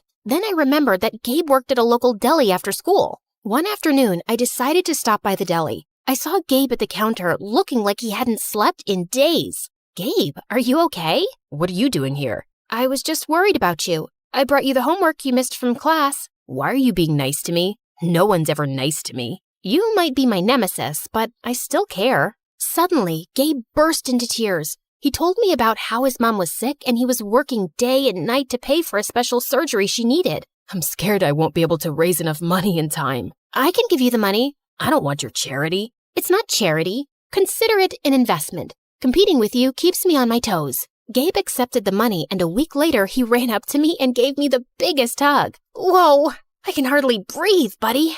Mom's surgery was a success, and it's all thanks to you. Also, I'm sorry, Catherine. It's not true that you win everything because you're rich. You're just better than me, and I know that. Soon, Gabe and I started spending all our time together. We studied together every day, texted late into the night, and sent each other our favorite MSA videos. I was happy being at his place anyway because I wanted to avoid Dad and Layla as much as I could. One day as we were walking home, he was unusually quiet. What's wrong? You look like you swallowed a lemon. I don't know how to say this, but I was thinking, just contemplating if maybe you would consider or like to, Just spit it out, man. Do you want to go with me to the winter dance? Oh, I don't know. That might not be such a good idea. It's okay, I get it. You'd rather go with some rich, cool guy, not a poor nerd like me. No, I don't care how much money you have, and we're both nerds, duh. It's just that I'm a horrible dancer. I'd probably embarrass you. You'd never embarrass me, Catherine. You're perfect. Then Gabe kissed me, and it was so romantic. That weekend, Gabe came to pick me up in his mom's car for the dance. Gabe walked up to Dad to meet him, but Dad ignored him and pulled me to the side. Are you sure you want to go out with this boy? He drives that piece of junk, and it looks like he pulled out his suit from the trash. Dad, what is wrong with you? I like him. He's a sweet guy. And since when do you care about how much money someone has? You were never this way before. Not until you met Layla. Don't drag Layla into this. You're my daughter, and you deserve better than a poor loser. You're being impossible. Let's go, Gabe.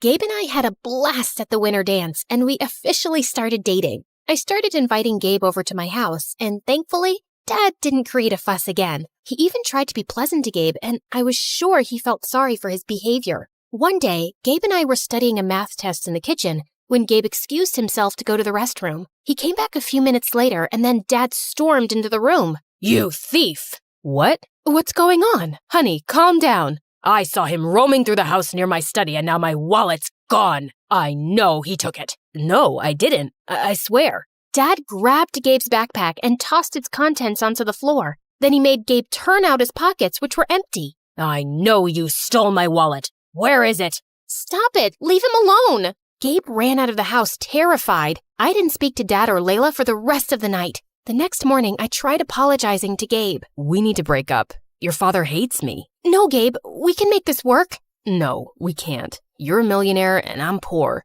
Your dad'll never accept me. I love you, Catherine, but I can't do this. I have my pride too. After that, Gabe didn't speak to me again. He blocked my calls, and when I went to his house, his mom said he didn't want to see me. Days passed and I focused on my studies, but I still missed Gabe and felt so angry. Catherine, your father is upset that you've been ignoring him completely. He didn't mean what he said about Gabe. Things aren't always what they seem. He's been under a lot of pressure at work, and I don't care about your excuses, Layla.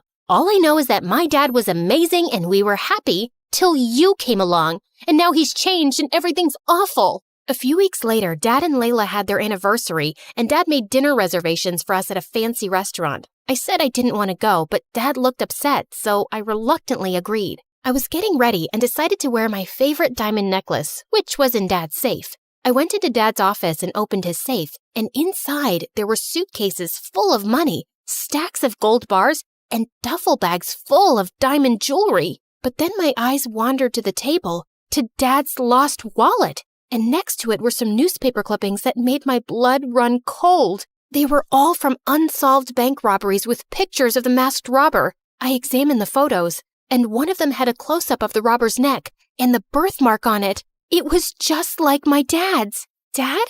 What's wrong, honey? I showed Dad the newspaper clippings. This is you? How could you do this? What? No, I don't understand. This can't be. I didn't. Then Dad fainted and hit his head.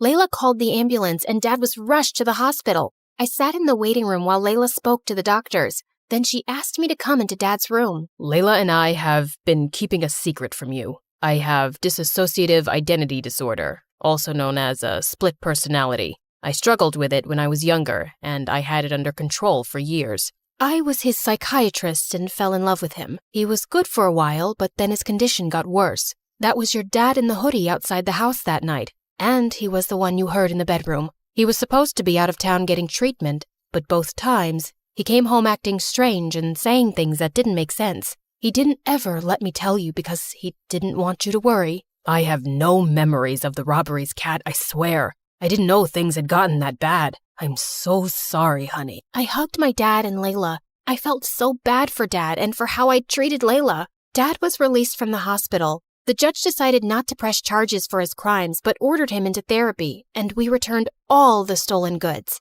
Layla and I supported Dad through his treatment, and a few months later, the doctors released him from the psychiatric facility. And over this time, Layla and I grew closer. One day, when I got home from school, I opened the door to see Gabe and my father standing inside. Layla told me I chased your friend away, and I've apologized for how I treated him. I'm sorry for the pain I've caused you both. I would never stand in the way of your happiness, Kat. Thank you, Dad. Gabe rushed over to me and kissed me, and from then on, he never let me go.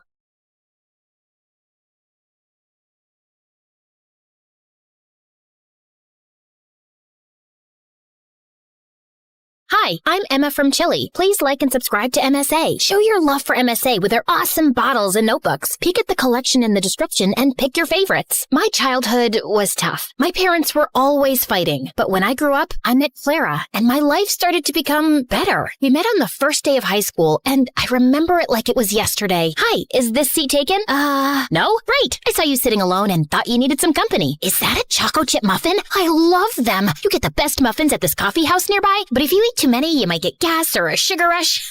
Sorry, I'm blabbering a lot, right? Kind of. You'll get used to it. I'm Emma, by the way. Do you want to be my friend? Trust me, we both need friends if we want to survive high school. Oh, okay. I'd like that. I'm Clara. Since that day, we were like gum. Clara was a pretty and shy girl, and me, well, I was the weird girl with a tiny obsession for Sherlock Holmes. You better not be asking who Sherlock Holmes is. Wow, that's an interesting outfit. It's my Sherlock Holmes uniform, Clara. I already told you like 1 trillion times. Yes, of course. How can I forget? The world's greatest detective, right? The best, the biggest, the most... Wait, are you teasing me? Wow, you figured it out. Guess you are good at detecting things. It's elementary, dear Watson. What? Oh, never mind. But despite my weirdy personality, Clara always stuck by my side until one day, everything started to break. I was coming back from school and saw Mom going crazy in rage. She was screaming at Dad, throwing his stuff outside, while Dad just looked like a deer in the headlights trying to stop her. Let go of my hand. That's it. I can't live with someone who scams others. We're done. Get out of my house. Please, not in front of Emma. Why? She should know what kind of father she has. Tell her how you scammed people into investing money in your little Ponzi schemes. Tell her that you're a liar and a crook. Go on. A mouse got your tongue? Mom kept kept screaming at Dad, and I just couldn't take it, so I ran away to my room and locked my door. Mom followed me and was still screaming, but I just lay on my bed, trying not to cry. And later that night, she came into my room. I know you feel horrible, darling, but it's for the best. Your father was a good guy, but now he prefers money over his own family. But what happened? I don't know, dear, but I do know that you and I are going to be just fine. We're a team. Remember that, okay? The next day, I went to school feeling worse than ever, but I saw Clara and I got a little happy. Hey,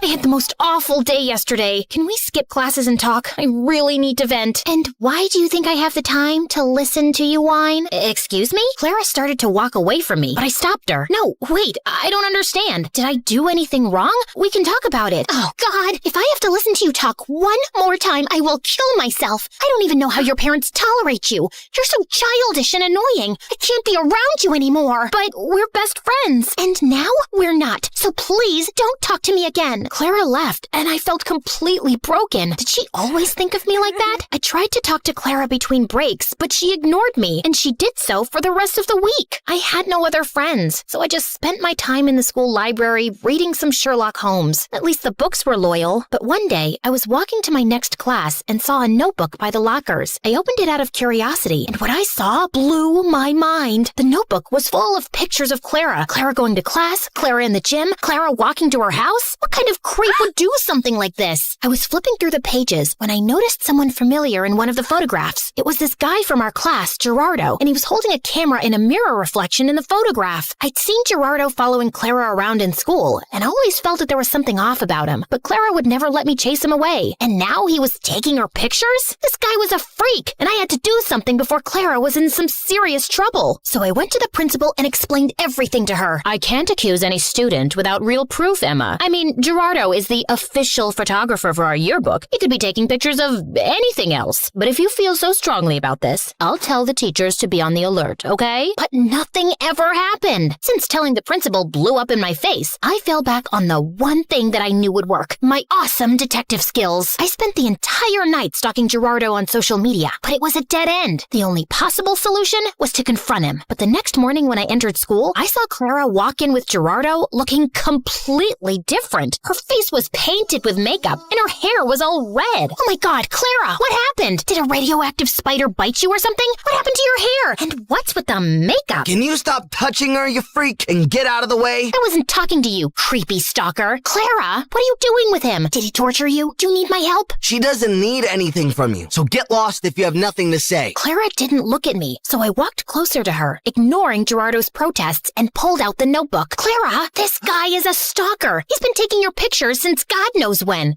Look, he's even in one of these pictures. Can you see that tiny little reflection in the background? Clara ripped the notebook out of my hands and finally looked at me, angry. What part of I don't want to be your friend didn't you understand? I don't care about your little detective games, okay? It's not a game. This guy is creepy and weird, and my boyfriend? He's my boyfriend, okay? Now stop insulting him with your dumb games and get out of my face. Clara stormed off before I could ask any questions, but Gerardo stayed, smiling at me. Thank you for finding my notebook. I was worried about losing my favorite photos of my girlfriend. Listen, I don't know how you brainwashed her, but she's not like that. I didn't do anything to her. I just offered her a quick way to earn money. What did you make her do? Why don't you ask her? He left with a victorious grin on his face, and I started to feel really worried about Clara. The next day, after the end of the school day, I was determined to save Clara any way I could, so I decided to follow Gerardo like a shadow. After a while, I saw him slipping through the school back gate and entering a scary dark alley. I hid behind a pillar and saw him wait there, and moments later, a bunch of guys came in on their motorcycles, each scarier than the next. How you feeling about tomorrow, boss? Pretty good. You have the motorcycle I asked for? Yeah, it's in Clara's house. Perfect. I taught Clara everything she needs to know about riding motorcycles, and I've told her to meet us right here tomorrow. I'm telling you, Clara's so ready for this race. She's gonna nail it. And what if she doesn't? Then we train her more till she can. But don't worry, I can feel that money is ours already. Everyone started cheering in celebration, so I got out of there before they saw me. I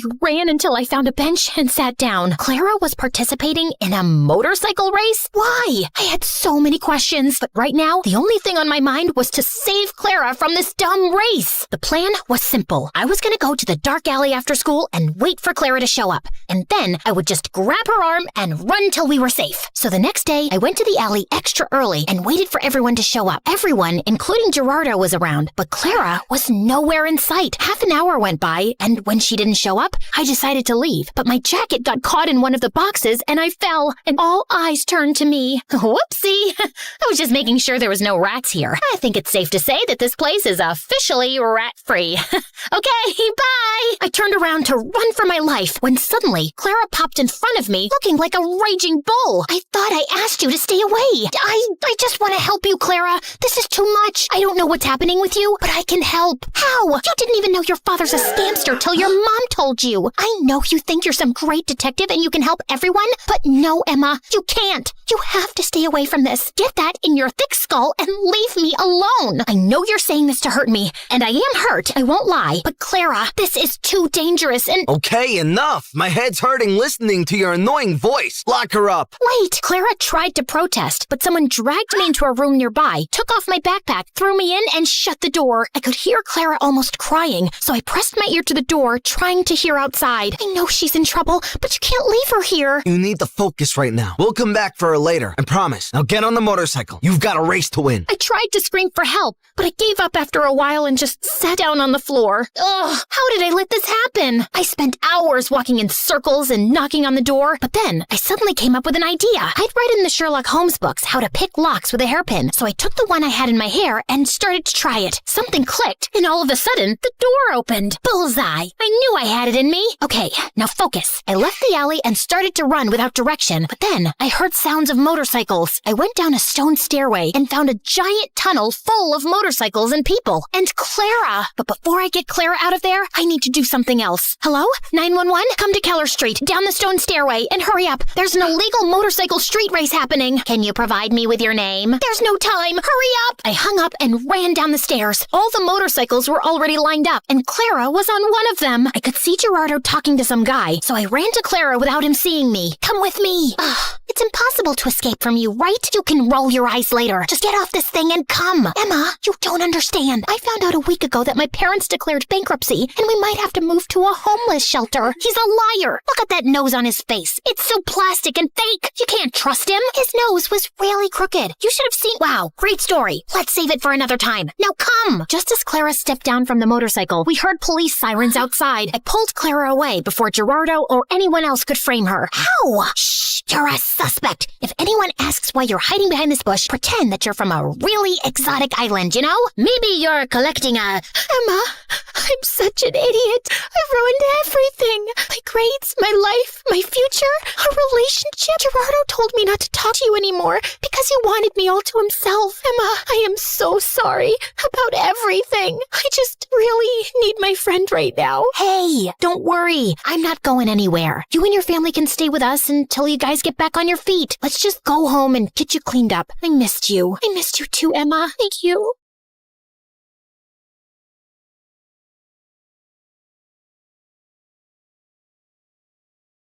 Hi, I'm Carly. This is my crazy story. Before I continue, please like and subscribe. I was born to a single mom who worked very hard to raise me and my twin sister Blake. Blake was born with a rare condition that impacted her kidneys, and she was always sick. Since Mom was busy juggling things at home and work, it was my duty to look after Blake. You can't eat milk with your hands. Drink it. Blake, don't chew on your gross shoes. Even Mom was extra paranoid about Blake, and she hardly paid attention to me. Like this one time when I was 6, Mom had to leave for some urgent overnight office trip, and she dropped us off at the neighbor's place. These are Blake's medicines. You know she drinks chocolate milk before sleeping, and I've also packed her favorite pink night clothes. Wait, where's my stuff? The bag's too small to carry both your things, but hey, I packed your toothbrush. You'll be okay, right? I wanted to say no, but Mom already looked tense, so I nodded and she left. Everything was going great, but right before bedtime, I went to get milk for Blake, and I heard a huge thud. I rushed to see Blake crying on the floor with a bleeding nose. Apparently, Blake was jumping on the bed with the neighbor's son, and he thought it would be fun to push her off of it. Thankfully, the injury wasn't big, but when Mom found out, she went ballistic on me. Carly, I trusted you to look after her. And I did. I was just getting her milk, like you asked me to. And she's okay, Mom. Everyone falls sometimes. Your sister isn't like everyone else. After that day, Mom banned both me and Blake from participating in any extracurriculars at school or playing in the park afterwards like other kids. I was always stuck at home with Blake, so I never really got a chance to make new friends. And those at school joined clubs and got busier. I missed having a normal life, but Blake needed me more. Mom got more paranoid with time and took special care preparing food for Blake. I knew how tired she was, so I'd get by with frozen meals. And over time, I started taking comfort in junk food, eating candy bars from the hospital vending machines while I sat in waiting rooms for hours. By 13, I was much bigger than most girls my age. One time, our aunt was visiting us and she hadn't seen me and Blake in a while. Look, I bought you girls matching outfits. Go on, try it. I'll just wear it later. What are you saying? Come here. Aunt pulled me to her and tried her best to fit me into the dress, but it barely got past my neck. I was so embarrassed. I went to my room and didn't come out till Aunt left. Don't be so sad now. So what if you're a little bigger? Easy for you to say. You don't have to wear clothes 3 times your age. You're thinking too much. Here, I got you these. Blake's health improved as we got older, and by 16, she was much better and put on medication to manage her condition. Soon after, Mom got married, and a year later, she delivered my twin brothers, Jake and Jonah. I was happy for Mom, but I could tell Blake wasn't adjusting so well. Oh, I want to pluck out my ears. They cry so much. I know for a fact Jonah hates me. He farted and gave me the stink eye. That one's a devil. I knew Blake didn't mean that. She just missed Mom since she was busier than ever. And I tried my best to make Blake comfortable, but she was constantly throwing tantrums and hardly ever helped me take care of the boys. Oh, Jonah pooped his pants again. Quick, hand me a nappy. Right. What's that? Forget it. Can you just warm up the milk? Actually, I don't feel so well. I'm getting a headache in my stomach. A stomach in my headache. You get the point, right? And when I asked Mom to hire a babysitter, she just gave me a lecture on money and expenses. My grades were getting affected too, and I was an overall mess. I knew it had something to do with my eating habits, so I started taking care of my health. I went for runs, ate better, and over time, I could see the results. One day I was jogging when I saw someone taking my picture, hiding in a bush. I caught him by the collar and dragged him out. What do you think you're doing? I just thought you were pretty. I'm good at taking pictures. Here, have a look. Wow, that's me? Yeah, whatever. But you should be asking me first rather than acting like a creep. I get it. I'm sorry. Can I make it up to you with some coffee? Fine, but I want a copy. Deal. Eli and I went to a coffee place close by and hit it off instantly, and soon we became good friends. He was into filmmaking and would always have his camera around his neck. Watching him, I got interested and tried my hand at handling a camera too, and it was love at first sight. Okay, so that's how you focus. Now look at that sunset. Beautiful, isn't it?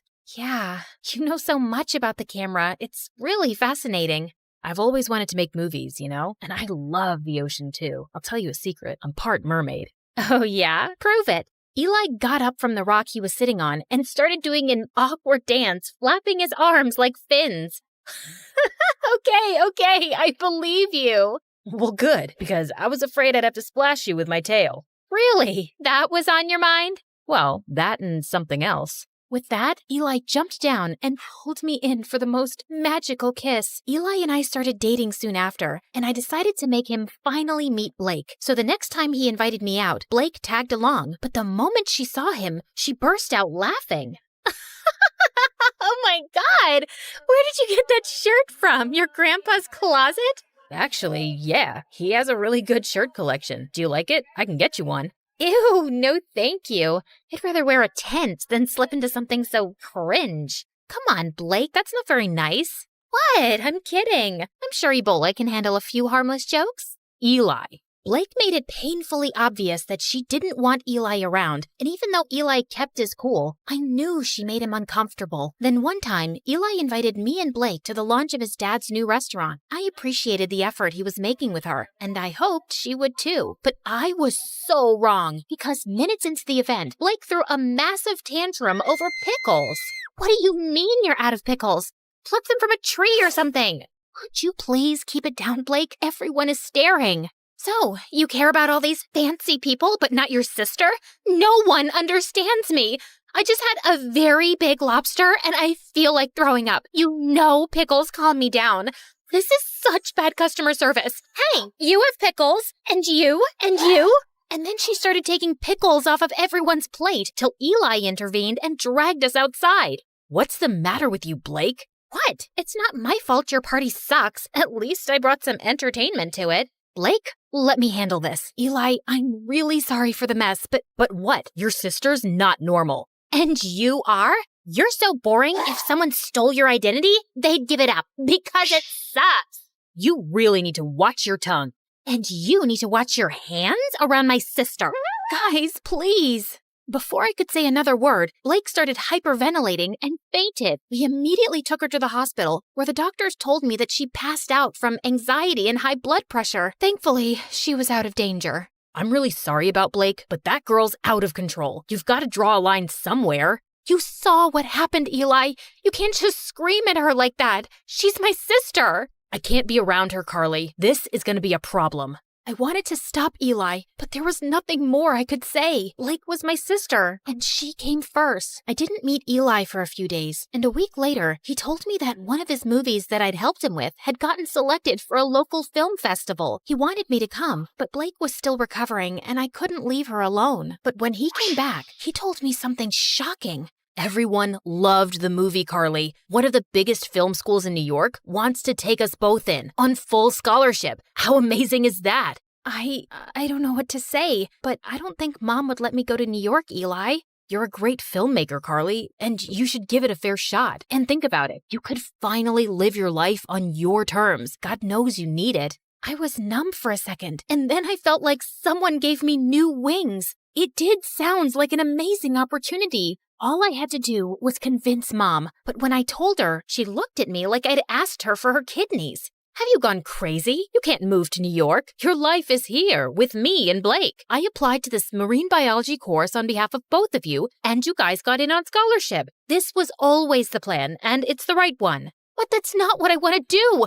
I want to make movies. I'm really good at this. Everyone says that. Everyone or Eli?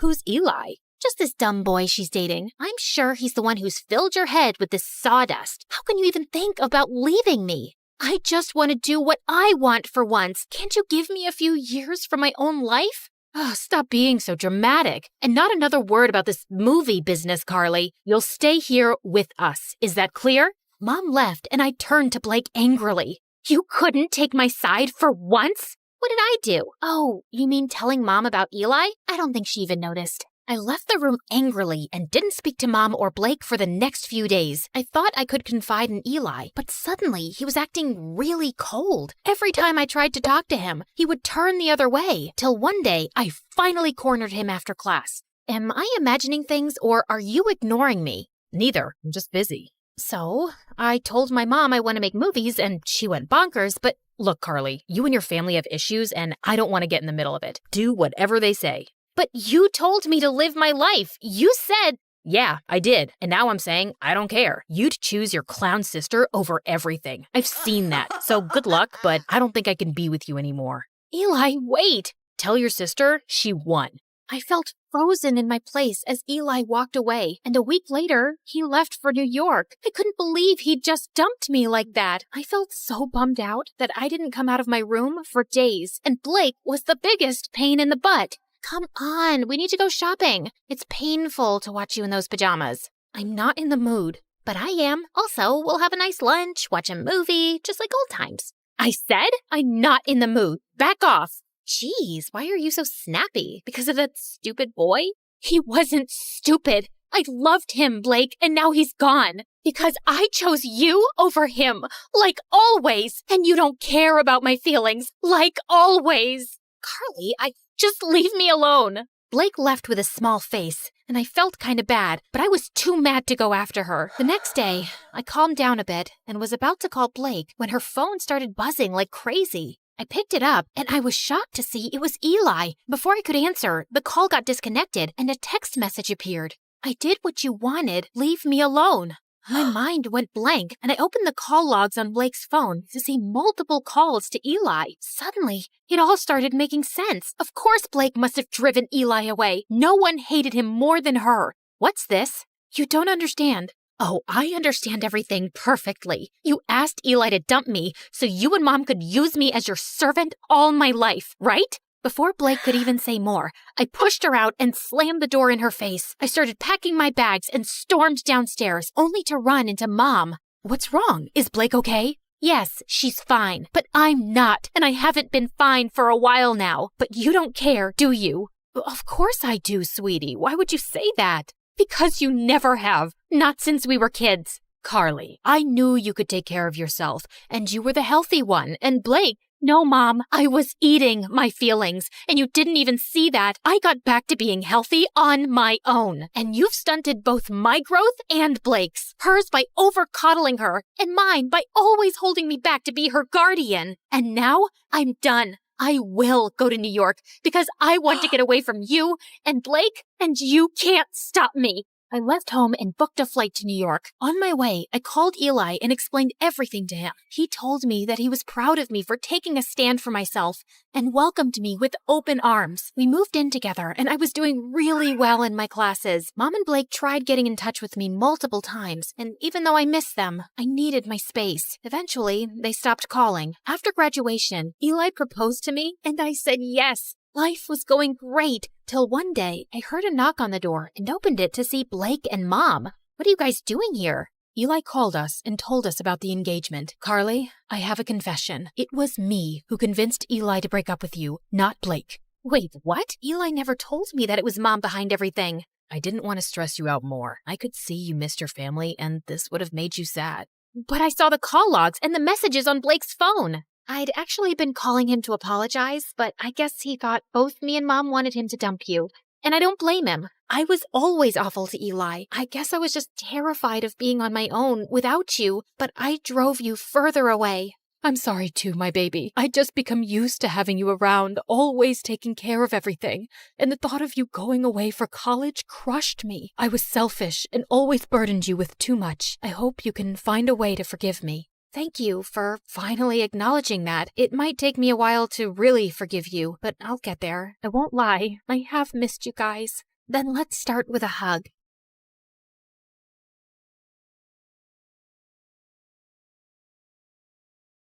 I was peacefully dozing off on a plane to China when suddenly someone yanked my hair and chomped on my ear like it was a snack. I whipped around to find a naughty-looking boy.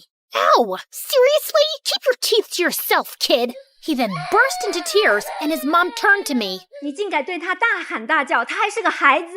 I wish I understood Chinese, but her dramatic glare made it clear I was the villain here. I tried to dive back into dreamland, but the woman next to me had other plans. She woke up and started chewing her gum like a goat who hadn't eaten for 300 years. It was so loud that people from 30,000 feet below could hear it.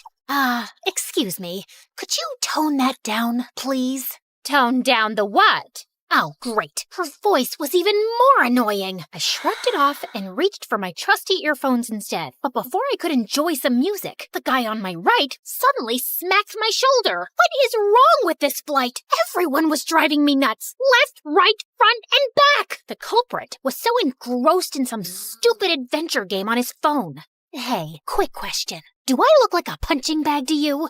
A little bit. You can't play your stupid game without attacking a real person, you know.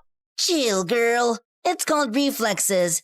Maybe if you had better ones, you wouldn't get hit. The audacity of this guy! I couldn't help but think, why do these online gamers waste their time in a virtual world when there's a beautiful one right outside the window? Real life is 1,000 times better. Or so I thought. Hi, my name is Alira, and I'm an aspiring photographer who loves traveling around the globe and capturing the most beautiful scenes and moments. I had always enjoyed doing it alone, but things took a wild turn when a weird and mysterious guy started tagging along and changed my life forever. Before I continue, please like and subscribe. After dealing with all those annoying passengers, I eventually fell asleep after listening to music while letting my imagination run wild. Soon enough, the plane finally landed, and I headed straight to my beautiful hotel. I took a short beauty sleep while waiting for nighttime to roll around, and when it finally came, I excitedly jumped out of my bed, took my camera, and immediately rushed outside. Stunning views, beautiful people, inviting lights, glowing lanterns, and the sweet traditional vibes of China.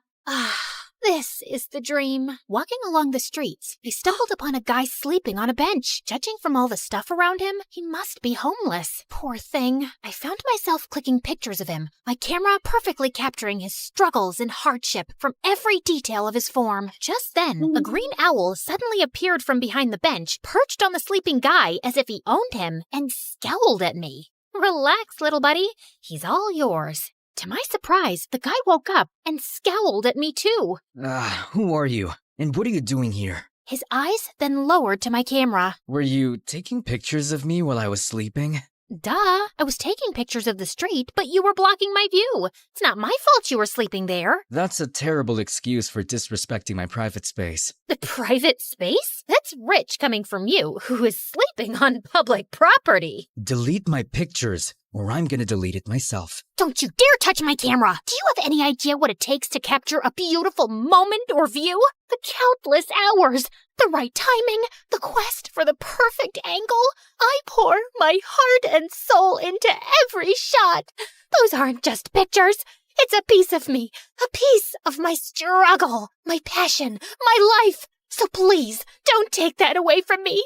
I trailed off when I realized that he was now holding my camera and swiping through the shots. But how? So you're not only homeless, you're also a snatcher. Give it back, you jerk. I lunged at him to retrieve my camera, but he suddenly vanished. I spun around, and he was still swiping.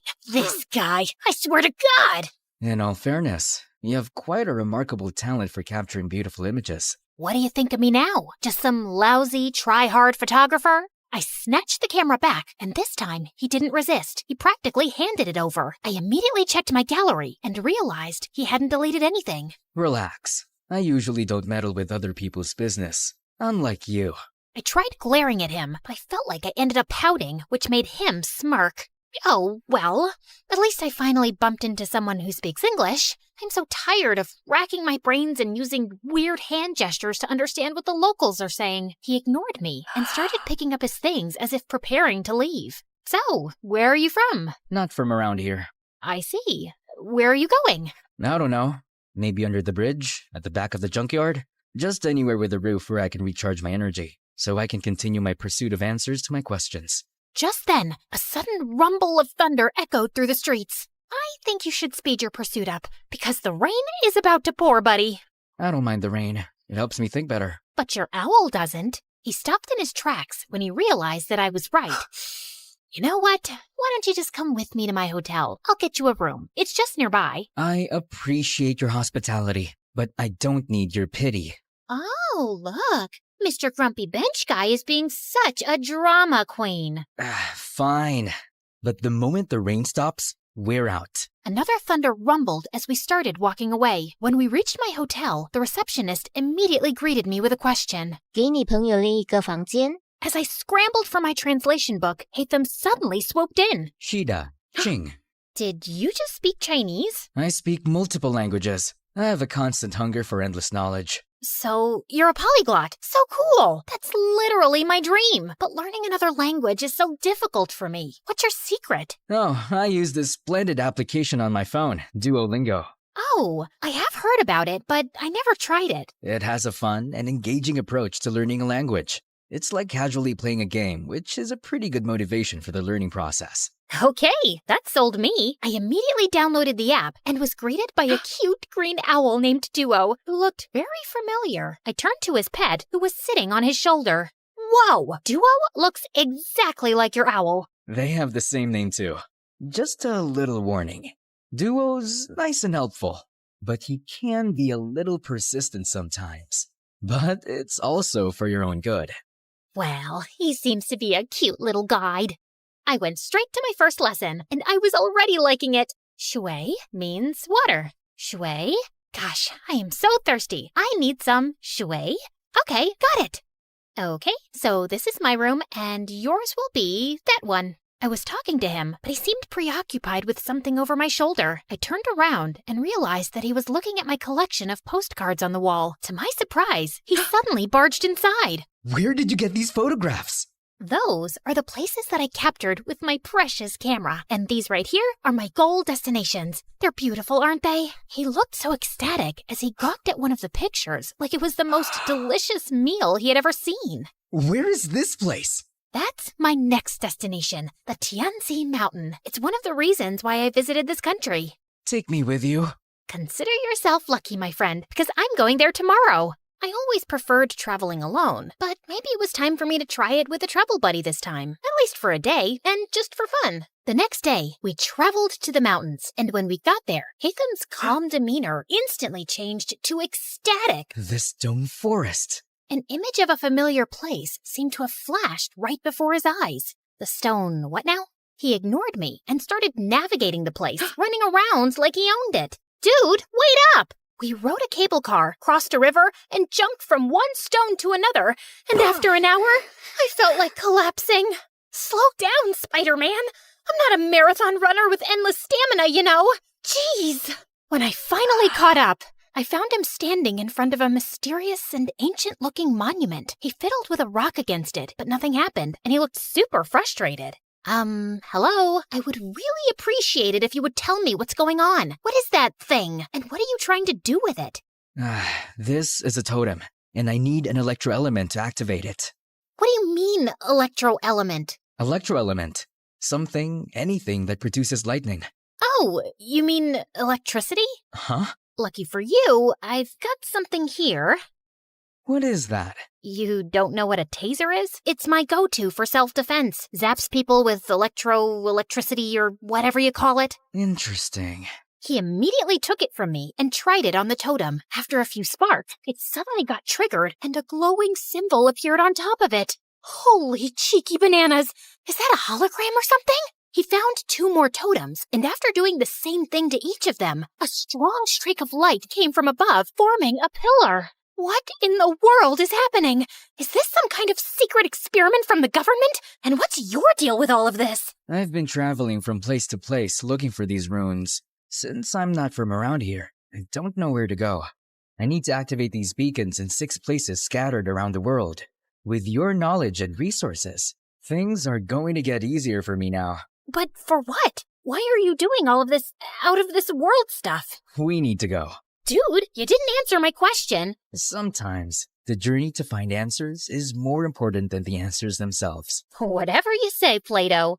After activating the first beacon, we embarked on a thrilling and action-packed adventure of a lifetime. After Tianzi Mountain, we rushed straight to Huanglong River, which Hatham kept calling Luhua Pool Liu. There, we had to light up some fire totems. There were 5 of them, but according to him, only 3 needed to be activated. Of course, those 3 we needed were surrounded by water. Great, right? Hatham was all business, using his fancy tricks to get those waterlogged totems blazing, while I just snapped pictures of these outrageous moments. Our next stop was the breathtaking Matterhorn in Switzerland, aka Dragonspine, according to my travel buddy, where we faced a puzzle with circular platforms and wall signs. The place was so cold that I had to huddle by fire torches just to keep myself from turning into a popsicle. I let Mr. Mysterious Smarty Pants solve the puzzle by himself, while I continued my Duolingo sessions. You know I can't miss those streaks. With each beacon we activated, I felt a mixture of excitement and curiosity. What was this leading to?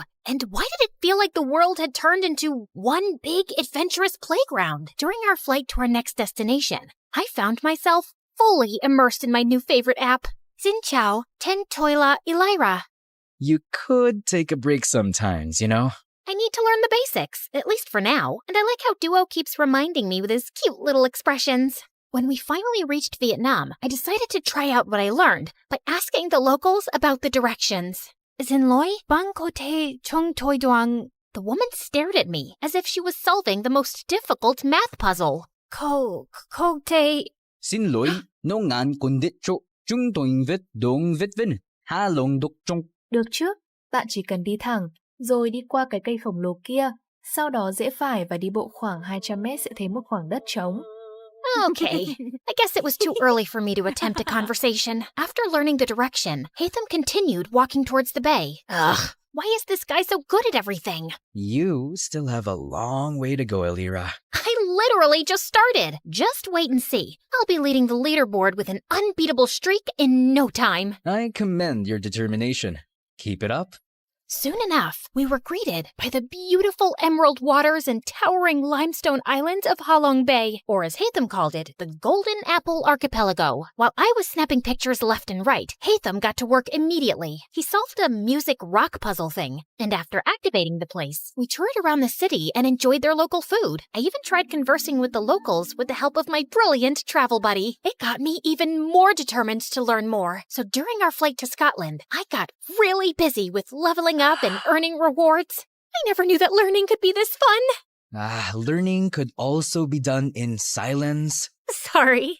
And soon, we finally reached our next destination, the Isle of Skye in Scotland, or as Hatham called it, the Star Snatch Cliff, Mondstadt. After walking around, we came across a green fan-like object. I watched in amazement as he applied some wind pressure to activate it, unleashing a powerful upward current. Whoa, that's so dope! So, what's next? Time to fly.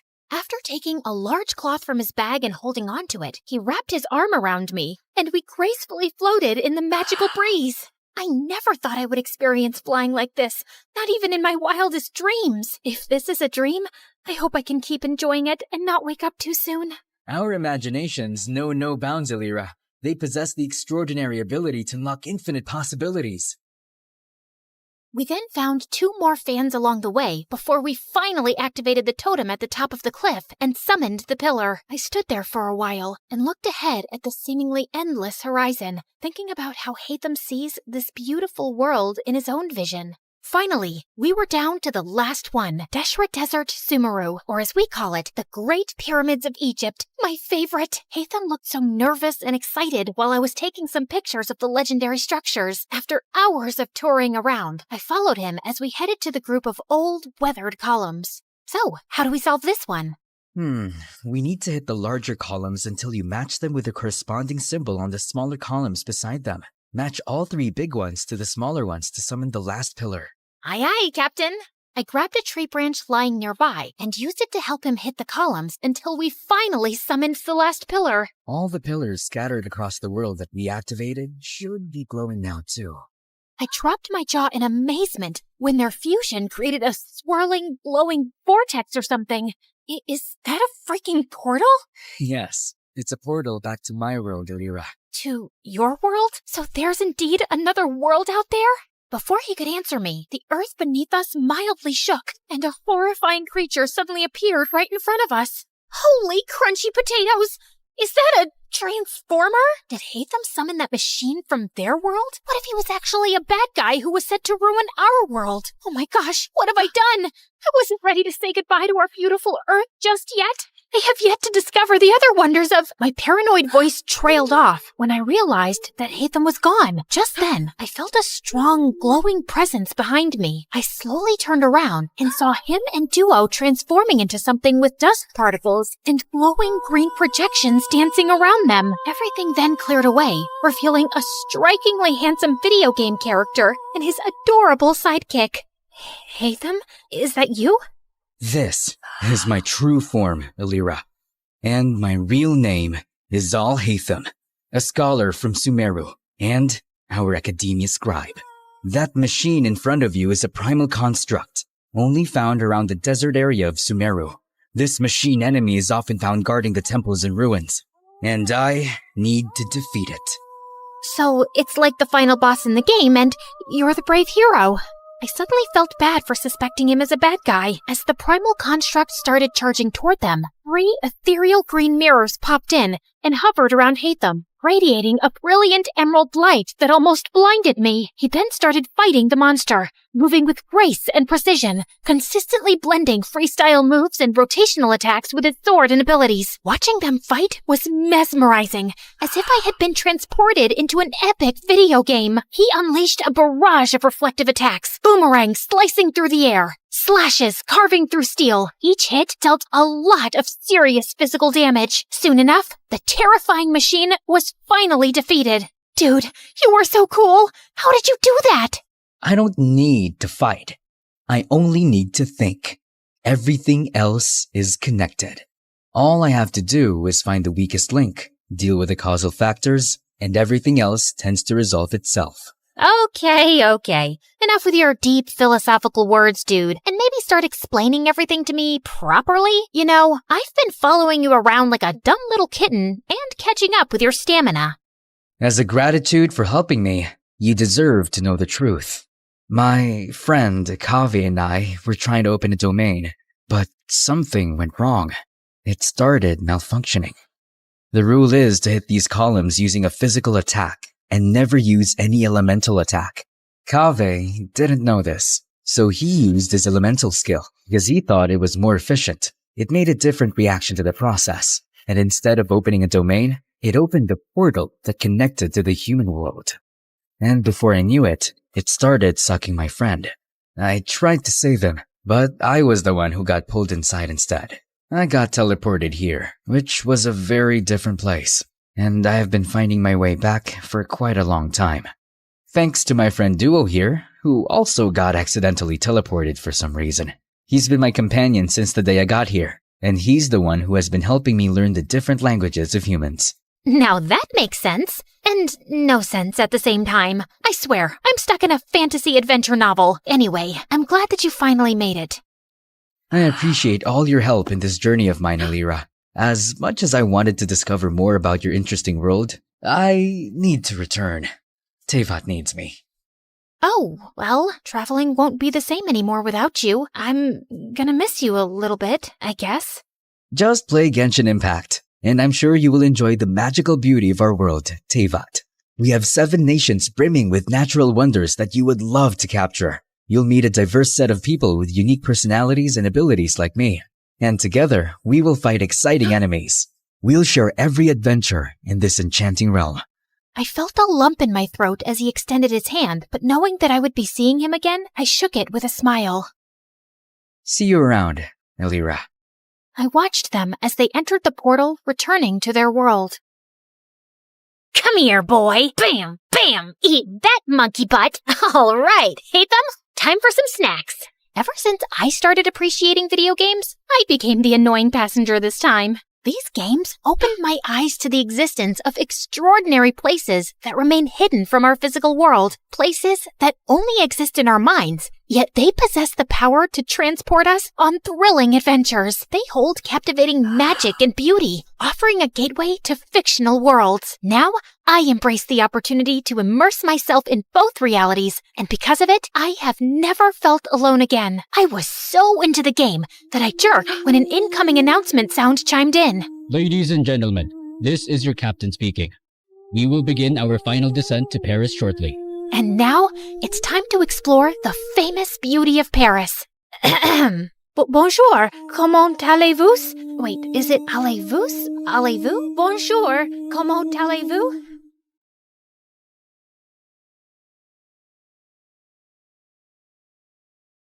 You're never here when my tears dry. You're never around to see me thrive. When it's my birthday or my day off, you got other plans and can't show up. Lots of little kids say they want to be an astronaut when they grow up, but I was one of the only ones who actually did it. Hi everyone, I'm Marisol from Dallas. Please like and subscribe. Okay, so I wasn't technically an astronaut yet, but I was getting close. I've gone to space camp every summer since I was little. While the other kids were doing basic algebra, I was solving complex calculus equations just like the engineers at NASA. My heroes were Valentina Tereshkova and Sally Ride, 2 of the first women to go to space. I wanted to follow in her footsteps and inspire other girls one day. My parents thought I was strange for only eating freeze-dried space food, but I didn't care. Maybe I wasn't an astronaut yet, but no one could say I wasn't living the lifestyle. I had to hide the food, though, because my little brother was always chasing our cat around the house and squirting her with space ketchup. Rodrigo, that only works when there's no gravity. My dad didn't approve of my dream to go to space. He wanted me to aim for somewhere more practical, like a courthouse or a hospital. But being a lawyer or a doctor just wasn't my dream. One day at school, I saw some students gathering around the bulletin board. I pushed through to see what they were looking at. It was a flyer for Space cadet tryouts? My heart leapt into my throat. This was exactly the opportunity I'd been searching for. The tryouts were this weekend at the Space Center in Houston. Now I just had to convince my dad to let me go. Absolutely not. It's out of the question. But Dad, an opportunity like this might only come along once in a lifetime. You need to focus on your studies. I have straight A's. You have chores to do. So if I get all my chores done before the weekend, you'll let me go? I could tell my dad was trying to think of another reason to say no, but I didn't give him a chance. Thanks, Dad. I mowed the lawn, trimmed the hedges, and vacuumed and scrubbed the floors faster than I ever had before. The house was spotless. But every time I told Dad I was finished, he just gave me a longer list of chores.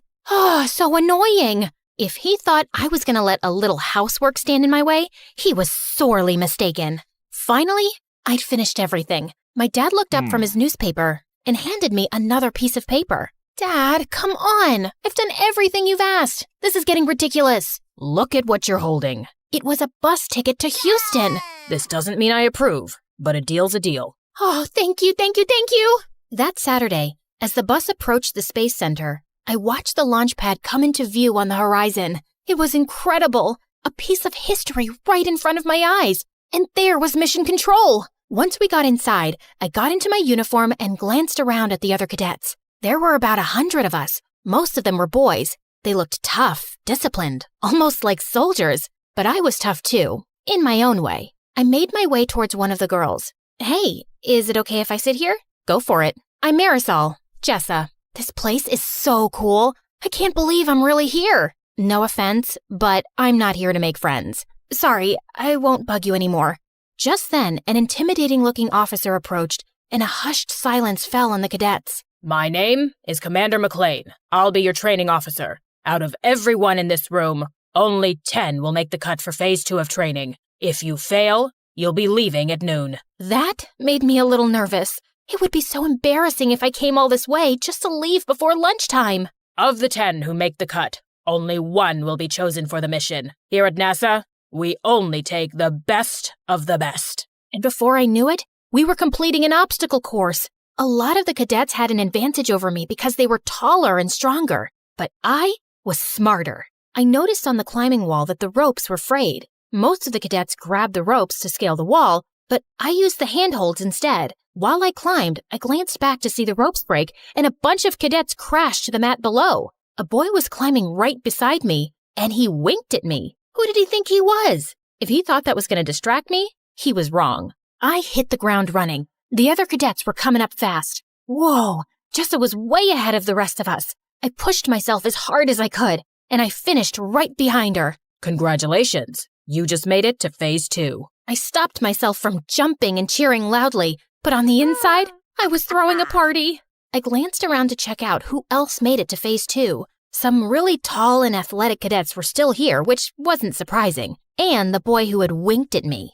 I was so excited and really wanted to chat with Jessa, or someone anyway. Here I was, in a room with 9 other people who shared my passion for space exploration. But maybe Jessa was right. They were my competitors, and I needed to be serious if I was going to be the top performer. Forget about everyone else and just focus on training Marisol. After lunch, the same boy winked at me again. I could feel myself blushing, but I was annoyed. I'm not here to make friends. Okay. Our next training exercises made the obstacle course look like a piece of cake. We had to master all kinds of skills, like working the life support systems, orbital mechanics, and space medicine. Thankfully, all my time practicing calculus equations gave me a huge leg up here. The next exercise was the one I'd been most excited to try. Zero gravity training. We floated around the chamber like it was a sea without water. It was amazing. Be aware, your bodies are not yet used to the effects of zero-G. Most of you will get space motion sickness. Sure enough, when I looked over at the boy who'd winked at me, his face turned green and he threw up. I didn't mean to, but it made me laugh. I caught the boy's eye and he grinned at me. Jessa was floating around like this was just another walk in the park to her. She was the only one who didn't get sick. During our next break, I decided to explore the Starship Gallery. There were a bunch of spacecraft and even a real moon rock on display. I thought I was alone, but then I noticed the boy checking out the lunar module. It's incredible, isn't it? I'm Nick. It really is. I'm Marisol. It's so wild to actually be here. I've been dreaming of this since I was 2. My bedroom is covered in planets and stars and model rockets. I'm embarrassing myself, aren't I? Your room sounds a lot like mine. I've been obsessed with space ever since my dad bought me my first telescope when I was little. I think he regrets it because all he talks about now is me becoming a lawyer or a doctor. He probably worries about you. This is a dangerous job. It's not that. He doesn't believe it's a realistic dream. Not for most people, maybe. But he didn't see how impressive you were in training earlier. It's nice to talk to someone who cares about space like I do. I felt Nick's fingertips touch mine. It gave me butterflies. Surrounded by all the spacecraft, in the dark with the little starlights on the wall, it was almost like we were really in space. Nick leaned in to kiss me, but at the last second I turned my head. I'm sorry. I really do want to, but I can't. This is my dream. I can't afford to get distracted. No, I totally get it. I was glad he took it so well. He really did seem like a great guy. Under different circumstances, I would have kissed him in a heartbeat. But this wasn't the time or place. You know this means I'm gonna do my best to beat you, right? I'd expect nothing less. Our break was over. Now it was time for something super cool. The space flight simulator. It was awesome at first. It was so realistic that it was easy to forget we were on the ground. But then an emergency alarm started to beep. Mission Control, we have a problem. There was an explosion in the service module. It ruptured oxygen tank number 2. I redirected power to our primary oxygen tank, but then a second alarm started beeping. Red lights were flashing everywhere. There's a line ruptured in your primary oxygen tank. You're losing oxygen fast. I did my best not to panic. My hands were shaking. Wow, this was intense. All the cadets were scrambling to figure out how to solve the problem. Remember, only one of you will be chosen for the mission, but this is a group exercise. If you can't work together as a team, you won't survive. Jessa and I locked eyes. Marisol, can you calculate how much oxygen we have left? On it. Nick, I need you to shut down all non-critical systems to conserve energy. Copy that. At our current rate, we'll run out of oxygen in 10 hours. That's not enough time to complete our mission. I'm going to try and bring us in for an emergency landing. All of us got to work, nervous and sweating, but we were in sync. It's too rocky. There's no safe place to land. You got this, Jessa. We believe in you. Even though it was just a simulator, I had to admit, it was scary. What if this happened on a real mission? That's what you're preparing for, Marisol. So if it does, you'll be ready. Suddenly, the emergency signals were silent. We all looked around at each other, breathless. Congratulations, cadets. You've just successfully executed an emergency landing. All of us cheered. I even gave Nick a hug. We really pulled together and overcame the odds. It made me stop seeing the other cadets as my competition. They were good people who wanted the same thing I did. And when one of us succeeded, we all did. Later, I was hanging out in the observation area overlooking the launch pad. The sun was setting outside, and it cast a beautiful glow on the shuttle. Mind if I join you? Of course not. I'm sorry if I was rude earlier. The truth is, I was afraid if I opened up, it would make me vulnerable. And it's already hard enough, especially for girls. I know what you mean. You really had my back in the simulator. We're a team. When one of us succeeds, we all do. Friends? Friends. You know, I think you have a really good chance of being chosen. Really? But you're like the best pilot here. I can't do math like you can. Let's make a pact. No matter which of us wins, or if neither of us do, we'll still support each other. Deal. The next morning, it was time for the announcement. We gathered around and waited for Commander McLean. I think everyone was too nervous to chat. Finally, the commander approached. All of you did good work here. I want everyone to walk out those doors with their heads held high. But as I said, there can only be one. I tried so hard to keep it together, but I was dying to know who was chosen. Cadet Jessa, congratulations. You're our top performer, and you'll be joining our crew for our next mission. I felt all the wind go out of my sails. Don't get me wrong, I was happy for Jessa, but I'd wanted this all my life. I'd gotten so close, and now it was out of reach. Still, I told Jessa I'd support her, and I meant it. I gave her a big hug, and we promised to keep in touch. Nick and I exchanged numbers too. When I got home, I looked around my room. Maybe it was time to grow up. I took down my space stuff and put it in a box. Then I decided to take one last look through my telescope. Orion and the Big Dipper were shimmering in the sky. It was so hard to say goodbye. What are you doing? You were right. I should find something more realistic. Please, don't say I told you so. Oh, Marisol, I wasn't right. You were. What? Maybe being an astronaut isn't the most realistic goal, but that doesn't mean it's not achievable. This world needs dreamers. If anyone can make it happen, it's you. From that moment on, I never doubted my path again. I was going to give it my all, no matter what the odds were. And maybe, just maybe, one day I would inspire a little kid, just like my heroes inspired me.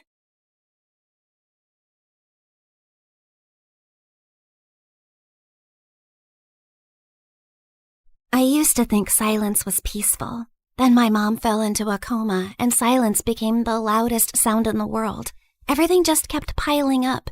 And worse, it was just the two of us. No rich dad, no secret inheritance, no billionaire auntie waiting to adopt me and fix my life. I tried to stay strong, but when the nurse gently reminded me again that we still had unpaid bills, something inside me finally cracked. I just nodded, locked myself inside the restroom, and finally broke down. I had already sold almost everything I loved. My iPad, my sweatshirts, even the tiny cute things that used to make me happy. What else was I supposed to give? My hair, both of my kidneys? I had almost lost hope. Please, I'll do anything. I'll study harder. I'll stop complaining about homework. Okay, maybe not completely, but I'll try. I won't even call the mean girls at school ugly goblins anymore. Just, please, I need a miracle. Just then, I heard a calm woman's voice speak. If you want a miracle, then look up. Wait, like treasure? You are reading it right. A special treasure awaits you. Is this a prank or something? Hello? I slowly turned around, expecting a hidden speaker or a hospital ghost with good acoustics. But there was nothing. I did not just hear a bathroom wall answer me. The wall did not answer you. I did. This is stress. People cry too hard and start hearing things, so this is totally normal, right? Just then, an arrow beneath the message suddenly started glowing. First I'm hearing things, and now I'm seeing things. What's happening? Believe your own eyes. Only that which you see is true. What is unseen is but an illusion. Okay. Let's say I believe you for 3 seconds. So, are we talking about gold? Money? Something that I could sell for millions? Because I don't need some riddles right now. I need some miracle, or at least some actual cash. Or some treasure valuable enough to change your fate. Whether it becomes salvation or disaster depends on who finds it first. And right now, you're already running out of time. Out of desperation to save my mom, I eventually gave in. I followed her out of the restroom, through the hallway, and toward the exit while she narrated every tiny step like a freaking GPS. Continue forward, and please do not look suspicious. Proceed to the exit. Step over the small crack. Avoid the wet spot. Lift your foot slightly higher. There is an unpleasant object 2 centimeters ahead. I stepped down, and my whole body froze. Oh, my apologies. I meant there was an unpleasant object 2 centimeters ahead. Too late. Soon, we reached a narrow alley between 2 old buildings. Miss, are you sure this is the right way? The path continues forward. Though I understand your hesitation, narrow passages often awaken the mind's instinct for danger. However, if treasure were always placed in bright, comfortable places, far few people would learn anything from searching for it. So, that's a yes? Oh, that pretty summarizes what I've said. So, yes. I finally stepped into the alley, and thankfully it was only normal scary and not dangerous and life-threatening scary. Just then, everything went silent all at once. Even the dramatic pigeon on the street shut up. Miss Lady Voice? Hello? Are you still here with me? Don't worry. I'm here. Just keep walking. Do not turn back yet. Step back and just breathe slowly. I only asked if you were there. And I answered with additional guidance. The alley stretched longer than it should have. Soon warm wind rushed past me, and when I looked back, the alley was gone, and I was now standing in an open field under a bright blue sky. Holy yummy cheese balls! Did I just teleport to another place? I also noticed a small glowing orb floating in front of me, shining softly like a tiny star. Yes, you have arrived in Mondstadt, the city of freedom, a land of wind, songs, nights, and many stories carried through time. I realized that the glowing orb pulsed when the voice lady continued yapping. So that meant her voice now had some sort of a body? So you mean I'm not somewhere in Europe and not dreaming? Yes, this is not Europe, nor is it a dream. A world with its own laws, gods, stories, wounds, and miracles. Why am I exactly in this unfamiliar land? I just want my mom to wake up. Then keep walking, Sabrina. The treasure hunt begins here. Fine. If this treasure can really give me a miracle, then lead the way. Watch out! Explosive encounter highly likely nearby. Explosive what?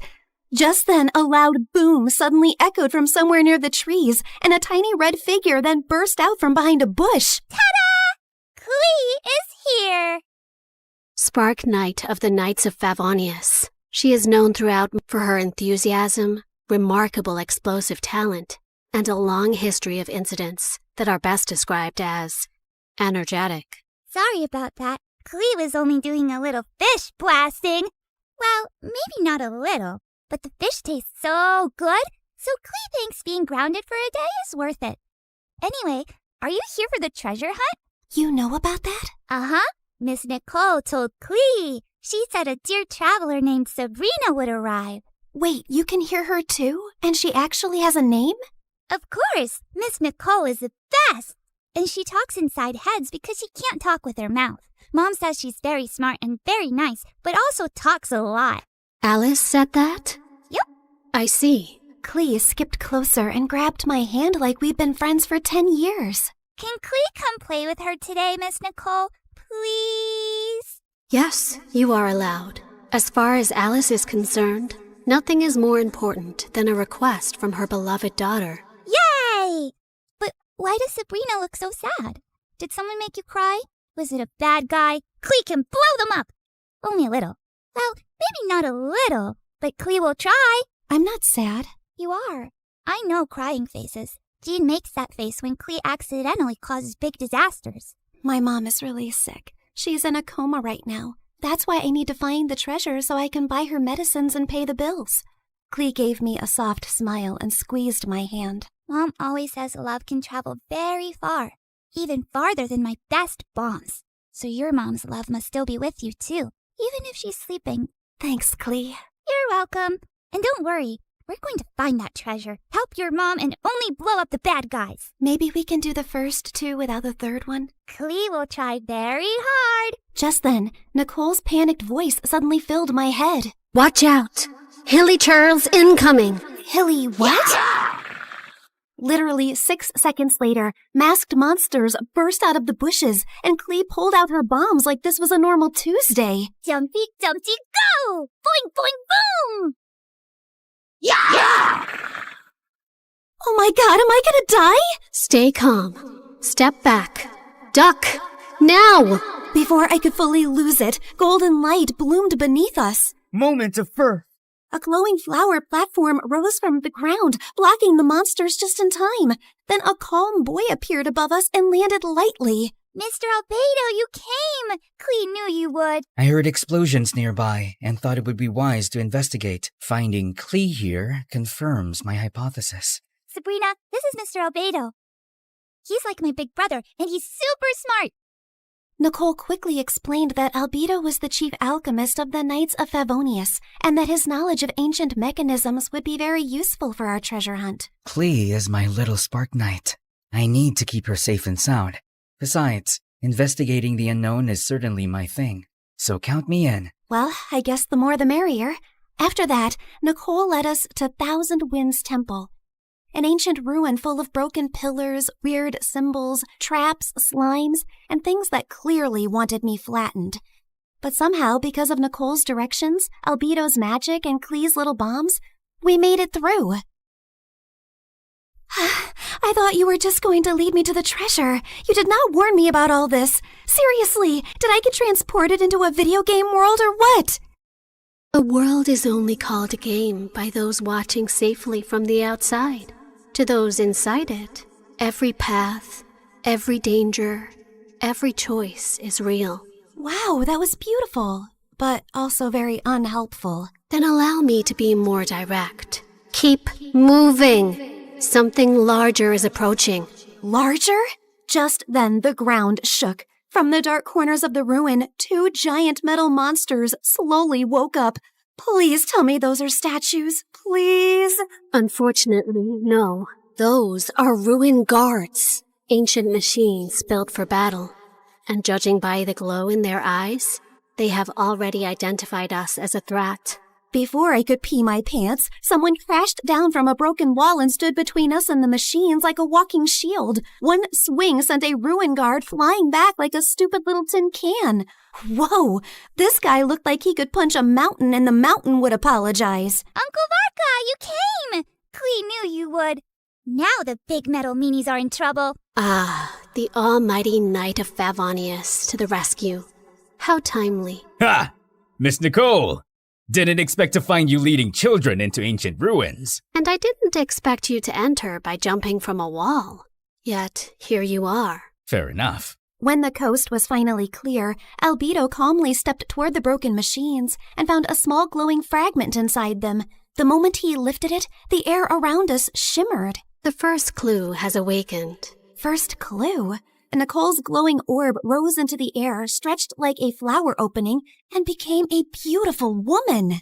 Well, there you are. I was wondering how long you planned to stay as a floating light. Wait, you're Miss Voice Lady? You actually had a physical form this whole time?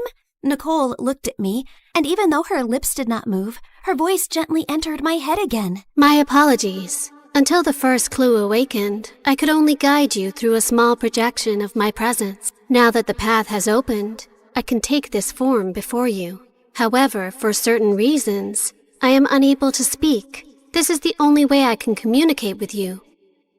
Now then. She continued yapping for 8 more minutes straight.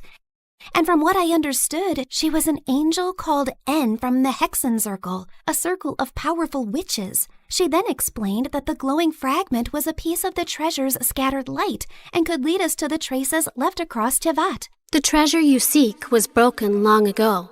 Its light scattered across Tevat, leaving traces behind. This fragment will reach those traces. The brighter it shines, the closer we are to the treasure. Across Tevat? As in, this whole world of yours? Several regions, yes. That means a long trip, but don't worry. With Miss Nicole's incredible sense of direction, we'd never have to worry about getting lost. Yay! More big adventures! Wait, no, not yay. I need to go back. I have classes tomorrow and a sick mom in the hospital. Nobody told me this treasure hunt came with a lot of obstacles and a whole world tour. I understand. Your fear is not unreasonable. But the treasure you seek cannot be reached by standing still.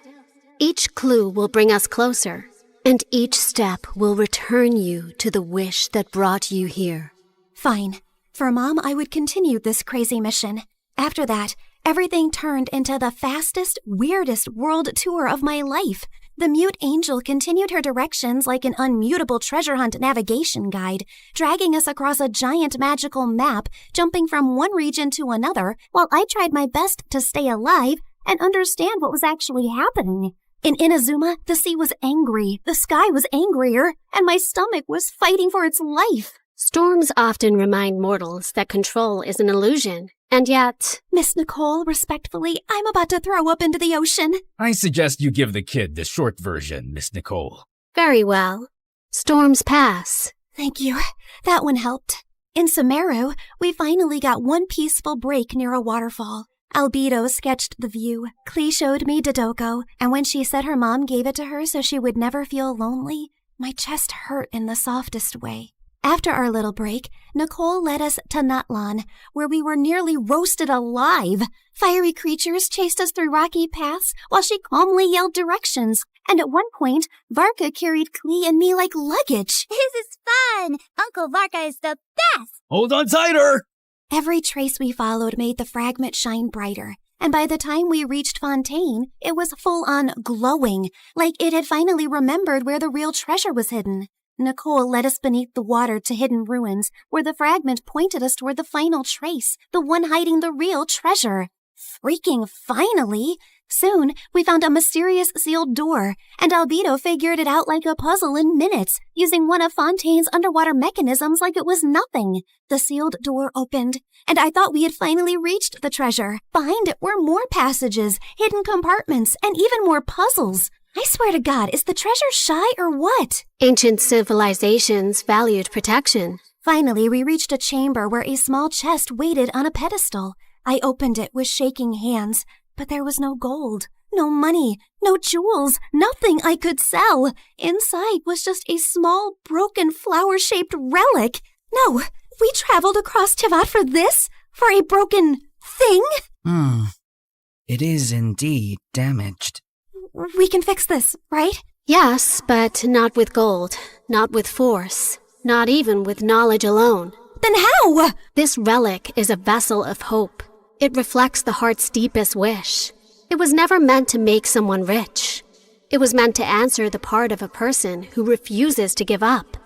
I stared at the tiny broken flower and slowly understood. The treasure was never something I could sell to fix my life overnight. It was hope.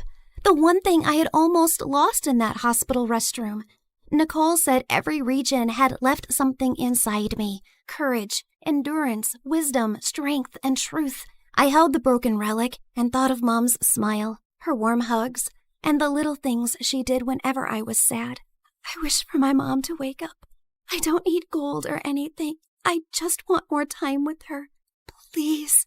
Just then, the relic started glowing. Golden light filled the cracks, and the broken petals slowly repaired themselves until the flower became whole again. You fixed it! The restoration is complete. The way home can now be opened. A portal appeared behind us, and my chest hurt when I realized I was really leaving them. They were supposed to be just my treasure hunting team, but somehow they had become my friends. Klee hugged me first and gave me a tiny Dodeko charm. So you won't forget Klee. Fear doesn't mean you're weak. It means what you're fighting for matters. Always remember that, kid. If fate allows us to meet again, perhaps we could continue this conversation over dessert. You asked for a miracle, but you were the one who kept walking toward it. Remember that, too. After a tearful goodbye with them, I finally stepped into the light. When I opened my eyes again, I was back in the hospital restroom. I thought it had all been a dream until I felt Klee's Dodoku charm in my pocket. So it was real. Everything was real. I ran back to Mom's room. The bills were still there. Mom was still sleeping. But I felt different. Scared, yes, but not empty and hopeless anymore. One day, my seatmate was secretly playing some online game called Genshin Impact. And the second I saw her screen, my soul almost left my body. The characters looked way too familiar. And then it hit me. So I was in a game? That night, I downloaded the game beside Mom's hospital bed. And when Nicole's banner finally appeared, I pulled for her. Not gonna lie, I really miss her voice and her endless yapping about lore and random facts. Step into the world of Genshin Impact, the open-world action RPG where you explore, battle, and uncover the secrets of Tivat across PC, mobile, and console, all seamlessly connected. Experience exciting new adventures in Luna 7 Truth Amongst the Pages of Piranha, featuring powerful new weapons, fun minigames, and exciting rewards to enjoy. Uncover a brand new story chapter in Sumeru. Meet new Wishbanner characters like Nicole, Prune, and Lowen. One afternoon while I was studying beside Mom, her fingers finally moved.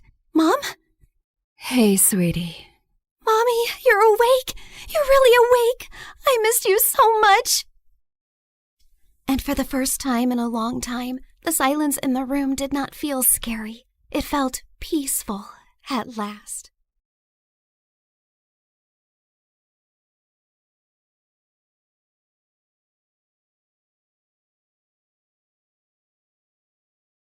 Your mom, she isn't okay. There will still be other hospital expenses. and you girls will have to figure out something soon. Do you have any relatives? Of course. I'd do anything for you, Claire. Can you tell me where the trial patient files are? When we visited Mom next at the hospital, I was able to slip away and retrieve Mom's file and another patient's who was receiving the drug. That night, Meredith and I used every Photoshop skill we had to make duplicate copies, complete with the hospital seal and everyone's signatures to ensure that Mom was the patient chosen for the treatment. And the next day, I slipped the files back in. I knew what I'd done was wrong, and I'd broken at least 5 different laws. But as I walked away, I didn't feel like a criminal at all.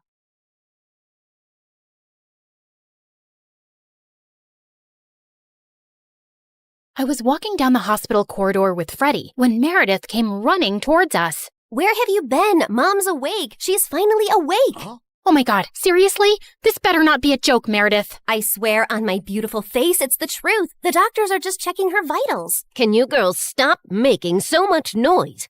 It's a hospital. Oh, shut it, nurse. We're in the coma ward. Who are we disturbing here? Don't you want these people to wake up? How dare you talk to me like that? This is preposterous. That's not even a real word. Remind me to buy you a dictionary. How did you become a nurse? Jeez. We ran down to Mom's room to find her fighting off the doctors. She jumped onto her bed like an animal and started screaming at them. Where am I? Are you doing science experiments on me? You will not touch the daughter of Vladimir. I learned how to catch fish with my bare hands when I was 3 and tackled a bear when I was 5. You think you are any match for me? Ma'am, we mean no harm. We're your doctors. How are you old enough to be a doctor? You have a pimples like a teenager. I'm fully qualified. Shut up, little boy. Tell me where I am before I take your eyeballs out and play bubbles with them. Mom? Mom turned and stared at me with wild eyes. Let's get out of here before she attacks us. For once, I agree with Meredith. Who are you? And what did you just call me? Hey guys, the last time you saw me, I was walking down a hospital corridor after switching the clinical trial files. That was 2 years ago, so let me get you up to speed on everything that's happened since then. Mom entered the clinical trial, and her tests started showing signs of progress, but she didn't come out of her coma anytime soon. Freddie tried to help us, but Meredith and I had to learn to manage on our own. And it turns out, there's a lot you can steal from a hospital. We never had to buy toilet paper or cleaning supplies again. And we always had endless cups of pudding and Jell-O. Meredith, is that diaper cream you're putting on your face? A girl's gotta moisturize. It's very hydrating. My face is as soft as a baby's butt. What did you score today? More useful things like new bed sheets, pads, towels, and batteries for our TV remote. Time for our show and more Jell-O. Woohoo! But we still needed money, and after high school, we went back to our conning ways. I always pushed away the guilt and justified it to myself with things like, we needed the money, we had no other choice. But I have to admit, I also felt a thrill every time we outwitted someone and got away with it. It started out small, like hitting venues of concerts and games in different cities and selling fake tickets to desperate fans, hoping to get in at the last minute for twice the regular price. By the time they figured the tickets were bogus, we were gone. Or going to the American Idol audition venues and convincing hopeful contestants that we were part of the TV show crew, and we'd get them through to the next round if they paid us a little money. Then, we set up an Instagram matchmaking business account with tons of fake success stories. We were getting booked for our services by loads of women. We'd always meet at the client's house in disguise. What is this exquisite dessert? It's like a cloud melting in my mouth. It's a Japanese cheesecake, delivered fresh every day from Japan. You are just the kind of people I like. Ow! Let's get down to business, shall we? Wow, I mean, this cake. Yes, business. This is your daughter? Oof. We know she's a bit plain. And she's 6 feet tall? With that face? Is her case hopeless? Oh no, we've dealt with a lot of uggos before. Believe me. Ow! What my partner means is there's someone for everyone out there, and we're experts at making those two people meet. We'll need a small advance, and we'll bring you a portfolio of suitable bachelors in a week. You'll be the mother of the bride soon, watching your little giraffe walk down the aisle. Sounds good, right? Make that check to cash, please. Can you also pack the rest of this cake? We'd take the advance, keep in touch for a few weeks saying we were gathering options, and then disappear. Of course, people soon started commenting on our page, calling us frauds and reporting our account, but we made a good amount while it lasted. We tried out a wedding planner service next. That's a gorgeous cake, but it's so expensive. But it goes so perfectly with your pink and white theme. Also, we're planning to order 2,000 pink and white roses. And an ice sculpture for the reception area. How much will all this cost? You can't put a price tag on happiness. Daddy will have a heart attack. He's gonna have one anyway. I just saw him eating a block of cheese. Why should that stop you from having the wedding of your dreams? Really, you deserve the best on your big day. Okay, I'm sold. Let me write you a check. When that went bust, we became travel bloggers and influencers. With our huge number of fake followers, we managed to get into the best hotels for free as long as we wrote a review. When I'm rich, I will buy a hotel and live there. They have the best beds. Room service? Yes, we'll have 2 lobsters, 4 sushi platters, 2 beef burgers with fries, the prawn tempura, the fish tempura. Okay, anything with the word tempura. And why don't you bring up the entire dessert menu? Thanks. Of course, none of these businesses lasted too long, and we were always on our toes, traveling from place to place, changing disguises, trying not to get caught. The only person who had any idea of our activities was Freddie. But whenever we went back home, he was always happy to see us and never asked questions. 2 years had gone by like this, and Mom was finally awake, except she didn't remember being our mom. Now, we had no chance to ask her about the fake IDs and laptop we'd found, because all she seemed to remember was her childhood in frickin' Russia. We showed her pictures of us together, and the doctors explained that she'd lost most of her memory, and they were unsure if she'd regain it. Oh, my girls. I am so sorry I don't remember anything about you, but I feel a connection to you, as strong as the frost on my toes, walking barefoot in snow, and as sweet as the smell of my grandmother's honey cakes, and as deep as the violet skies of Siberia, and— Yeah, we get it, Mom. We love you too. As the 3 of us sat in a cafe later, I was still trying to process everything when I saw Meredith had a faraway look on her face. I know that face, Em. What are you planning? Oh, nothing. Just thinking how excited Arthur will be when he finds out Mom is awake.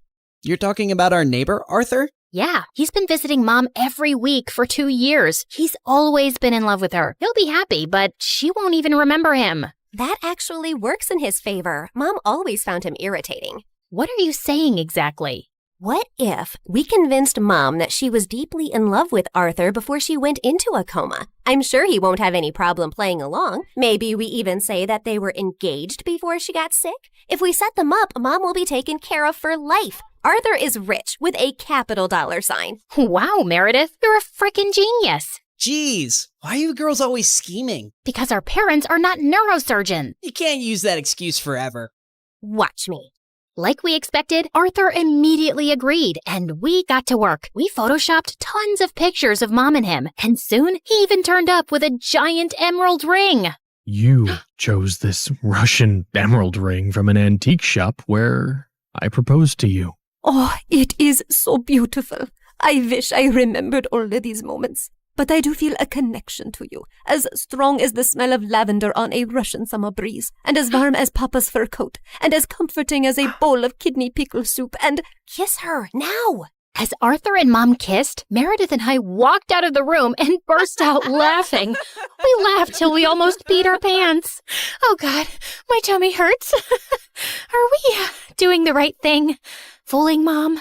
She's no fool. She asked me how rich Arthur is yesterday. Now she feels very connected to him. And within a month, Mom was walking down the aisle in a grand wedding in Arthur's garden. Of course, Meredith and I had made all the arrangements and totally overcharged Arthur. I promise to cherish and to love you forever, and follow you to the ends of the earth. We will go to Russia and start our new life there in the lovely house you have bought me as a wedding gift. And yes, I will cherish and love you and whatever, etc., etc. Now you may exchange rings. Did you just hear what I just heard?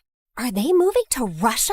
That can't happen. Is it too late to object to this wedding? Shh! You guys are ruining the ceremony. What's wrong with you? Are you a moron? You know she can't go to Russia. Why not? She's Russian. Isn't she?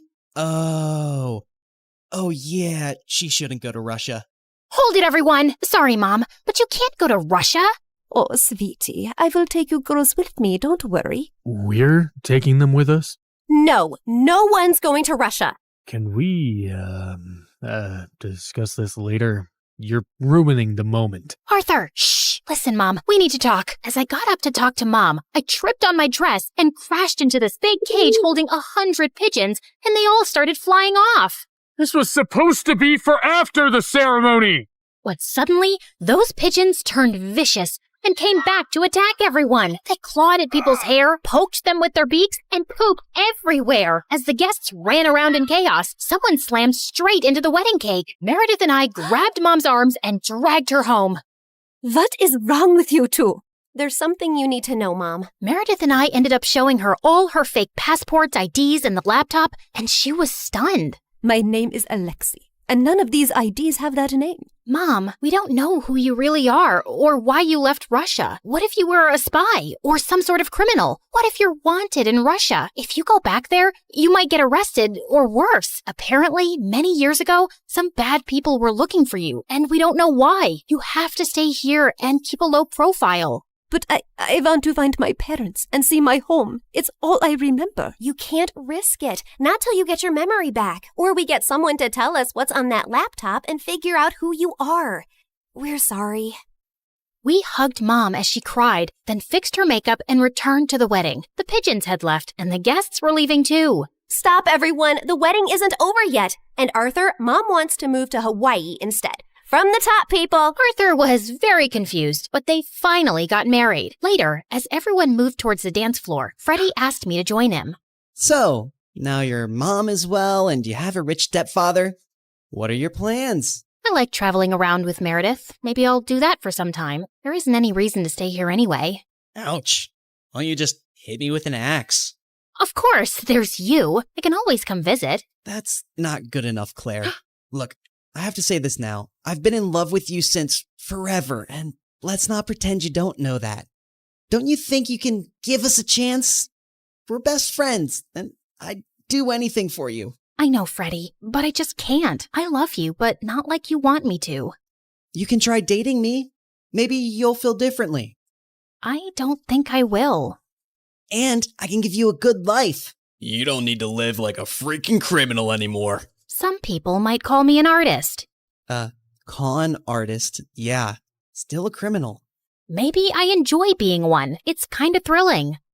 I don't really believe that. You don't want to believe that. We're too different, Freddie. You're going to be a neurosurgeon like your parents, and you'll find a nice girlfriend and then marry her and live in a nice neighborhood, and you'll be content. I'm not sure that's the life I want. It sounds boring. I wish I'd said something else when I saw Freddie's hurt face, but there was no easy way to let him down. He kissed me gently on the cheek and walked away, and I felt a lump in my throat. Mom moved to Hawaii with Arthur, and Meredith and I went down a crazy path over the next few years. There wasn't a scam, fraud, or con we didn't attempt. We never stuck to the same thing for too long, in case the police picked up a pattern, but word got around in underground circles about 2 female con artists, and we actually started getting hired for our services. People were always less likely to suspect 2 pretty, innocent-looking girls than someone who looks like a thug. And working with these thugs, we learned how to forge signatures, create counterfeit money, make fake checks, and steal credit card information. I'd always been bad with computers, but Meredith even showed a great knack for hacking. We made good money, partied with rich people, traveled first class, and stayed in amazing hotels. But for me, the glitz and glamour gradually started to fade. I was getting tired living out of suitcases, always wearing disguises and looking over my shoulder. I had no real friends, and even if I met someone I thought I could like, I knew I couldn't be in a real relationship. I was almost thinking of talking to Meredith about quitting the con artist life when one day she burst into our New York hotel room looking beyond excited. You won't believe the job we just got. It's gonna pay us $250,000.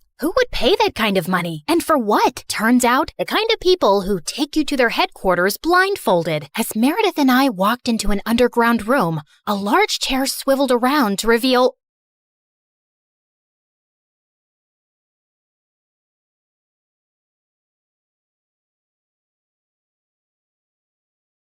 I woke up in the middle of the night feeling extra thirsty and almost passed out when I saw the time. It was 3 a.m., the devil's hour. I tried to go back to sleep, but I just couldn't. Come on, girl. Ghosts aren't real, but dehydration is. So hold yourself together and get your ice-cold water.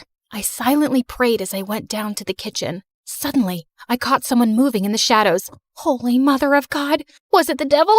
I was about to scream when I realized that it was just my older brother, Kevin, who looked suspicious. I silently followed him as he went down the basement and was surprised when he opened a mysterious door that I had never seen before. But before he could enter, he looked back and saw me. Don't you ever tell anyone about this, especially Dad, no matter what happens. Why? What's inside that room? He just patted my head and smirked. The devil himself. He then disappeared into the room and locked it, leaving me shaking in fear and confusion. Hi, my name is Kendra, and this is my story of how my mysterious brother changed my life forever. Before I continue, please like and subscribe. After what happened last night, the first thing that I did in the morning was to check that door in the basement. But unfortunately, it was padlocked to death. Kevin was definitely hiding something in there, and it was killing my curiosity. I was finally able to corner him during dinner. Are you sure that you weren't dreaming? Because that totally didn't happen.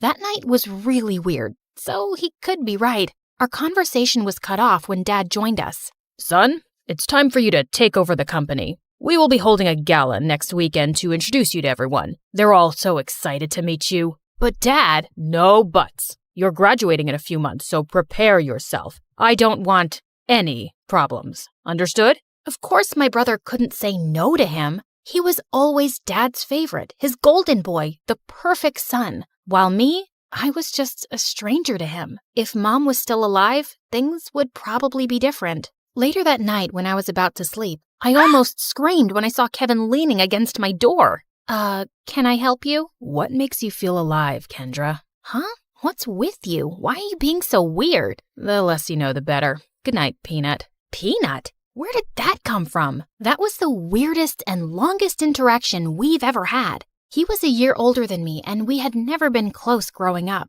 His time was spent in his room reading, in the piano corner perfecting his sonatas, or with Dad talking about business while playing chess. We also didn't see each other often at school because he was always with his best friend Cedric or surrounded by their crazy fangirls. The next morning, I woke up to Dad screaming from the library. I dashed to check what it was and found out that one of our maids found a letter under Kevin's pillow. I read it and froze. Kevin left. He didn't say where he went and when he was coming back. All the note said was, "Do not wait for him." I would expect something like this from you, but not my son. Kevin is a responsible young man. Well, the note says otherwise. The gala is this weekend. I need your brother to be there no matter what it takes. We tried looking for Kevin everywhere, but no one knew where he was. Even the police couldn't find him, and it was driving Dad crazy. One night, he just walked up to me and started inspecting my face. You would do. You were going to be him. Be who? Kevin. In case your brother is still on this stupid little adventure on the night of the gala, you will pretend to be him. But Dad, I don't think I can... Kendra, you are a capable young lady. Of course you can. You'll be saving our company from humiliation. I know I have not been very vocal about your accomplishments, but I do notice. Will you do this for me, sweetheart? I had never heard Dad talk to me that way, and it felt really good. So I found myself giving in. Besides, it would only be for just one night, right? I just needed to hide my hair under a wig and dress up like Kevin and just smile and avoid conversation as much as possible. Simple. When the big day finally came, I was a nervous wreck. There were too many important people, and Dad kept reminding me not to mess up. Luckily, the party was a success, and I thought my little mission was finally over until Dad came up to me. You did well. Now we just have to make sure that your brother will not fail his classes so he could graduate. You'll need to attend school as him. But how about me as Kendra and my grades? I'll call the school and tell them that I sent you out of the country for an emergency. Anything you fail, you can take for a summer class. But no buts. This was already decided. And remember, no one should ever know about this. But Kevin and I were just too different. After carefully thinking about it, I finally decided to do it. It was my chance to impress Dad. I just needed to do one little thing, which was to learn everything about my brother to make it believable. I checked his room, but I didn't find anything useful. I had to ask for help from the person closest to him, Cedric. But there was one problem. At school or whenever he visited my brother, I would usually lock myself in my room because every time our eyes met, I felt like passing out. The guy looked like a demigod, and I just couldn't handle him. But this time, I had no choice, and I knew exactly where to find him at school, the music room. As I peeked into the room, I saw him playing the violin, and I was instantly mesmerized. Just then, he stopped playing and smiled at me. Just avoid his eyes, and you'll be fine. Did it tickle your soul? Huh? The rhythm, the passion, the climax.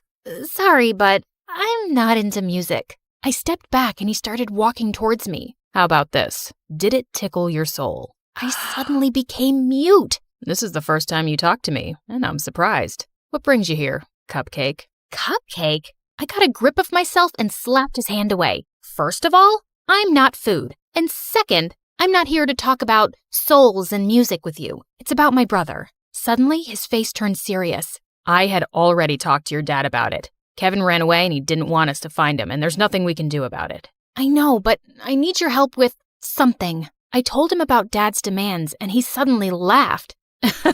That's a ridiculous idea. You two look similar, yeah, but you're too cute and girly to be a boy. Wait, he found me cute? I excused myself to the bathroom, and after calming down, he was nowhere to be found. It took me a whole day to finally find him playing violin in the school garden. So, are you going to help me with this, or are you just going to play your violin all day? I only help people who can look me in the eye. Ugh, why was he being like this? I gathered up all my courage before finally meeting his eyes, and thankfully I was able to control myself until he smiled. You have the same eyes as your brother. They're very pretty. So he liked my brother's eyes? That was fruity. Whatever. Now, where do we start? Your appearance. And I think it needs a lot of work. For the makeover, he brought me to the mall to cut my hair short, and it took me several hours to finally say goodbye to my precious long hair. After accepting the fate of my hair, we tried on some clothes similar to Kevin's fashion. As I walked out in a leather jacket, he came up to me to zip it up. He was so close, I could hardly breathe. Looks perfect now. He then taught me about my brother's stance, walk, and gestures. I told you to walk faster, not like a gangster. And stick out your chest more. Think of yourself as the hunkiest man alive. Like this? He held my hips to guide me, and I felt like exploding from the sparks. Just then, I noticed some girls around drooling over us. Both guys are so cute. I'll take either of them. They look so in love. OMG. Love wins. Great. And now we were a gay couple. Cedric coached me about Kevin's interests, and I was surprised. I didn't know my brother was such a dork. He loves SpongeBob so much, he even thought of diving into the ocean just to look for its real-life version. But one revelation made me tear up a bit. And he adores you so much. But he thought you didn't like him, so he always chose to give you space. What? That's not true. He's too protective of you. He even told me not to talk to you because he thought I'm trouble. Oh, yes, you're definitely gonna be trouble. To my heart. That weekend, we continued practicing until I looked convincing enough, and when we finally got to school, I just stayed close to him and smiled at people from time to time. I was doing an excellent job at being my brother until it was lunchtime. We sat at their usual table for lunch when suddenly someone sat on my lap and kissed my cheek. It was Lauren, the prettiest and coolest chick at school. What in the frickin' pregnant duck is happening? What? You hate my kisses now? You look like you've seen a ghost. I turned into the ripest tomato when she giggled into my ear. I could never hate such a goddess like you. Wow. Since when did you become this cheesy? I gave Cedric a panicked look, but the jerk was trying his best not to burst out laughing. I kicked his leg under the table and his wince was satisfying. I then excused myself in the bathroom and dragged him with me. There, he revealed that Kevin had been dating Lauren for a while now, and I had no idea about it. Lauren had been all over me for the next several days. This was totally normal, of course, except for the little detail that I was not her actual boyfriend. And through all of this, Cedric remained an unhelpful idiot who was clearly enjoying my discomfort. We were walking to our last class when someone suddenly grabbed and pushed me against the wall. You're acting weird lately, and I like it. Before she could kiss me, I acted like there was a bug inside my shirt and ran away. I needed to talk to Cedric. As usual, I found him in the music room. We need to tell Lauren. Suddenly, Lauren appeared from behind me. Tell me what? Wait a minute. Don't tell me that you guys are dating? What? Cedric finally stopped playing the violin and grinned at me. I'm straight, but I don't know about your boyfriend. Aw, baby. You know I would accept you however you identify, right? Well, that's good to hear. Lauren looked like she bought it, and I just found myself exploding. I'm not Kevin. I'm not your boyfriend. I'm his sister Kendra pretending to be him. I then explained everything to her. Oh, okay. Explains why you look and act differently. That's it? No violent reaction whatsoever? I'm used to Kevin's quirks. So, anything I can do to help with this mission? Just don't tell anyone about this. Got it, baby. Despite knowing the truth, she still kissed me on the cheek, and it made Cedric laugh. I started hanging out with both of them since then. They would talk fondly about my brother and share things about him that I didn't know. It made me realize that he wasn't as boring as I thought he was. One day, Cedric dragged me to the music room and asked me to listen to his new composition. It was a wrong move to come with him, because the way his fingers moved and his handsome face played with the painfully sweet tune screamed danger to my heart. I calmed myself down and hyped him up when he was done. You really like playing the violin, don't you? I like to touch people's hearts with classical music. How about you? What makes you happy, Kendra? I'm curious. I ended up telling him about my passion, which was fashion designing. I used to draw my designs every day, but when Dad saw it, he burned all of them. He found it lame and useless to his company. I'm sorry to say this, but your dad is the biggest jerk in the world. He treats you and Kevin as assets to his company, and never as a son and daughter. You're right, but it just made me crave for his love and approval. Someday, I hope you'll be able to find the courage to do what you need to do. You have me now, you know. I'll take care of you. He leaned in closer, and I thought he was going to kiss me, but to my surprise, he pulled away and walked back to the platform to play again. What was that all about? After the incident in the music room, I started thinking that maybe Cedric liked me too, until one day I heard him talking to Lauren in an empty classroom. You like Kendra, don't you? What are you talking about? She's off limits. And besides, she's just like the little sister I never had. Those words were enough for me to accept the truth, that Cedric will just be my dream. To distract myself, I invited Lauren for a sleepover, and as she was trying on some of my favorite clothes, I couldn't help but admire how beautiful she was. Just then, I found her smirking at me through the mirror.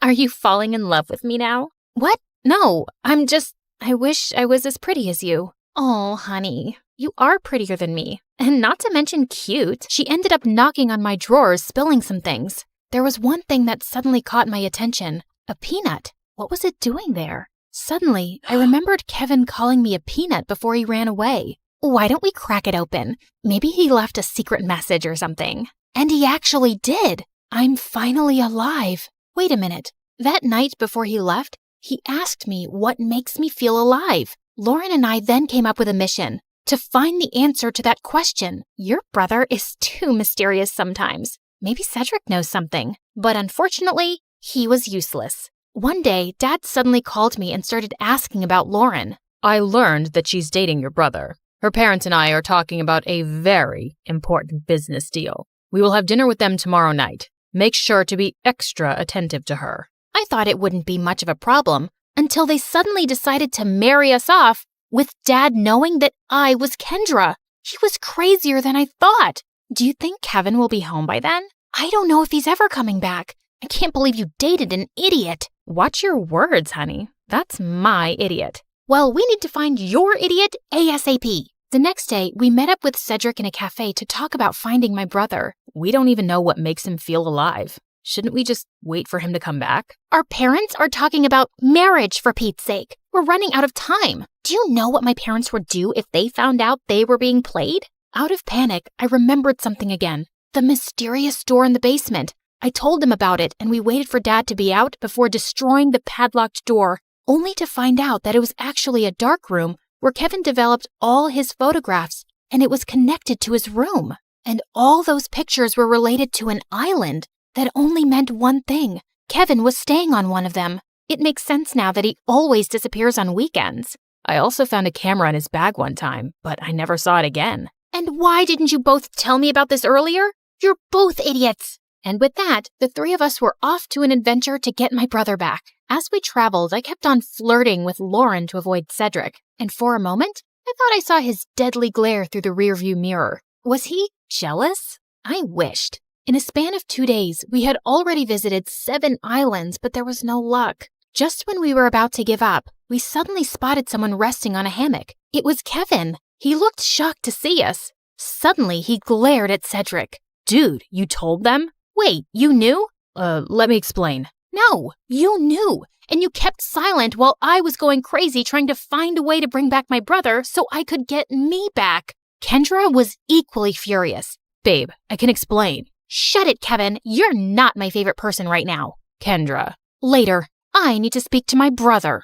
I walked away and Kevin followed me. Now start explaining the reason I'm sacrificing my identity. I'm sorry, Peanut. I didn't mean for you to be tangled up in my mess. I felt stuck and suffocated because of Dad's expectations. I always knew I would have to take over the company someday, but I didn't know it would be this soon. I thought I would have enough time to still do what I love, to enjoy every island and see its beauty through my lens. But suddenly, I didn't even have a year, so I panicked and I ran away. I'm such a coward. It didn't take a second for me to melt. No, that's the bravest thing I've seen you do. All our lives, I've only ever seen you nod to Dad's every demand. I'm proud of this version of you. I convinced him to come back, but he ended up convincing me to ditch Dad and come with him. After everything that happened, I just realized one thing. Dad wasn't worth it. So I agreed. Lauren is amazing, you know. She didn't deserve to be left without a word. I know, Peanut.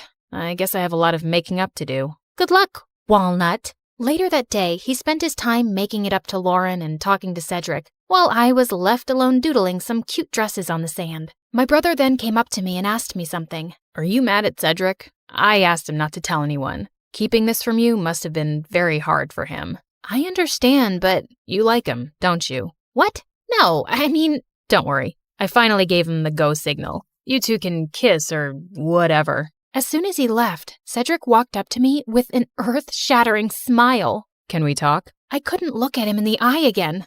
About? About us. I've always fancied you, you know. More than violins. I felt like melting at his confession. I told him about the reason why I'd been avoiding him all these years, and he responded to it by finally kissing me on the lips. Thank God I didn't pass out. So, did it tickle your soul this time? Yes. Finally.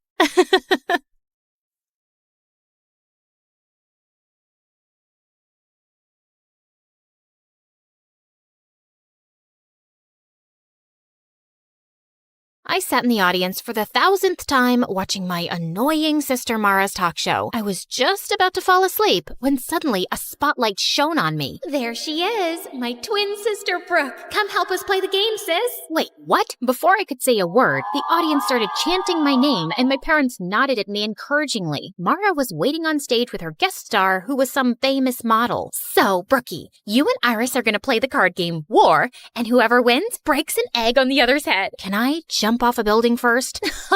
Always such a little party pooper. I played the dumb card game until I won, so I cracked an egg on Iris's head before turning to go off stage. Ow! You just hit me in the head with an egg. That was the goal of the game, genius. Well, you did it way too hard. Ow! The next day, my accidental egg assault was all over YouTube and social media. Sister of talk show host Mara gets violent with popular model Iris.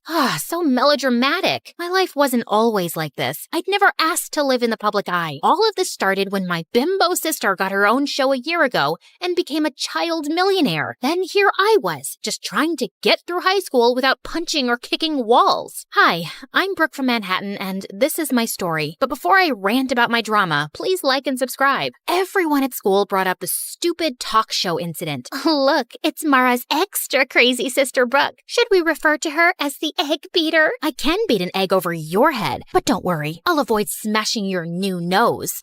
You're always such a witch. This is why nobody at school likes you. She was so cute for thinking that I cared. Anyway, around lunchtime, I headed to the bathroom when suddenly I jumped. One of the most popular guys in school, Lance, was right behind me, smirking. He was a part of a clique of 4 other heartthrobs who all looked like Wattpad princes. You are looking lovely today, princess. You just followed me into the girls' bathroom. I wanted to ask you out on a date. You've never even made eye contact with me before. I used to think you were were just Mara's mean loser sister. But when I saw what you did on TV, I practically fell in love with you, babe. I've always wanted a girl with that kind of fire. So I'll pick you up tonight at 8. I didn't answer. I just pushed Lance away from my face and towards the toilet bowl. He landed head first, and I couldn't help laughing. Except later that day, I noticed the rest of Lance's dreamy friends kept staring at me with that same smirk on their faces. In fact, all 5 of them slipped envelopes into my locker asking me on a date. This had to be some kind of joke. I decided to ask Mara about it, since she was the school queen bee and full of gossip. But surprisingly, Mara didn't know anything. Then later that night, she gave me some crazy news. She'd invited all 5 of those guys to come onto her talk show, where she'd set up a competition over who could win a date with me without even asking me. So what if they're just hitting on you for a joke or a bet? It'll be so much fun. You've never been on any kind of date, and you're in the 12th grade. Please. I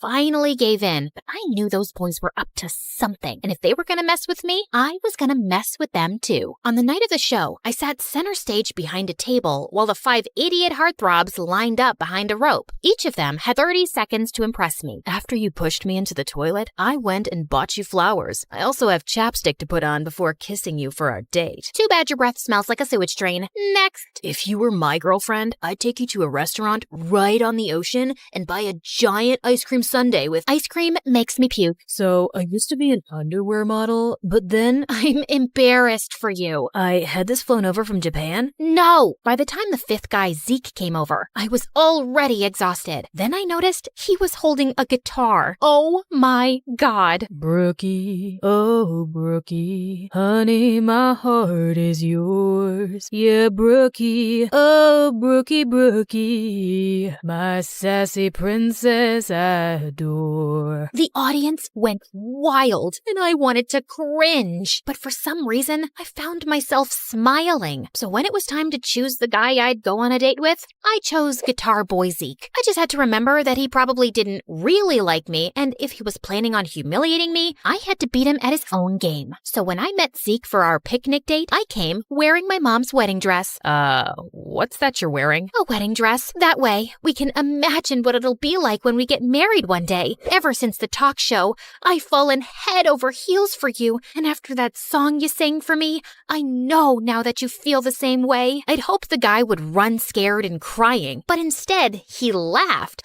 I must have really won you over with that song I played you. I'm not done with you yet, Prince Charming. During our picnic, I sat on his lap and made him feed me every bite of food and hold the water cup up to my lips. And when he turned to get a napkin, I started fake crying hysterically. We were staring into each other's eyes, but you looked away. Is it because my eyes are ugly? Or are you breaking up with me?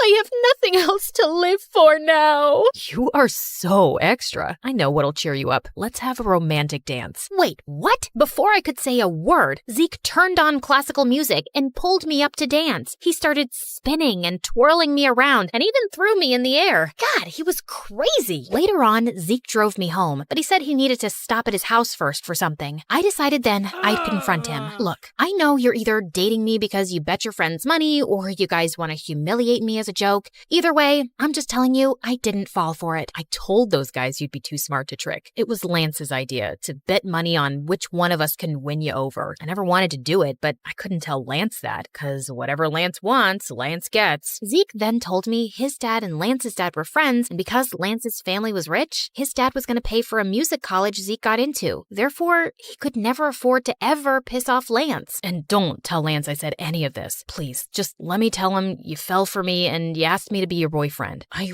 really want to go to music school. Come on, you don't care what anyone thinks, and you're already unpopular and barely have any friends, and no offense. How little self-respect did this guy think I had? I wanted to give him a good slap in the face, but just then, Zeke stopped by this really run-down trailer next to a pile of garbage. Okay, we're here. My dad's sick, so I have to check on him every few hours.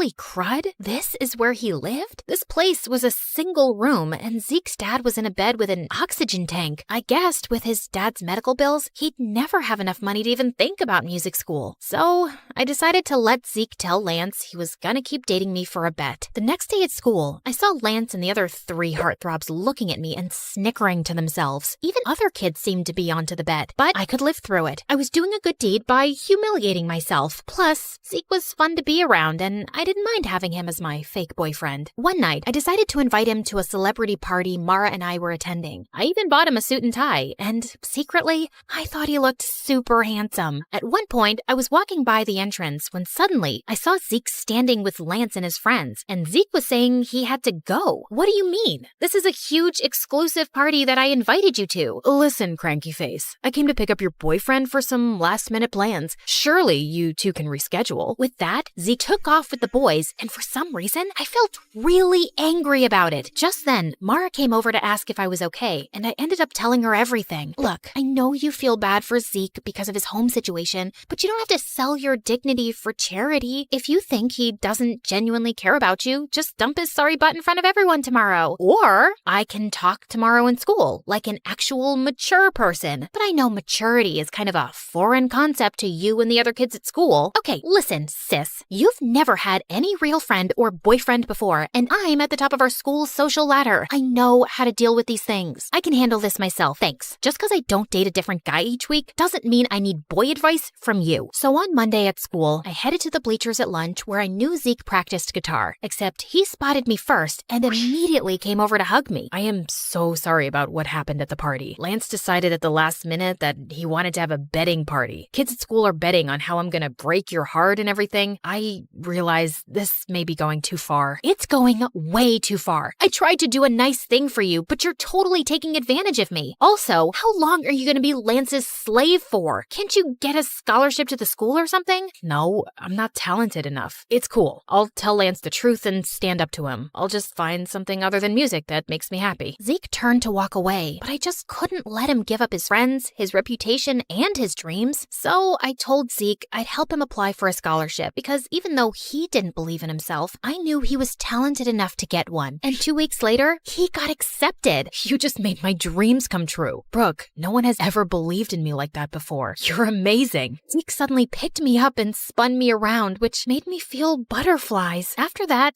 Zeke and I became really close and started hanging out all the time. I helped him take care of his dad, and he helped me make some friends at school. Except there were a couple of issues. One, I started to develop real romantic feelings for Zeke. And 2 was Zeke still hadn't told Lance the truth, even though it was part of our agreement. So finally, Zeke decided to confront Lance one day after school as I hid behind a tree to listen in. Look, man, I told Brooke about the bet. It's not right the way we're manipulating her. Plus, I've been hanging out with her, and I think I want to date her for real. You know, she helped me get a scholarship to the music school you were going to pay for. Now, you don't have to. Are you kidding me? What am I going to tell all the kids who've been giving us money, betting the different ways you can dump her? You're one of us, Zeke, and she's an unpopular loser. It'll make the whole squad look bad. If you date her, then you're dead to us. Well, fine then. You guys are jerks anyway. I'm going to get myself an awesome girlfriend. I held my breath as I watched Zeke ditch his friends for me. And just like that, Zeke and I became an item. He held my hand, kissed me in public at school, and didn't even seem to care that he'd lost all his friends and popularity. Everything seemed to be going well, at least for a couple of weeks. Then one weekend, I went away with my family for a camping trip with no Wi-Fi or cell reception. But when I arrived back at school on Monday, something horrible happened. I was sitting in the cafeteria when suddenly Zeke stood up on one of the tables with a microphone and speakers. Can I have everyone's attention? I have something to say to my girlfriend, Brooke. I'm sorry, babe, but I just can't date you anymore. I've realized that I don't want to be with a stuck-up sourpuss who's way below my league. It's also really lame that you've never dated anyone before. So for all of you out there who bet money how I dump Brooke, the ones who selected public humiliation win. I stood with shock as I watched a bunch of kids run over to Zeke, Lance, and the other guys with cash. None of this made any sense. Had it just all been a setup? I ran out of the room and into the hallway to collect myself when I saw Zeke behind me. Brooke, I am so sorry I had to do that, but I had a good reason. What good reason could you possibly have for humiliating me like that? Please, just listen to me. My dad had to have an emergency medical procedure over the weekend that I couldn't pay for, and since there was no way to reach you, I had to ask Lance for help. He said he'd only pay for it on the condition that that I publicly dump you. I'm so sorry. I still want to be with you, though. It just might have to be in secret. You know what? No, I don't care what your reasons are. I am so freaking sick of all of your excuses to manipulate and humiliate me. We're done, Zeke. That night, I refused to let myself cry. Zeke didn't deserve my tears. I didn't need any cowardly idiots in my life anyway. The next afternoon, I was studying in the library when I decided to take a break for some coffee and MSA videos. But while I was relaxing, Lance suddenly sat down next to me. Ooh, MSA. I watch them on TikTok all the time. Let me help you pick an episode. If you come anywhere near me or my computer, I'll squeeze your head until your brain pops out. Oh wait, I forgot. You don't have a brain. Probably why you watch MSA on TikTok instead of YouTube. You know, YouTube, the site for smart people. Wow, Zeke must really regret dumping you. Yeah, about that. I know it was you who forced Zeke to break up with me. Why do you have to go around messing with his life and mine? The way you and your friends bet on me and tried to break my heart for fun? How sick do you have to be to want to do something like that? Maybe some people just enjoy messing with other people's lives. You should ask your sister. After all, the whole betting game was her idea. Lance got up and left, leaving me very confused. What did he mean by that? He was probably just messing with me, but I still asked Mara about it, and she got really quiet. Okay, it's true that it was my idea, but let me explain. I just felt bad because our whole lives, you've lived in my shadow. I have everything. Fame, popularity, friends, and you didn't get any of that. So I wanted to find you a cute boyfriend to make you happy. Except none of the guys at school wanted to date you. The only ones who were willing to were Lance and his friends, if they could make money off of it. But I had hoped one of them would fall for you for real. I was stunned and silent as Mara apologized over and over. I knew her heart had been in the right place, but she'd gotten me into such a giant mess. God, I just needed space from everyone. The next morning, I was going through the mail when I saw an envelope from Zeke's music school. To my surprise, they'd returned a check I'd paid as a deposit to confirm his place in the program. Apparently, Zeke had called the college and declined the offer to attend. I thought right away of his sick dad, and suddenly I got a bad feeling. I drove immediately to Zeke's house, but when I reached there, he was sitting outside and playing guitar, looking perfectly happy. Zeke, is everything okay? Did you call your college and decline the offer? Yeah, I just didn't feel right taking your money to attend there, not after the way I treated you. So I'm just gonna save up and reapply next year. In the meantime, I got a job and my dad's doing better. Thank you for believing in me, Brooke. You have no idea how much it means to me. Zeke came over to hug me, and I felt those stupid, happy butterflies again. Hey, listen, are you still friends with Lance? God, no. I'm done being his slave. I took a loan and paid him back everything I owed him for Dad. So, if I give you a second chance, that means you can't be an idiot this time. I swear on my life I won't be. I want you back, and I won't have it any other way. So, I guess my sister did achieve her goal of finding me a guy, even though it was in the craziest way possible. Still, maybe one of these days I could thank her for it.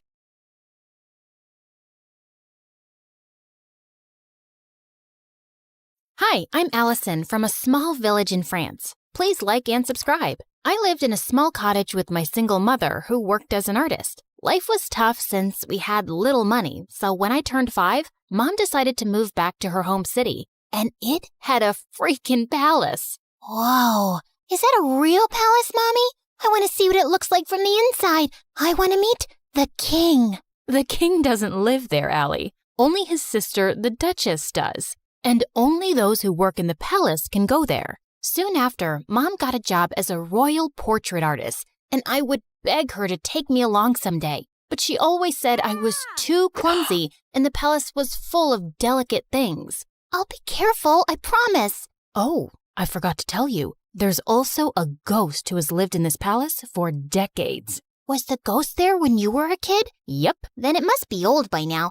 I can easily outrun it. Of course, I didn't believe her. If anything, it made me more curious about the palace. When I was 9, Mom was called by the Duchess to make her portrait, and this time, I followed her. Somehow, I managed to sneak inside without getting noticed. And boy, was it pretty! As I wandered around, I slipped into a nearby room full of toys and blingy things. I'd never seen anything like that before, and it was so fascinating that I grabbed a few of them. But when I reached home, I felt guilty and scared. If anyone at the palace found out, Mom could lose her job, and this was stealing. I'll bring you guys back someday when I work at the palace. Till then, you can hide here. My passion for working in the palace grew stronger as time passed. I begged Mom to teach me how to paint so I could become a royal painter just like her. And by the time I was 17, I was better than her. One day while I was painting, Mom came home with some big news. The king is coming to town after 17 years, and they want paintings for the whole palace. We started working day and night, finishing all 20 paintings in under a week. But a day before the delivery, Mom slipped and sprained her ankle. I'll ask someone from the palace to pick them up. No, I can take them. I promise. I won't break a thing. Whoa!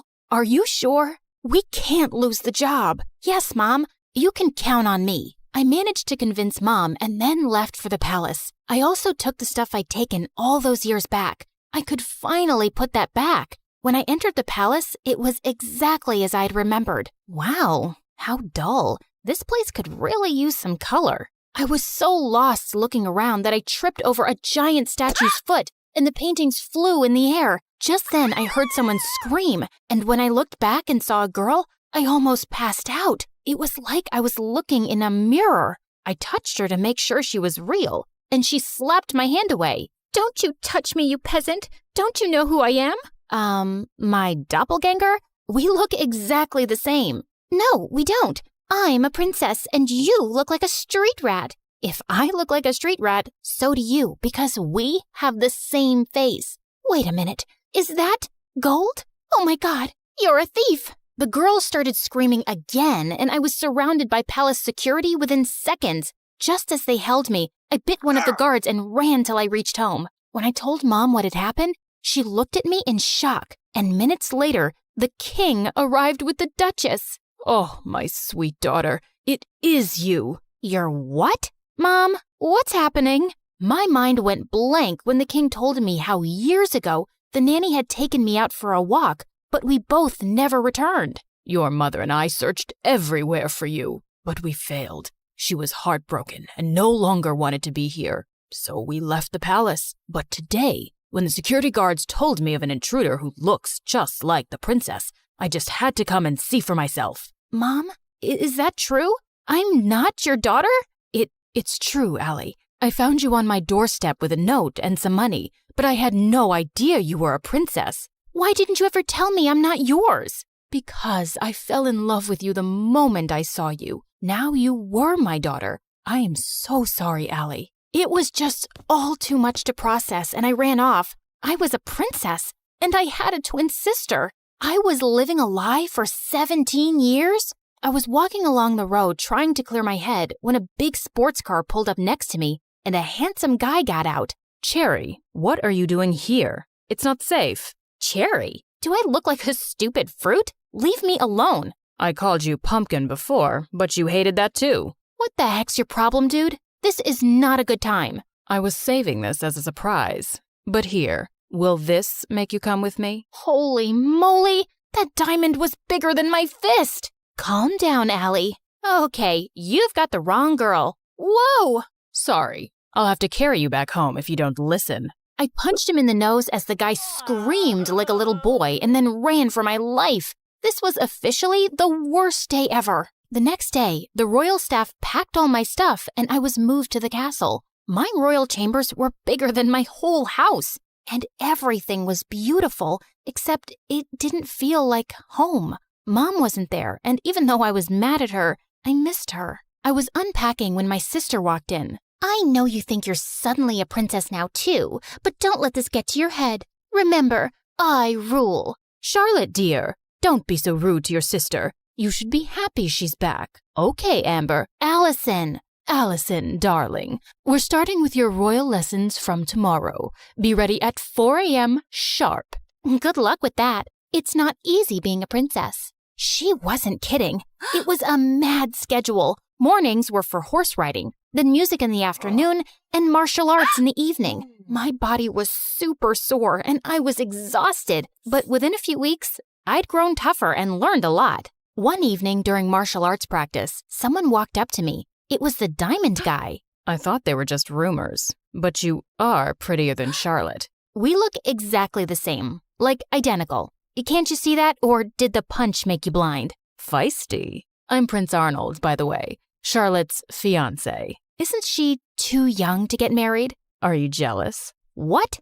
Move along, dude, unless you want another punch. But the guy just winked and left. What a flirt! Later that evening at dinner, Dad announced that he'd be holding an official coming out party for his daughters, and the entire village would be invited. What's a coming out party? Lame question. It's your official introduction. So why are you having one? Don't people know you already? That's when Dad told me that Charlotte had always been sick all her life. She had a rare genetic heart condition that didn't allow her to roam around too much. It was only recently that she'd gotten better. But I'm still better than you. What's your problem? My problem is that you're here to take my crown away from me, and I won't let that happen. Enough. That's for me to decide. Now eat your dinner. I'd root for you. I kicked that butt face under the table, and he turned red. Much deserved. The coming out party had sent the whole town into a frenzy, and Mom was called to make our official portraits. Seeing her made me feel so much better. So, how do I look? Like a princess. Have you forgiven me? Maybe. I mean, you're still my mom. Of course I am. The party was a huge success, and I could see the king's pride in introducing his daughters. You should see Allison fight. She's a natural. Her paintings are so good. I think I should send her to Paris to become a professional. Dad, I wanted to become a chef, and you didn't allow that. That's because you weren't well, Charlotte. Now, don't interrupt me while I'm talking, darling. I was a little embarrassed with all the praise, and it clearly bothered Charlotte, so I excused myself and went out for some fresh air, only to find that jerk, Arnold, making out with a maid. What the heck, dude? Oh, hey, Allie. Don't worry, this isn't serious. And you're next. I felt furious and turned around to leave, but he blocked me. Oh, don't be so mad. Come here. Arnold pulled me in and was about to kiss me when I pushed him hard, but Charlotte walked in just then. What's happening? Wait, I knew it wasn't you. My darling Charlotte, this imposter tried to take advantage of me. She tried to kiss me while pretending to be you. What? That's not true. This guy's been flirting with me ever since I came here. Charlotte, he's a jerk. I just caught him making out with a maid. Enough. First, you try to steal my life, then my dad, and now you have your eyes on my fiancé? I won't let you get away with it. With that, Charlotte went inside and got on stage as everyone stared at her in confusion. Attention! My twin sister is a manipulative witch. She's a thief and a liar, and so is her mom, that lady. Tell me, Allison, did she teach you how to be a lowlife? Because you surely weren't born one. Say what you want about me, but keep my mom out of it. I feel sorry for you, Charlotte. How could you be so bitter? It's so... Before I could finish, Charlotte jumped on me and we got into a crazy fight. As the king pulled us apart, Charlotte started shaking and fell to the ground. We rushed her to the hospital, and the doctors informed us that she had fainted because of stress and needed rest. I wanted to visit her, but the Duchess stopped me. I think it's best that you stay away. You've done enough damage. Brother, she's not good for Charlotte's health. We might not get along, but she's my sister. She's right, Allison. I think it's best if you give each other some space. Maybe you can stay with your mom for some time. It will only be temporary, love, and I'll have you back as soon as possible. I think we dumped too much on Charlotte, and she needs to get better. Of course, I understood, but I was actually happy to get away from everything for a while, especially since Charlotte and I were on the front page of every newspaper the next day. People called us the Crazy Royals. We were a joke. I was packing my stuff when the Duchess walked in. You're finally going back to where you belong. I knew you'd never fit in here, and it was a mistake to bring filth into the palace. I know I didn't grow up here, but I'm still a princess by birth. So please, mind your manners and never talk to me this way again. Don't forget your place. That's exactly what I'm doing. I pushed her aside and left for my old home. Mom was ecstatic to see me, and to be honest, I felt happier than I'd been in weeks. A few days later, once Charlotte was better, the king announced her engagement to Arnold to give people something else to talk about. Dad invited me, but I decided not to go to the ceremony. I just wanted to stay away and avoid any more drama. On the engagement day, Mom had gone out for something when Charlotte came over. What are you doing here? Don't you have an engagement to get to? I can't marry him, Allison. He's a snake. I should have trusted you. Good time to say I told you so. But what do you want from me? After our fight, We can't have another media blowout. Dad will never allow me to call off the engagement at the last minute. Please, come with me. Maybe we could convince him together. Please help me. Charlotte was crying like a baby now, and I didn't want her to have another fainting episode, so I agreed. But just as we entered the palace, Charlotte stopped. I need to fix my makeup. The entire town is in there. Wow, priorities. Thanks for doing this. I'll be right back. I started to walk around when I spotted Charlotte. She's here. I've done everything you asked me to do, including the fake fainting. Now do your part and make her leave forever before Dad decides to bring her back here again. Leave it to me now, princess. I have the perfect plan to make sure you get the crown. Oh my God, these people were crazy. I had no idea what her plan was, but it sounded dangerous. So I ran straight to Dad, and seconds later Charlotte followed. Allison, I thought you weren't coming, but I'm so glad you did. Of course she had to come. She had to ruin my engagement. She just can't see me happy. Oh my God, Arnold, hold me, please. Oh, shut up already. Don't you guys get tired of manipulating? King, Dad, whatever, you should see this. I played the video for the entire hall to see, and Charlotte turned pale. Charlotte? Dad, I'm sorry, but you seem to like her more because she's tougher than me. And when Auntie told me that she was after Arnold and my crown, I couldn't take it anymore. But this was all Aunt's idea. Sister, what were you planning to do and why? Suddenly, the Duchess turned into a mad person and started screaming. I'm tired of being your servant. I'm the older sister and the crown was mine, but these girls took that away from me, and I would have gotten away with everything if this one hadn't shown up. What do you mean? You knew she was alive? Whoopsie, you did a boo-boo. The Duchess confessed how she'd paid the nanny to take me away and drop me in the jungle, but the nanny had dropped me at Mom's doorstep instead. Charlotte was so sick as a kid, I didn't think she'd survive for so long. With both of you gone, I'd be a queen, but Karma's a witch. The king gave orders to take the Duchess away to the dungeons for treason, and Charlotte turned to me. I was horrible to you, and I probably don't deserve your forgiveness. But could you try? It might take some time, but I'll get there. What about me? You can chew your shoes and get lost. Yeah, I always knew you were a jerk. I was called back to the palace, and I took Mom along this time. Charlotte and I changed history by taking over the crown together. We were both queens in our own way, and I learned that those who love you will always stick by your side.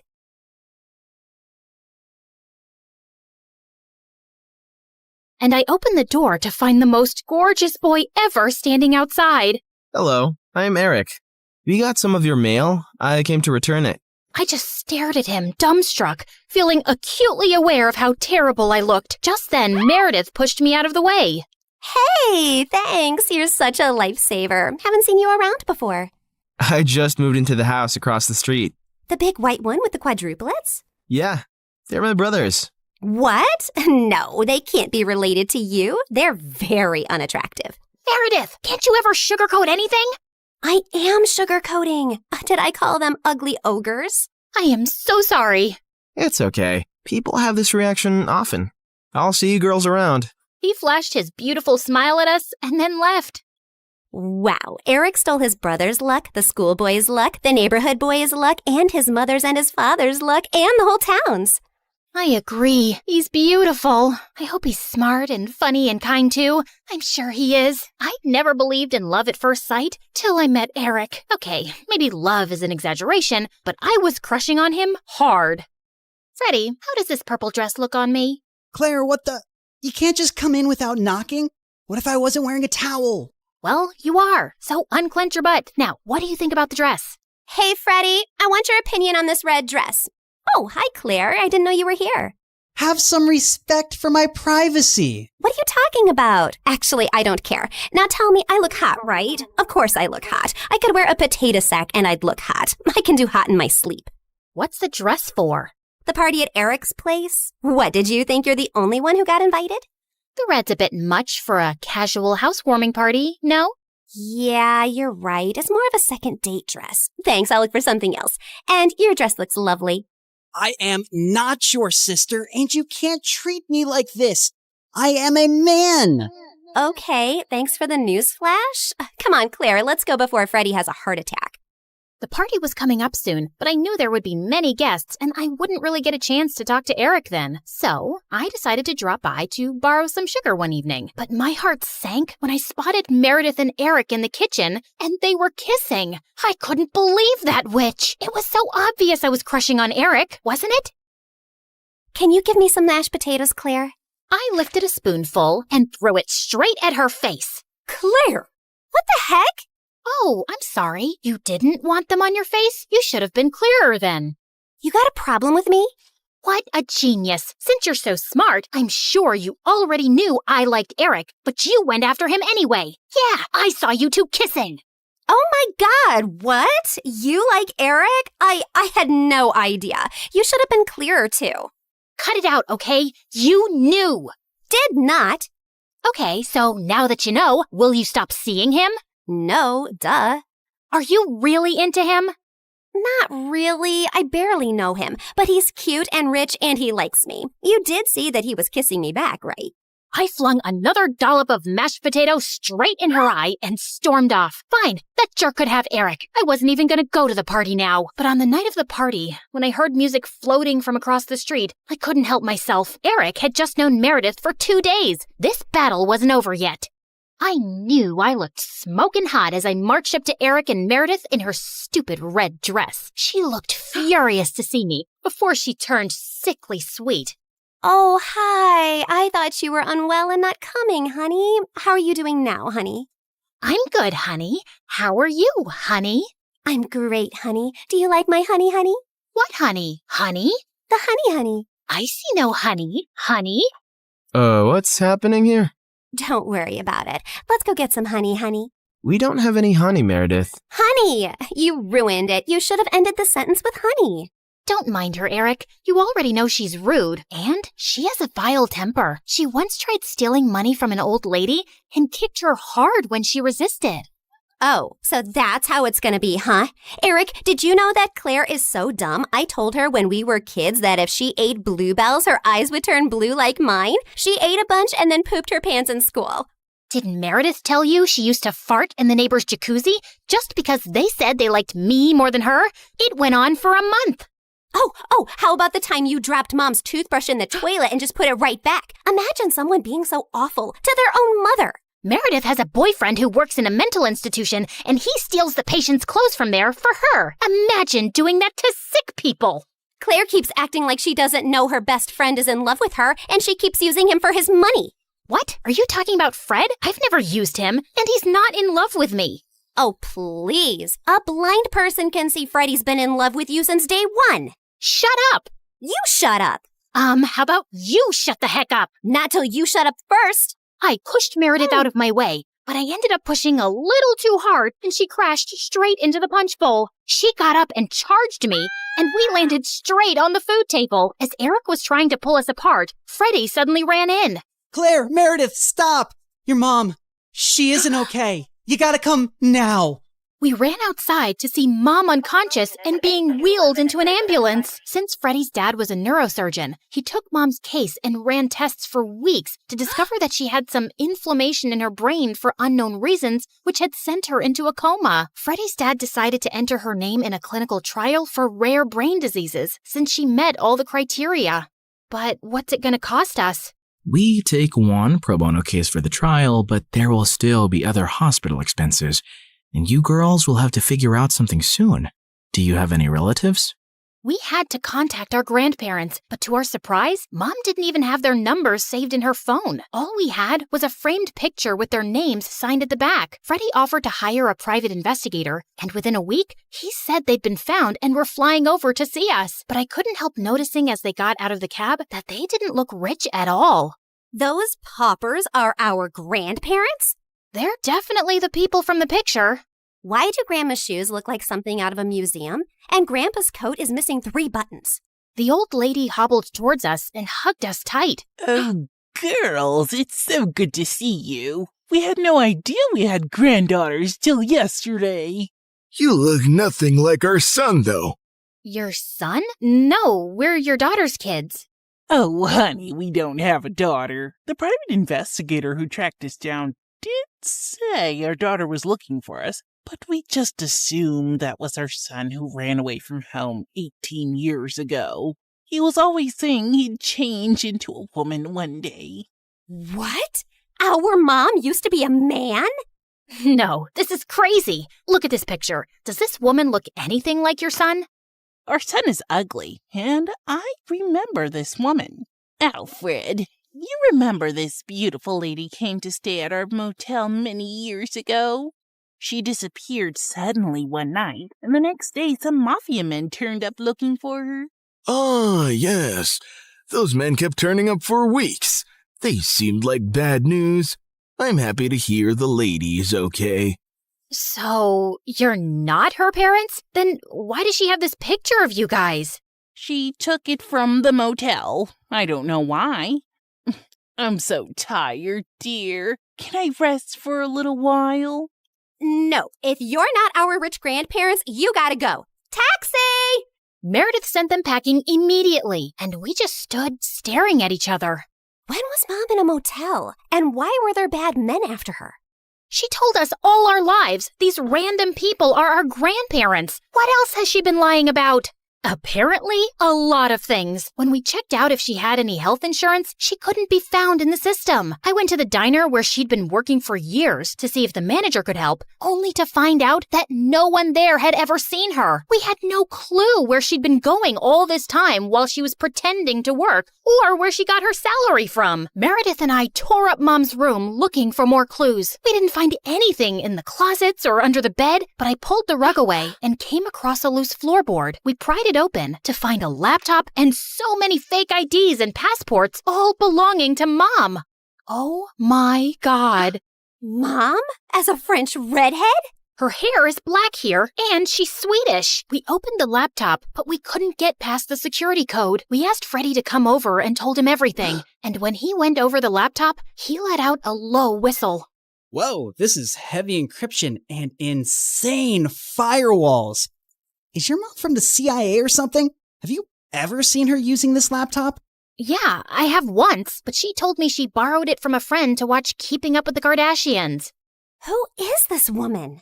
We really had no idea, except that her hair dye started fading soon, and we discovered she was a natural blonde. We still desperately needed the money and contemplated selling the house, but we couldn't even find any documents for it. For the first time in my life, I felt overwhelmed and completely out of ideas. Then one night, as Meredith and I were sitting on the porch, Freddie joined us, looking grim. I need to tell you guys something about the clinical trial. There's only a 50% chance that your mom will get the drug that could make her well. What do you mean? Doesn't everyone get the drug? No, half the patients get a placebo drug. Oh God, I did something really wrong. I checked the files of everyone on the clinical trial, and your mom has been assigned the placebo drug. She's not going to get the treatment. So that's it? We're just gonna sit back and watch, knowing there's no chance of her getting better? Make your dad give her the drug! I can't. Dad would lose his medical license if anyone thought he interfered with the trial. Then why did you even tell us, Freddie? Freddie looked at me silently. He told us because he and his dad can't do anything, but we can. Whatever you plan, I can't be part of it, but you have to do it soon. The trial starts next week. Thank you, Freddie. You don't know what this means to us. Of course. I'd do anything for you, Claire. For the first time, I saw what had maybe been so obvious all along. Freddie was in love with me, and I was about to use it to my advantage.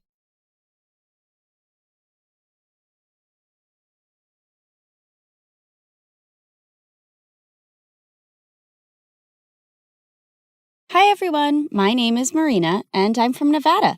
Please like and subscribe. I was raised in a small town by my aunt who owned a small bakery and loved me to bits. Aw, honey, today's your first day at school, so I packed muffins for all your classmates so you can make a lot of new friends.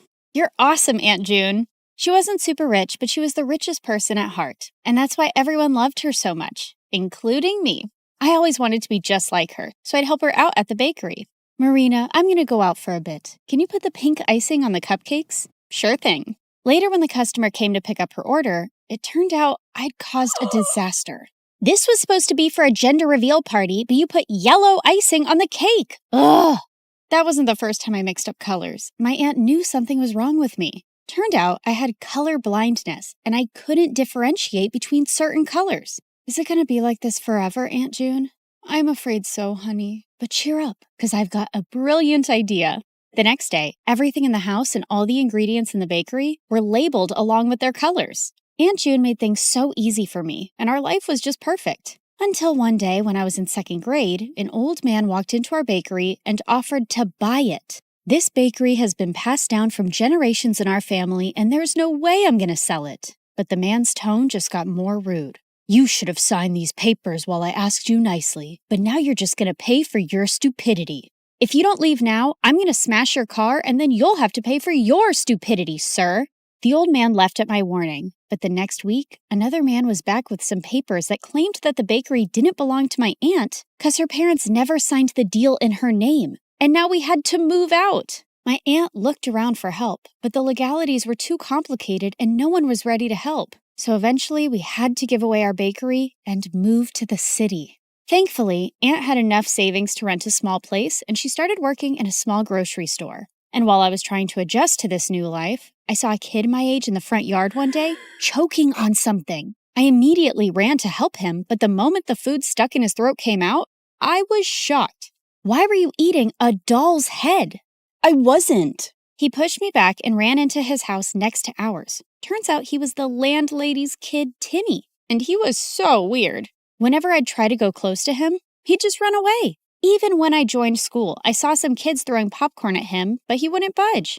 Hey, why won't you say anything? Why do you let those kids bully you? But instead of answering me, he just ran out of there, and I decided I wasn't going to bother with this guy anymore. But later that night, I was in my room when I heard someone crying. I looked out of my window and saw it was Timmy crying in his room. So I climbed onto the tree outside my window and jumped into his room. And he freaked out. What are you doing here? Look, I don't know the deal with you, but if there's some issue, you really need to talk about it. At first he hesitated, but then he broke down.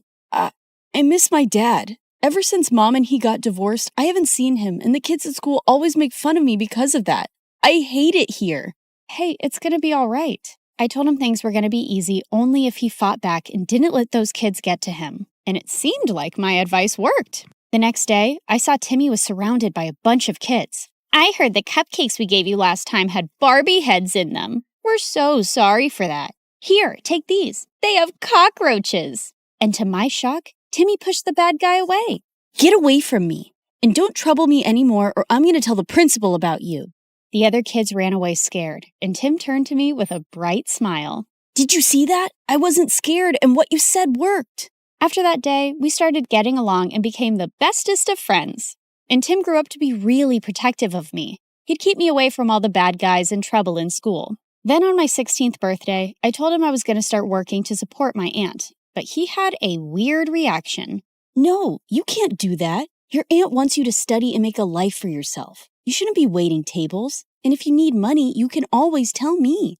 Tim was a genuine friend, and I loved how he always cared for me. But now I really wanted to support my aunt, so I took the job without telling anyone. But the very first week of my shift, something weird happened. I ended up making a mistake because of my color blindness, and the customer went bonkers on me. I want to see the manager right now and get you fired. But I told you it was a genuine mistake. But he kept shouting and started pulling my hand when one of his friends got up and stopped him. Let go of her hand and apologize to her right now. Dude, you want me to apologize to this low-life waitress? As soon as he said that, the guy landed a punch on the bad guy's face and my jaw dropped. Holy jeez! The manager immediately threw all of them out, but after my shift was over, I saw the guy who stood up for me was still sitting in the alleyway and his hands were bruised. I immediately got some ice for him. Excuse me, sir, you can use this. But for some reason, he looked really mad at me. Who do you think you are trying to act all nice, huh? Just leave me alone. I could see his eyes were red, like he'd been crying, and I thought it was best to leave him alone. But to my complete shock, I saw the same guy in my class the next day. The teacher introduced him as a new student, James. While the girls were drooling over his handsome looks, he kept staring at me the entire time, and the moment class was over, he came up to me. I don't want you spreading any rumors about me from last night. Do you get that? Before I could even reply, he just stormed away, and Timmy came running to me. What happened? Was that guy bothering you? I didn't want Timmy knowing about my job or anything about how I knew James, so I brushed it off and went ahead to prepare for my chemistry practicals. But turns out, James was already there. Minutes into the practical, I realized some of the labels on the chemicals were missing, so I asked James to help me differentiate, but he didn't even look at me. That jerk. I continued guessing and mixing the chemicals, but suddenly they caught fire, and I almost got hurt when James jumped in and pushed me out of the way. I quickly got up and put out the fire. What are you, nuts? Did you want to die?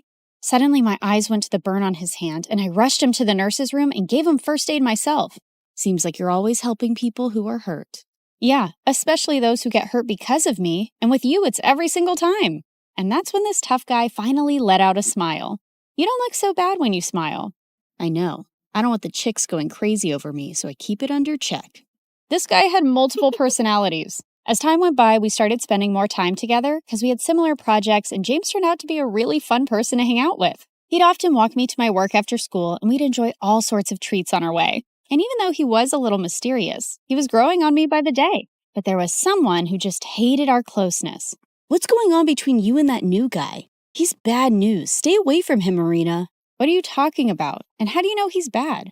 Oh, come on. Haven't you seen? He's always covered in bruises. Just stay away from him, okay? Well, I could understand Tim's concern, and there were things I wanted to know about James, too. A few days later, we were at a friend's party playing Truth or Dare when I was given a dare to kiss James. My heart raced with excitement, but I saw Timmy looking at me with furious eyes. I wanted to run out of there, but thankfully, James got up and left first, and I let out a loud sigh. But later, when I went out, he was waiting for me. Was it that bad, huh? The idea of kissing me so you sighed with such relief when I left? No, it's not like that. It's just that there's only so much I know about you, and I didn't... Suddenly, he pulled me close and looked deep into my eyes. What do you want to know about me, Marina? Well, why did you cry that night in the alleyway? And is there something that you keep from me? My mom is really sick, and she was admitted to the ICU that day, and I couldn't help but... Shh, it's okay. You don't have to say anymore. With that, I pulled him in for a kiss, and he whispered into my ears, I love you, Marina. Gosh, I loved him too. But the very next day at school, my fairy tale came to an end when I received a message from James's phone. Here's my parting gift to you, Marina. There were several pictures of me kissing him and me working as a waitress with ugly captions, and he shared them with everyone in the school. What in the world? I tried to call James about what was going on, but he wouldn't answer it. And I felt so embarrassed and furious about everything, but then Timmy came to me. Hey, are you all right? I thought he'd question me about the pictures, but he just took me home and comforted me.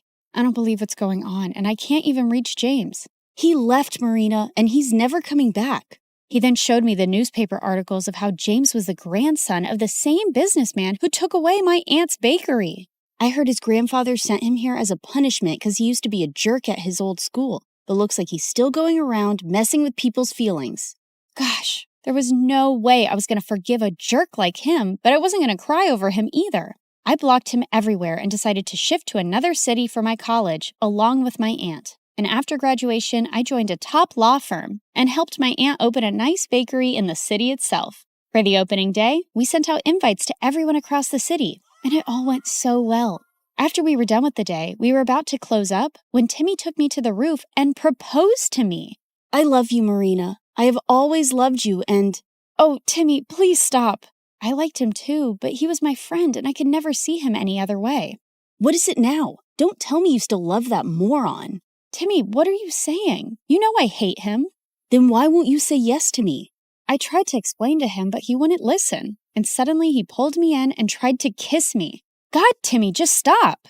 Just then, I saw a man pull him away and punch him hard. James, what in the world are you doing here? How dare you touch her, you filthy. I pulled him away before he could hurt Timmy anymore and slapped him hard in the face. Who do you think you are walking into my life again? Didn't you already mess around enough last time? Marina, what are you saying? I never messed around with you. Oh, really? Then why did you leave? And what about those texts and pictures? What? I have no idea what you're saying. I know it was my fault to leave you like that, but I told Timmy everything. What? What do you mean? That night after you left the party, I received a call that my mom had passed away. My grandfather wanted me to return home. Timmy was right there, and I asked him to inform you. What? I even tried to contact you, but you had me blocked everywhere. And when I called Timmy, he said you hated me and you were with him now. Timmy, what is he saying? Did you hide this from me and lie to him? Yeah, I hid the truth. I didn't want you to be with a jerk like him when I've loved you all my life. So I lied. For you. But those messages from your phone and those posts. I have no idea, Marina. I lost my phone the same night. You didn't lose it, moron. I stole it and sent those messages and those pictures. Timmy, I can't believe you. You son of a witch. No, James, just let him go. He's a jerk and doesn't even deserve that. Oh, Marina, please don't cry. I'm here. I'm here for you now.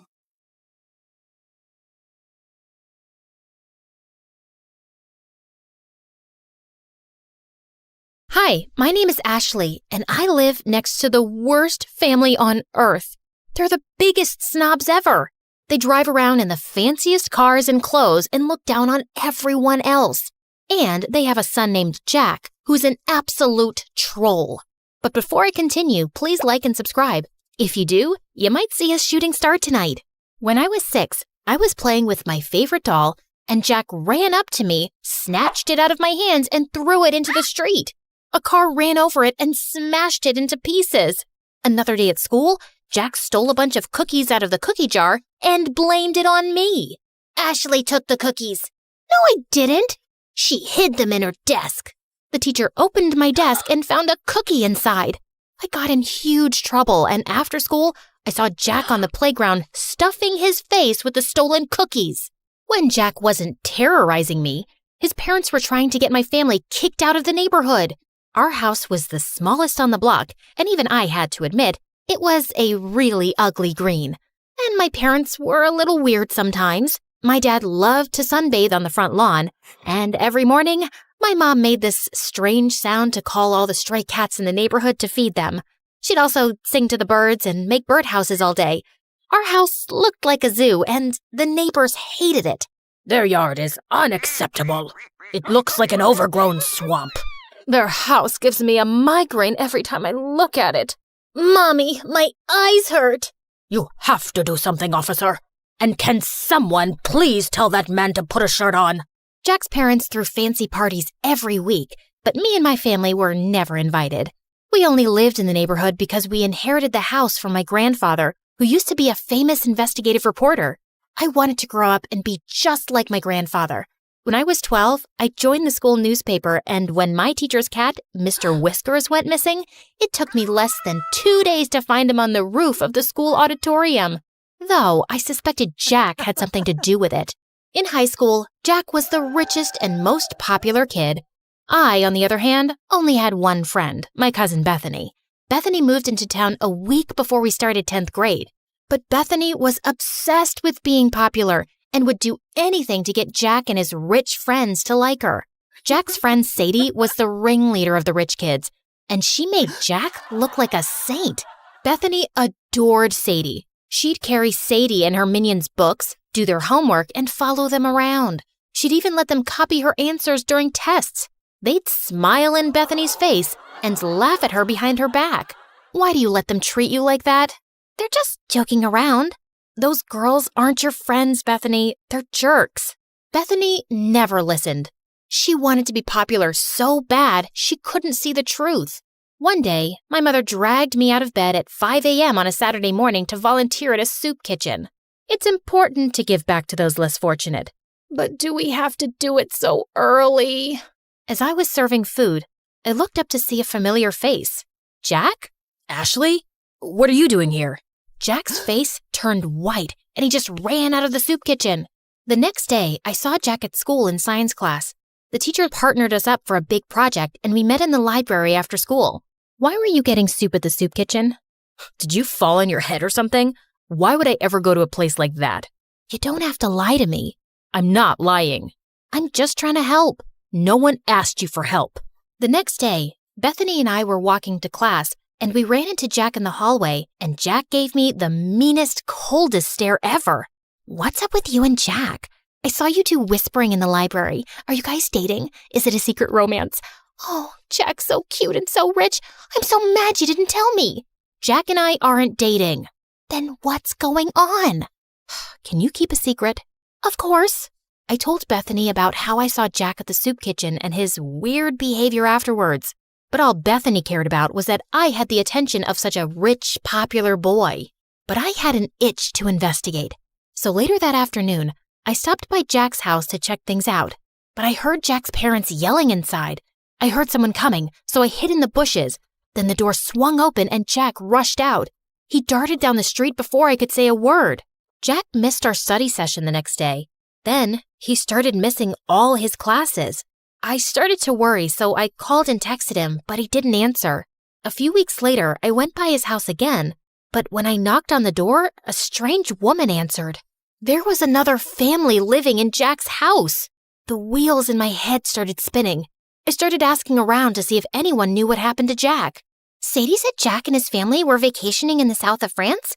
Or was it the Hamptons or Tahiti? It was probably all three. Jack is so lucky. I wish I was rich. There was even talk about why he'd moved. Jack's dad bought a new mansion that's twice the size of the old one. Twice the size? He's richer than I thought. The explanation seemed reasonable, so I let it go. During summer break, I was heading home one day after running some errands when I saw a boy in an oversized hoodie playing guitar on the sidewalk. He played a sad song that was so beautiful, it made my heart sink. When the song ended, some people dropped money in the can beside him. I walked over to put in some money too, when a suspicious-looking guy crept up and snatched the boy's can. Then the thief ran toward me. Without thinking, I stuck my foot out and tripped him. Give that back, or I'll turn your face into scrambled eggs. I took a martial arts stance that I saw in a movie once. It worked, because the thief dropped the money and ran. I picked it up and turned to the boy whose hood had come off. It was Jack. Jack? Are you okay? Jack shook his head and broke down into tears. He told me that his parents broke up, then his dad sold their house, stole his mom's money, and fled the country. Now Jack and his mom were broke and living in a shelter. I felt so bad for Jack. No one deserved that, not even a rich jerk like him. So I invited Jack and his mother to my parents' house. Ashley, why is this woman in our house? They're in trouble, Mom. They need our help. Jack's mom apologized for the way she treated my parents. My parents forgave her and invited them to stay in our guest room for as long as they needed. Luckily, Bethany was away all summer with her family, so I could keep the secret. Jack and his mom were so grateful that they helped out as much as they could around the house. Jack even tried to help my dad fix a leaky faucet. That didn't turn out well, but the gesture was sweet. I tutored Jack to help him catch up on the work he'd missed at school. It was odd having Jack in my house at first, especially when I saw him walk out of the shower with a towel around his waist. A few weeks later, Jack's mom got a job and they moved out. I hated to admit it, but I missed having him around. On the last day of summer, Jack sent me a text asking me to meet him. What's all this? I wanted to thank you. It's not much, but it's the best I could do. Jack opened the basket and pulled out my favorite foods, chili dogs and Brussels sprouts. You and your family are the strangest people I've ever met. What's that supposed to mean? It's a good thing. No one's ever been so kind to me. And I love how you and your parents live your lives without caring what others think. It's inspiring. How do you do it? I don't know. It's just how I was raised. I wish I was as strong as you. I looked at the biceps bulging out of his shirt. I think you might have me beat. School's gonna be so tough. I'm supposed to be the rich kid with the fancy car and the millionaire parents and... You're not that guy anymore. And to be honest, you were a real jerk before. I like the new you way better. Since we're being honest, I have to admit something. What? I think I have a crush on you. Really? And I'm pretty sure you have a crush on me too. Then Jack pulled me close and kissed me. We talked for hours that night, and he even played me some songs. I saw Bethany at school the next morning after summer break. Jack passed us in the hall and he winked at me, and I couldn't stop smiling. What was that? I don't know. Jack's always been weird. Then why are you blushing? I didn't tell Bethany about me and Jack. We were taking things slow. One day, Jack and I were walking home from school when Sadie and her rich friends pulled up in a fancy car. Hey, Jack, where's your ride? I don't... You're trading it in for a new one, huh? Always trying to one-up me, Jack. We all get it. You're the richest, but I'm a close second. Yeah, my new car is going to be great. It's twice as expensive as the last one. Jack, what are you doing? Ditch that loser and hang out with us. Plus, we have to decide what color we're going to wear to the winter dance. I'm not going to the winter dance with you. Then who are you going with? Tell me you're not going to take that freak instead of me. If you're referring to this amazing girl standing beside me, then yeah, I am. Sadie was pissed and drove off. I appreciate the compliment, but you can't keep lying. About what? Your father's not buying you a new car. I know that. Then why lie about it? Why not? It's not hurting anyone. The truth always comes out, no matter how hard you try to hide it. Let's talk about something else. What time should I pick you up for the dance? I think I'll pass. I'm allergic to liars. Jack and I didn't talk after that. I'd see him at school bragging to his friends about the money he didn't have, lying about the huge fancy house he just moved into, and making fun of the poor kids. He was a rich, self-centered jerk again. I couldn't believe I fell for this guy. Jack called and texted me after school, but I ignored him and binge-watched MSA videos. What's with the frown? It'll give you wrinkles. I don't get why Jack has to lie about being rich. Some people will do anything to keep up appearances. Lie, cheat, sometimes even steal. But it's not right. Of course it's not right. Doing the right thing isn't always easy. I decided to go to the dance alone. Bethany and I were supposed to go together, but she wasn't returning my calls. When I arrived at the dance, I saw Bethany hanging out with Sadie and her crew, following them around, holding their drinks. Hey, Bethany, I've been trying to reach you. Sorry, I gotta go. Bethany was acting strange. She could barely look me in the eye. Then Jack walked up to me, and before he could say a word, everyone's cell phone started going off. I looked at my phone and saw a video of Jack's mom working as a maid. You're not rich, Jack. You're a poor loser. Then all of Jack's rich friends laughed at him. And don't try to deny it. Bethany told us everything. She even made this video. It's true. Ashley told me that she saw Jack begging for food at the soup kitchen. Shut up, Bethany. No one asked you to speak. Be a good little puppy and stand over there.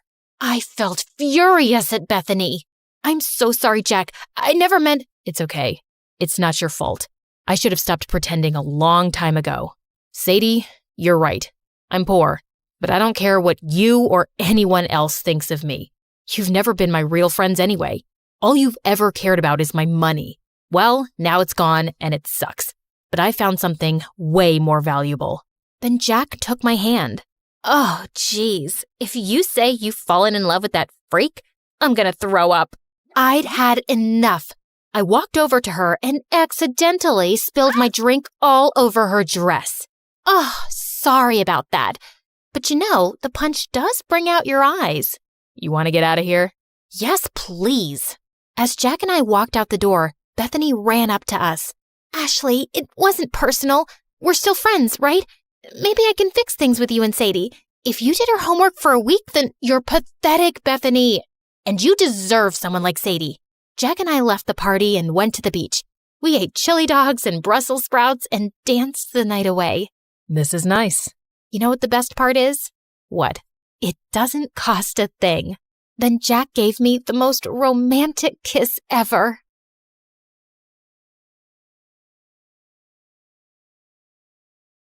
When the music kicked off and everyone started dancing, I escaped to the garden for some fresh air. As I sat down by the fountain and sighed, a soft object hit me squarely in the face. Then someone in black jumped down from the tree above me. Brought your favorite cheeseburger.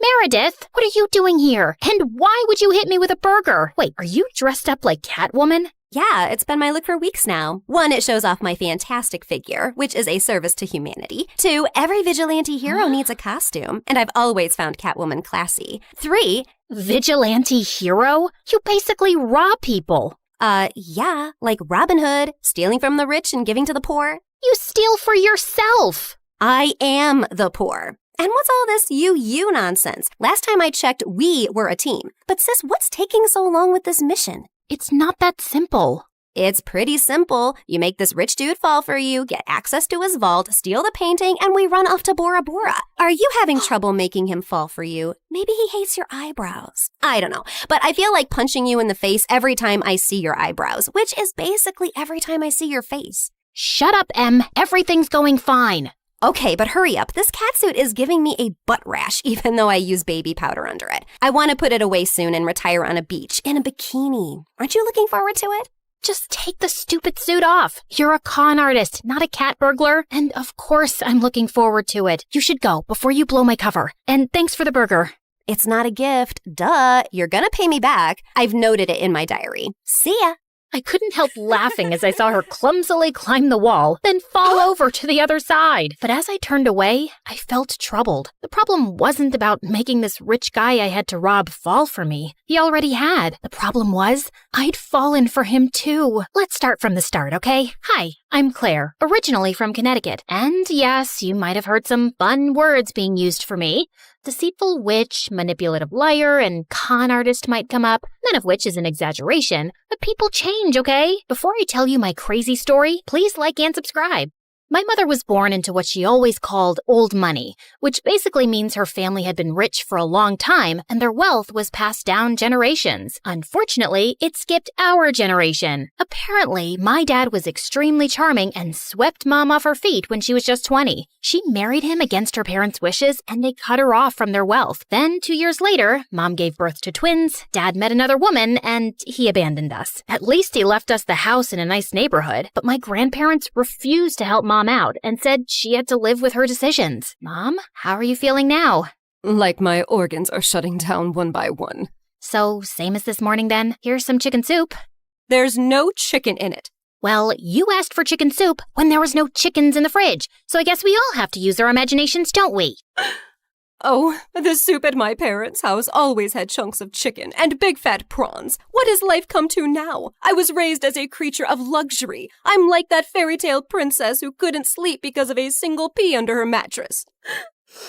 So you say, but there's a bunch of sharp pebbles under your mattress and you sleep like a log and snore like a bear. What? How could you put pebbles? I do not snore. Leave me to decompose, please. Well, you have to return to your waitressing job, so get well soon, Mom. Shall not. I loved Mom, but she was basically a spoiled, selfish child who just couldn't adapt to her changing fortunes and start acting like a freaking parent. My sister Meredith and I were twins, but we looked nothing alike. With her soft blonde hair and big baby blues, she looked like the kind of sweet soul who saved kittens from trees, helped old people across the road, and sang to birds. She didn't look like she had an ounce of evil in her, which wasn't true, like at all. But we'll come back to that later. From an early age, it was clear to me and Meredith that we had to be resourceful for money. I started doing odd jobs for our rich neighbors in the 8th grade, like raking their gardens, walking their dogs, and babysitting their kids. But Meredith was always finding more creative ways, like taking stupid boys in her class on paid exclusive tours to an alien site she'd discovered in the nearby forest. I'd seen her digging up the crater where the spaceship had landed, or selling youth water to high school girls, claiming she'd traveled far to the Fountain of Youth over summer break and had a limited supply. They actually thought she was telling the truth because it tasted different. Yeah, that's because she was filling up bottles from the neighbor's gross jacuzzi. People eventually caught on and stopped buying from her, and that's when she started stealing from me. But whenever I'd confront her, she'd throw a tantrum and deny it like I'd accused her of killing someone. So the next time, I hid money in my diary and made my latest entry. Dear Diary, guess what? What? When Mom took Meredith to the hospital for her sore throat the other day, the doctors made a shocking discovery. Meredith has a rare, incurable disease. She only has a few more months with us. We've decided not to tell her so she isn't scared and lives the rest of her short life in peace. Yes, I'm sad, but not that much because my baby sister is going to a better place and leaving me all her stuff. I knew my trick had worked when Meredith came down one morning with swollen eyes. When Mom asked her what was wrong, she burst into tears about her incurable disease. Where would you get an idea like that? Yes, Meredith. Please, tell Mom where you got this idea from. You wrote it in your... Wait, you chubby witch! You made me believe I was dying! Meredith lunged at me and we went rolling all over the kitchen floor. But she ended up getting grounded for a month for stealing and invading my privacy. I soon started missing her at dinner time though. So late one night, I snuck into her room with ice cream to find her playing darts with my face as the target. I'm sorry you're stuck here, but you did steal from me. I know we don't have a lot right now, but we'll work hard and make money in the future. But the future is in the future. What do I do now when I need money for mascara and gummy bears? Maybe we can think of some business idea. Oh, I thought you'd never ask. She pulled out a box from under her bed full of t-shirts. So you know my friend George, the next-door gardener's nephew? Apparently he volunteers at a mental institution every weekend. The owners got t-shirts made from all the patients, but they refuse to wear them, blah, blah. So now the mental place has hundreds of these lying in storage. George said he can score them for me, and we could have our own t-shirt range with cute things written on them. Look, here's one I made for myself. I want to go to Bora Bora, but I'm Bora Bora. Please help me. Funny. I'm very serious, actually. I'm gonna live in Bora Bora one day. So, are we selling these t-shirts? I'm in. I also made one for you. That'll be $10, thanks. Money can't buy happiness, but poverty can't buy anything. Please help me.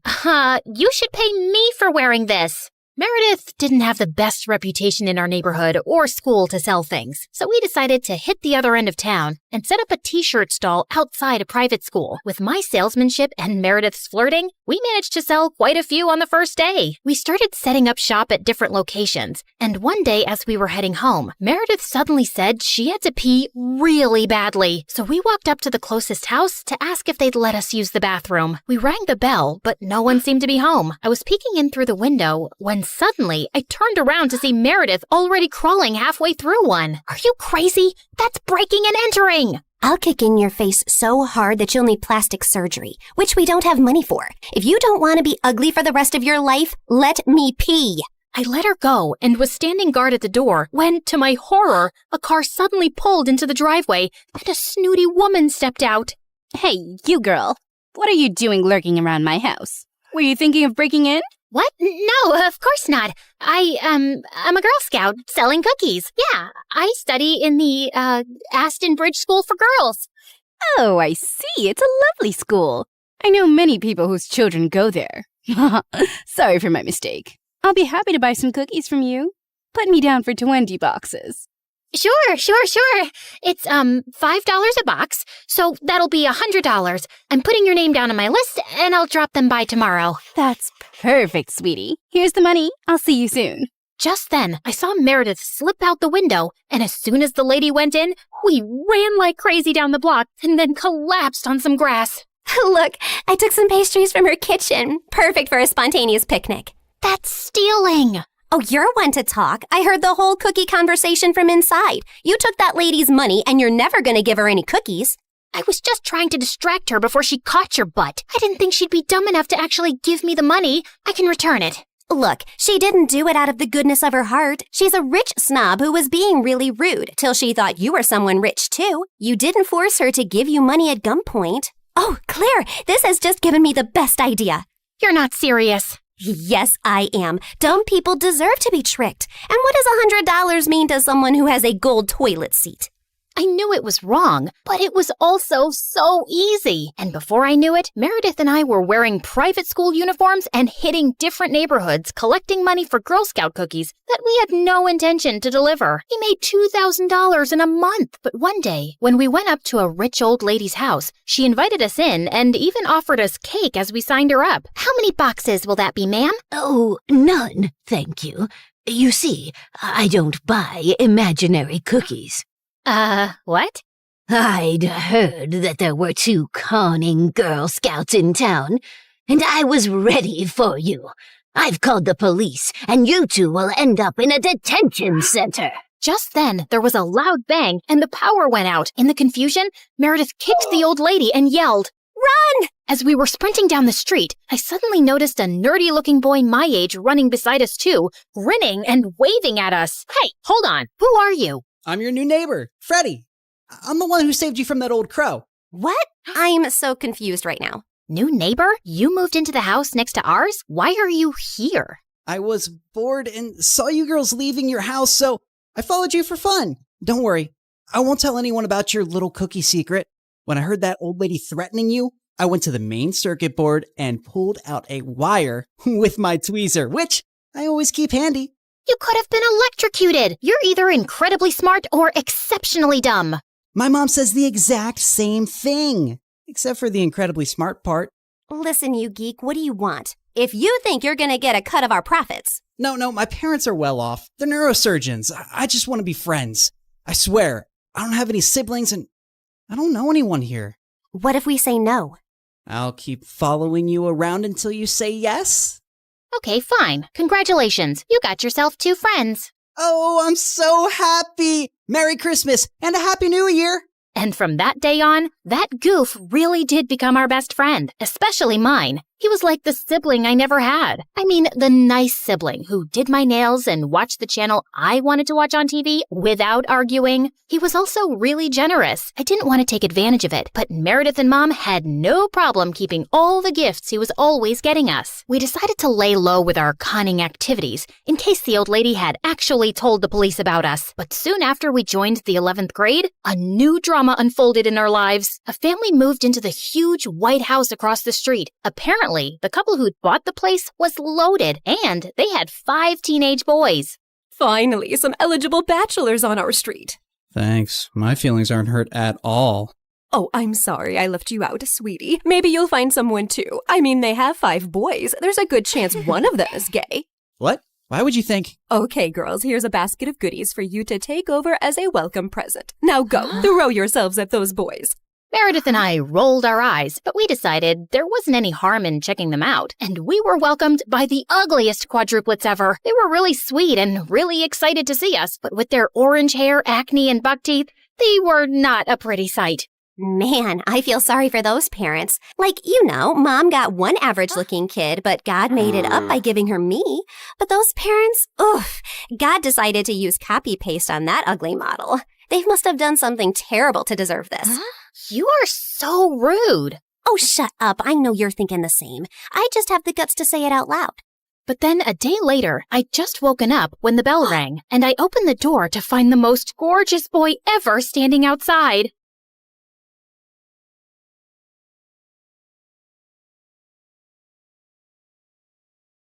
And then finally, a letter arrived one morning. My hands were trembling so much, I almost ripped the letter trying to open the envelope. Dear Drizella, my delegation has been extended and my duties have grown. I'm far too busy now to keep up with our correspondence. I hope you understand and wish you well. Prince Henry. I read it 3 times, as if expecting other words to magically appear the more I stared at the paper. But that was it. Just this cold, impersonal letter after all these months. I told myself that he was really busy with big, important things. It had been almost a year since he left, and people can change. It's not like he ever said he loved me or promised me anything. And of course, there was nothing left to do now but move on with dignity and grace. I found great comfort in pastries and gained a lot of weight. I considered becoming a nun, but decided against it since nuns aren't allowed to curse. I went to the village witch and said a friend was asking about ways to hex a prince. I started writing a vicious breakup letter to Henry, then realized you can't break up with someone you were never technically with, so I ate more pastries. Then I started running at dawn, lost all the weight, and used Cinderella's stupidly good skin and hair stuff so he'd choke on his regret the next time he laid eyes on me. But no matter what I did, it didn't dull the ache of missing someone who didn't miss me back anymore. It had been months since that last letter, and I had picked myself up and moved on. So I wasn't expecting my stomach to lurch when an official invitation arrived from the palace, announcing a grand ball in honor of the prince's return. Great. Other people could honor him. I wasn't going. Besides, Anastasia was terrified of dancing, and Mother wouldn't be up for it either. Over the past few months, she'd grown very weak and was always tired. I'd asked a couple of doctors to examine her, but they had no answers. Cinderella had been on top of her care, of course, always fluffing her pillows, rubbing her feet, making her special herbal teas. And the thought had crossed my mind more than once. What exactly was she putting in those concoctions? I didn't think she was beyond slowly poisoning a woman for her inheritance. I'd thrown the invitation in the trash. But sometime later, Cinderella came into the living room, clutching it to her chest. You're invited to a royal ball. Can you believe it? Oh, I've never been to a proper ball or worn a ball gown, and I've never seen the palace. I know I'm not invited, but maybe I could go, if you could take me with you. Yeah, no. We're not going.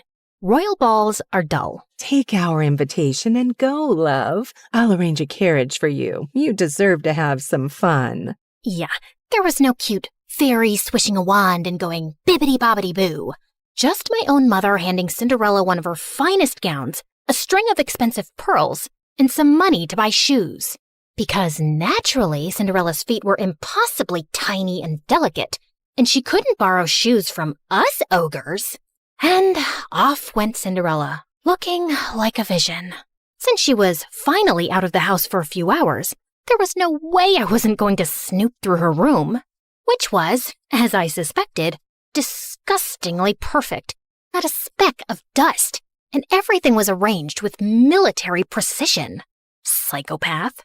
I rifled through her drawers, opened her wardrobe, peered under the bed. I didn't find some secret stash of poisons or a diary confessing to slow murder. I wasn't even sure what I was looking for, and I was beginning to feel stupid. I turned to leave when suddenly, my elbow bumped into a picture frame on her vanity, knocking it to the floor. I cursed under my breath as I picked it up. Luckily, nothing was broken, and the picture had just come out. As I was placing it back in, something slipped out, a folded piece of paper tucked away carefully. And when I opened it, I recognized the handwriting instantly. I would have known it anywhere.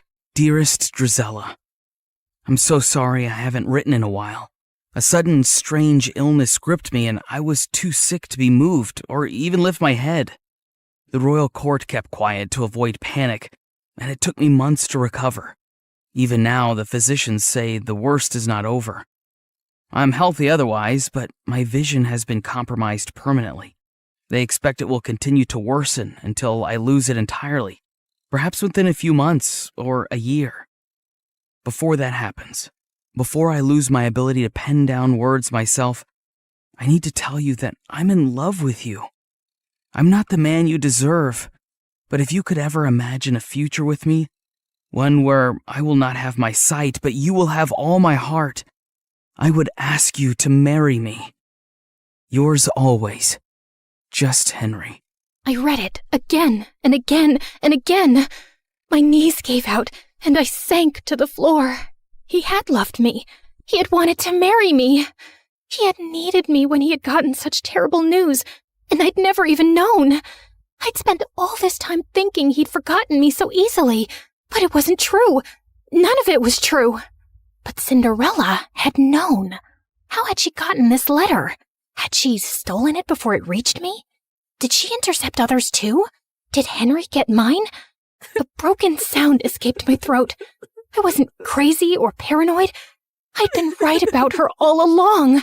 Suddenly, the sound of the front door opening snapped me back to reality. Cinderella had returned from the ball.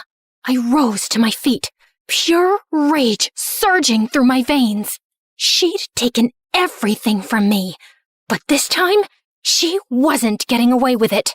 I ran downstairs and found Cinderella by the fireplace, humming softly, and I lunged towards her and grabbed her hair. Oh my God, what are you doing? I shoved the letter in her face. Why do you have this? What did you do? What did you say to him? Her blue eyes went wide. Then slowly, she smiled. And before I could react, she grabbed the letter from me and flung it into the fire. What letter? I saw red as I screamed and tried to yank her hair from her skull. She managed to pull away from me, but I grabbed her dress, tearing away the silk. She shoved me, and I stumbled back as I ripped the pearls from her throat. Mother and Anastasia came running in at the noise. What is happening? She's attacking me! She's gone mad! Get her out of here. I swear I will kill her if you don't. You don't know what she's done. She stole him from me. What? Who are you talking about? Henry, the crown prince. We were in love. He wanted to marry me. Mother and Anastasia just stared at me like I was speaking a foreign language. She's crazy and jealous. She's always hated me. Drizella, you've lost your mind and you're scaring us.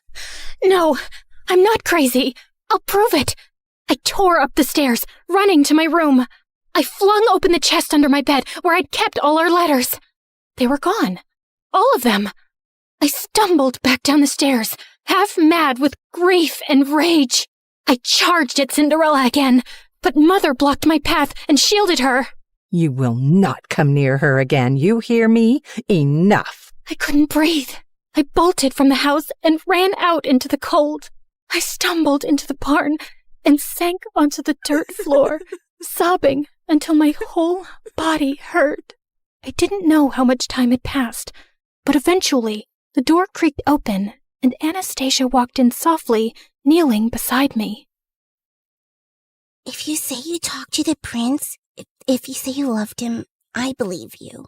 You do? I knew you were hurting this past year. I mean, I know what eating your feelings looks like. But you just shut me out. I wish you hadn't. I leaned into her, the way we used to when we were little girls, feeling scared of thunder, and she pulled me into a warm hug. Thank you.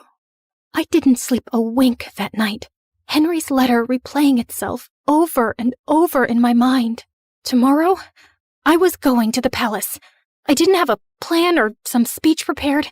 I just knew I had to see him, and I wasn't coming back home without doing it. It was soon after dawn that I prepared my horse to leave, when a servant handed over a letter. Important news! By decree of His Majesty, members of the royal family will be visiting each household in this town today. What? Why would the royal family be doing that? Would Henry be among them? I didn't know what was going on, but I had to stay back for the visit. Cinderella was probably still holed up in Mother's room, which was good for her, because if I saw her face, I would tear her apart. I paced around impatiently, looking out the window for any signs of the royal delegation approaching. I thought I'd get a better view from the attic, so I ran up. And as I stood there, with my face pressed to the window, suddenly, the hair on the back of my neck stood up. I turned, and Cinderella was standing in the doorway, her eyes gleaming. Before I could run towards her, she slammed the door shut, and I heard the lock click. "Let me out! You crazy witch! Let me out!" And when I saw the royal delegation arrive at our house, I felt manic. I kicked and banged and screamed until my throat was raw. But no one heard me. Why was the royal family here? What was Cinderella doing? Finally, I heard someone running up the stairs, and the door burst open. The prince, he's here. He's here. And he just asked Cinderella to marry him. The words punched the air out of my lungs. You have to go. You have to stop him. Hurry.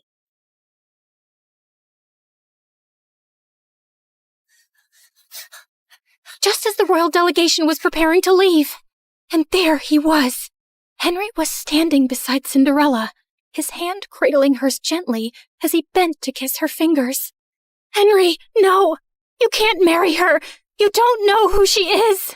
Everyone froze, including him.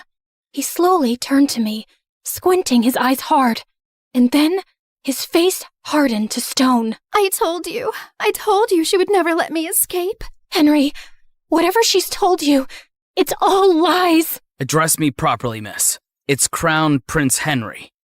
Okay, Crown Prince Henry. You cannot marry that two-faced witch. A ripple of murmurs went through the small crowd gathering around us. I need a moment alone with her.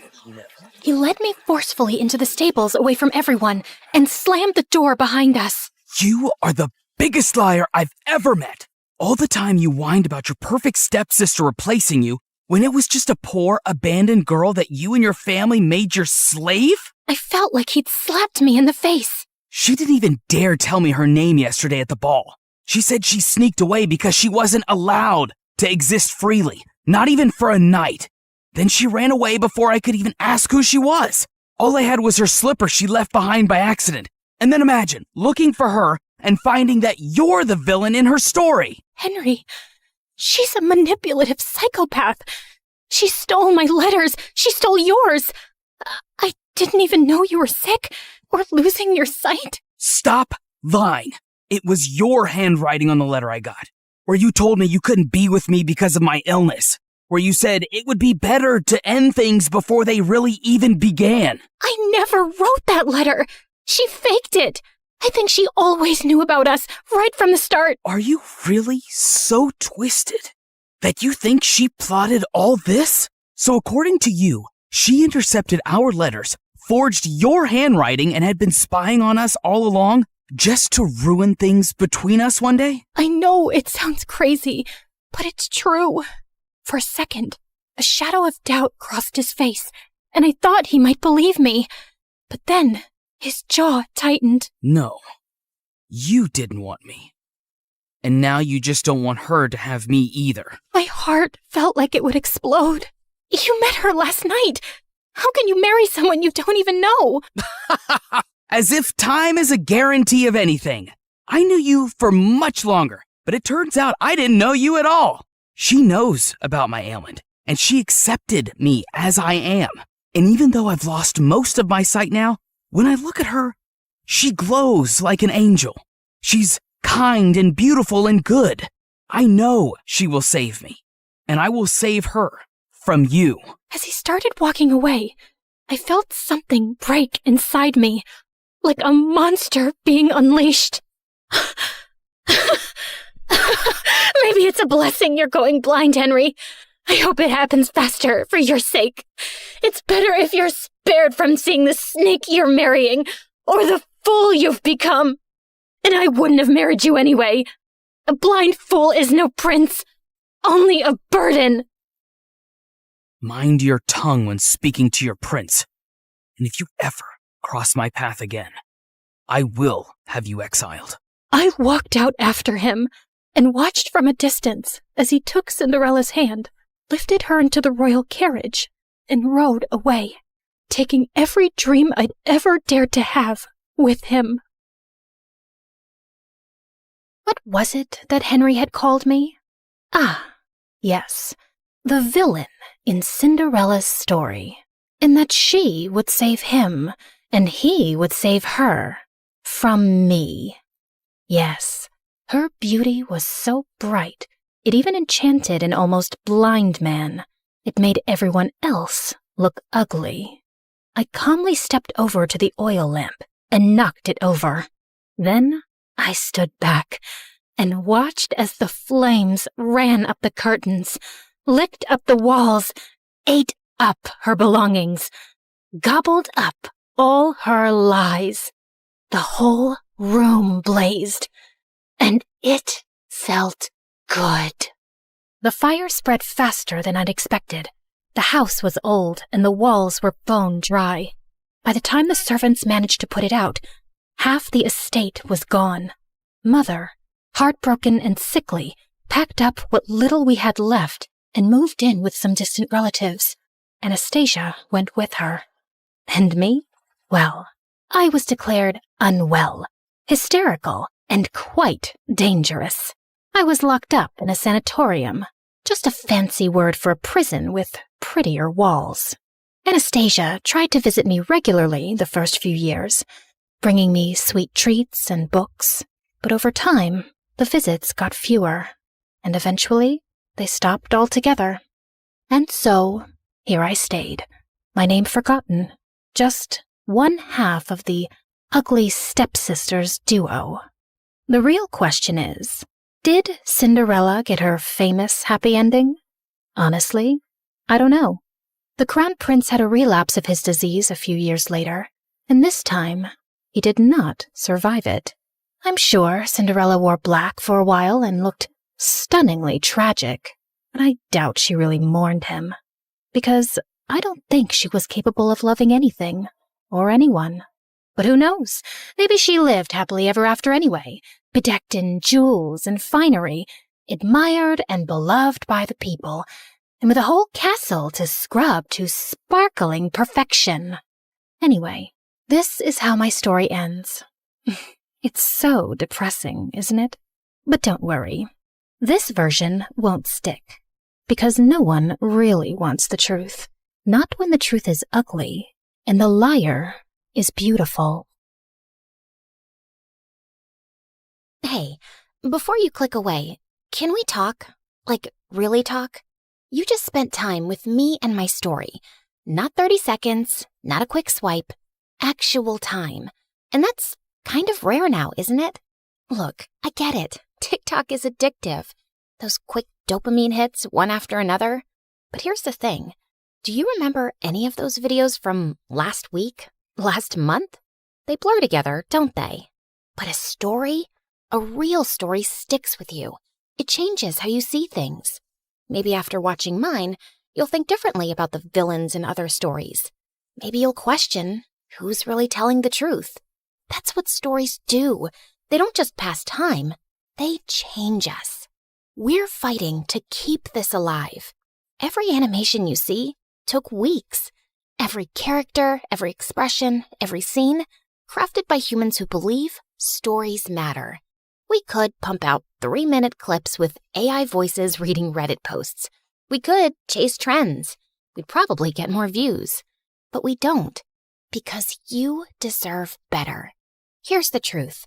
Platforms push short-form content because it keeps you scrolling longer.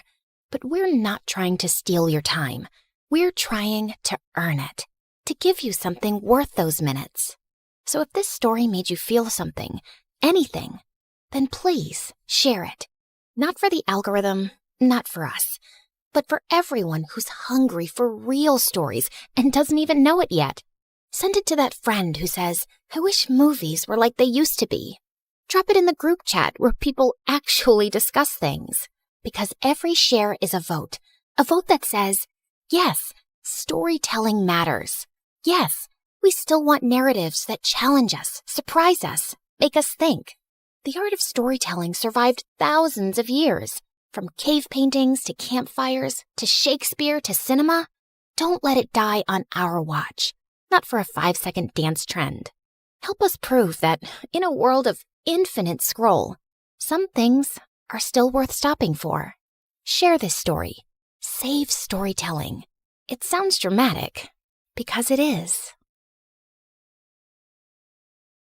Just as I got up, I found myself facing Eric. What are you doing here? Isn't the meeting going on? Nope, that's just what I told you. I sent everyone home and was now waiting for you to steal the painting and run away with it. What? After the painting was stolen from the museum, the FBI contacted me to help them catch the guy they suspected was after it. Does the name Pierre Souffle ring a bell? Nope, never heard of him. What a dumb name. They told me he would probably strike again. I really didn't suspect you until one of my brothers said something about you looking like a girl we once met in Connecticut, who had a twin. I just couldn't shake that off, and wondered if you were hiding something. I had the FBI look into you, and most of your information checked out, but then they told me that they'd seen a suspected art thief and a girl your age leave your apartment a few times. Okay, so let me get this straight. Tonight was a trap? How could you trick me? Hello? Should I get a mirror for you? You've been tricking me from the very start. That's different. Only if different means exactly the same. You'd really send me to jail? You'd really walk away with that painting? Eric, I have to do this. I don't have a choice. It's to protect everyone I love from Pierre. And I'm guessing that list doesn't include me, does it? As we stared breathlessly at each other, suddenly Pierre's van stopped beside us. Good Lord, get a room! And before I knew it, his men had grabbed both me and Eric and put some rags on our faces, and I instantly drifted into unconsciousness. When we came about, Eric and I found ourselves tied to chairs on some boat. Ah, the sleeping beauties are awake just in time for me to say goodbye. You're not getting away with this. Oh, yes, I am. It's not like you are smart enough to call the police to your house when you caught Claire. Yeah, that's her real name. You didn't call the police? What was your plan then? My guess is he was just going to take the painting from you and give you a chance to run away. I think he even gave his own security men the night off. Why would you do that, Eric? Because he wasn't going to send the girl he loves to prison. Duh. Eric sat there poker-faced as I glanced at him. Pierre, you got what you wanted. Now keep your end of the deal. Pay up and let us go. Your sister double-crossed me first, which landed you in this mess, remember? I think I'll do the same. Why is there water coming in the boat? Oh, that's because it's got oils everywhere. It's going to sink soon. You two should make up and forgive each other because life's too short to be angry. I mean, literally, your life is really short. I'd say about another 30 minutes. Adieu. So long. Farewell. And with that, Pierre and his goons left. There has to be some way out. Don't you know how to get out of such situations after all your years as a criminal? I'm a con woman. I don't know how to trick my way out of these ropes. Great. Then I'll just die here with you of all people. Who would you rather die with? Maybe that really pretty, extra smiley waitress at the restaurant you love so much? You know what? Let's just not talk. Fine by me. We sat silently for a few minutes as the water kept seeping in. I've never had boba tea. What? You know, a few years ago when everyone really got into boba tea, and I never had boba tea. I always thought I had time to drink boba tea, and now I'll never drink boba tea. It's nothing special. You didn't miss much. You really mean it? Nah, it's amazing. Who is stopping you from trying boba tea? No one? Oh, you're the worst. Let's go back to not talking. As we sat there in silence again, I slipped my fingers through Eric's. Eric, I'm so sorry for getting you into this. I really wish I'd never crossed your path. He pushed my hand away. For the first time today, I agree with you. Just then, the door burst open, and Meredith came running in. Thank God, Em. I knew you'd come for me. You could have told me too. I would have panicked less. Hi, Eric. Remember me? We kissed once. We'll talk more later. Gotta go now. Meredith cut through our ropes quickly, and we splashed through the water, climbed onto the paddle boat outside, and rowed back to shore. I had a feeling Pierre was up to no good. I followed his van to Eric's house and saw him take you two and bring you here. I had to wait for him to leave before I could rescue you, and that jerk left without giving us a dime. We have to get that painting back. He can't get away with it. What is so special about that stupid painting? Why is it for $10 million? Apparently, it's worth much more. My grandmother bought it at some auction a few years ago, but I don't think she ever knew its real worth. The FBI told me that painting has hidden codes all over it. Sensitive government secrets and coordinates of underground facilities, and Pierre wants to sell those secrets to the highest bidder. Jeez. Trust stupid men to make everything so complicated. Who put codes in a painting? Who wants them now? What is wrong with everybody? All I ever wanted from life was to go to Bora Bora, and now we have no money. If you girls know anything about where he's going, help me catch him.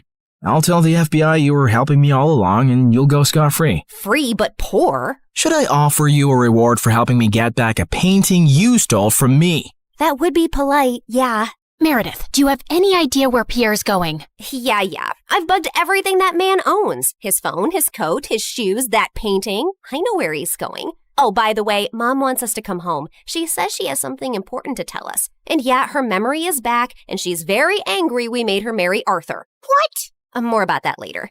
Eric immediately got in touch with his FBI contacts, who picked us up from our spot and followed Meredith's trackers on Pierre. He was headed for a train at the Grand Central Station, and seconds before he was about to get onto his ride, he was surrounded by officers. Don't manhandle me, you orangutans! My outfit costs more than your yearly salary! I lose the day I ever laid eyes on you two! I'll make sure I take you down with me! I'm taking all your coats, Pierre. They fit me perfectly, you tiny mafia boss. Get used to an orange jumpsuit, because you'll be wearing that for a long time. As the FBI officers took him away, I turned to Eric with a worried face. He'll give them information against us. You've helped recover a really important painting and capture a criminal the FBI has been trying to nail for ages. I promise, I won't let you get into any trouble. Thank you. We stood there in awkward silence. Okay, this is super uncomfortable. Do you guys need privacy to talk or something? I'll grab us some hot dogs. Do you want relish or mustard or... No, actually, I think we're done here. I have to go. Good luck and goodbye, Claire. Goodbye, Eric. Meredith and I took the next flight to Connecticut to see Mom back at her old house, and I was really happy to see her with her memory back. And then, Mom shocked us with her whole story. Many years ago, I was a government scientist in Russia, working on top secret technology, and our team later wanted to sell it to an enemy country. I refused to do that, and destroyed the technology, and after that I had to go on the run, because I knew those traitors would come after me. I had a boyfriend, and he recently found out I was pregnant, so I never told him about you girls and just escaped. I settled in America, and took on the identity of a helpless mom living in the suburbs. Before I left Russia, I set up this laptop as a way to communicate with my father, who sent me a little money every few months to get by. I was even afraid of working in any place for too long, as being part of any system by which I could be tracked down. Whoa, Mom, that's insane and so cool. I'm sorry we never had much, but I was glad you grew up independent and resourceful. When I finally recovered my memory a week ago, I was able to access the laptop and get in touch with my father. He hadn't heard from me in so long, he thought I wasn't even alive anymore. He told me that the traitors working on the project are all behind bars now. It's safe for me to go home. So we're going to Russia? Man, it's so cold there. I always wanted to go to... Bora Bora, I know. That's all you said growing up. We'll visit Russia to see my family, and then we'll go anywhere you girls want. Mom, we're kinda poor, especially since you've left Arthur too. Oh, but my family isn't poor at all. I come from old money. We've been rich forever. There is a God out there. Thank you. Claire, we're finally going to Bora Bora.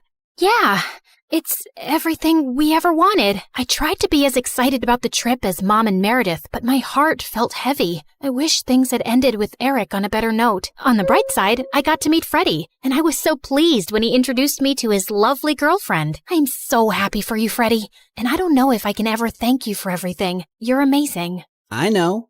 Just don't forget about me and come to visit, okay? On the day of our flight to Russia, we just reached the airport when Mom and Meredith turned to me with strange smiles on their faces. What's going on? Here's your ticket. That's a ticket for New York. Why, are we going there? No, Mom and I are going to Russia, then Bora Bora. You're going to New York. What? Why would I do that? Come on, Claire. You've been so mopey lately. I can't stand your face anymore. Just go talk to Eric, okay? You're in love with him. And even though he's way out of your league, he loves you too. And that's something you shouldn't give up on so easily. Pretty sure he hates me now. Claire, go meet him once. You'll regret not trying. And in case it doesn't work out, you know where to find us, love. Go get him, loser. Mom and Meredith hugged me, and I felt tears flowing down my face fast as I turned away. Suddenly, I got the wind knocked out of me as Meredith gave me a bear hug. I can't say this with you looking at me directly, so don't turn around, okay? I love you more than anyone in the world, sis. You're my BFF and my soulmate and my better half, so you better not stay away too long because of some stupid boy. No one's ever coming between us, Em. I love you too, and I'll see you soon. As I walked out onto the New York airport, I was feeling so nervous about visiting Eric that I accidentally bumped into a man's luggage cart and went down with the suitcases. Are you blind? You blind idiot? It was an accident, sir. You don't have to be so rude. You don't have to be so blind, you blind idiot. You're so obnoxious. I grabbed the bagel the man was holding, threw it on the floor, and started jumping on it. As I continued jumping and he kept yelling, I suddenly found Eric by my side. I'm sorry, sir. She hasn't taken her meds today. So sorry. Jeez, what's with your temper? He started it, and what are you doing here? You texted me that you were coming and wanted me to pick you up. You said it was an emergency? Oh, I'm guessing that was Meredith.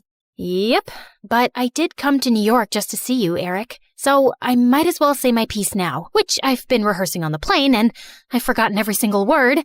Dang it. Okay, I'll just spit it out. Look, I'm really sorry about the tricking and the lying and stealing and hitting your brother and endangering your life. The one thing that wasn't part of this assignment was falling for you, but I just couldn't help it right from the start. In fact, you made me fall for you years ago, and I often wondered what had happened to you. I really wish we'd met again under different circumstances, and I know I don't deserve another chance, but here I am, asking for one anyway. Well, they say third time's the charm. They do say that, whoever they are. Just as Eric pulled me closer, we suddenly found ourselves surrounded by federal agents. Did you set me up? I swear I didn't. Ma'am, there's no need to panic. We got notified about your arrival in New York when you checked in for your flight. We've also apprehended your sister before she could leave for Russia. We've been looking for you girls for a long time, actually, but you always managed to get away. Now we have a deal for you. Come work for us and help us nail some con artists, and you'll have a clean slate.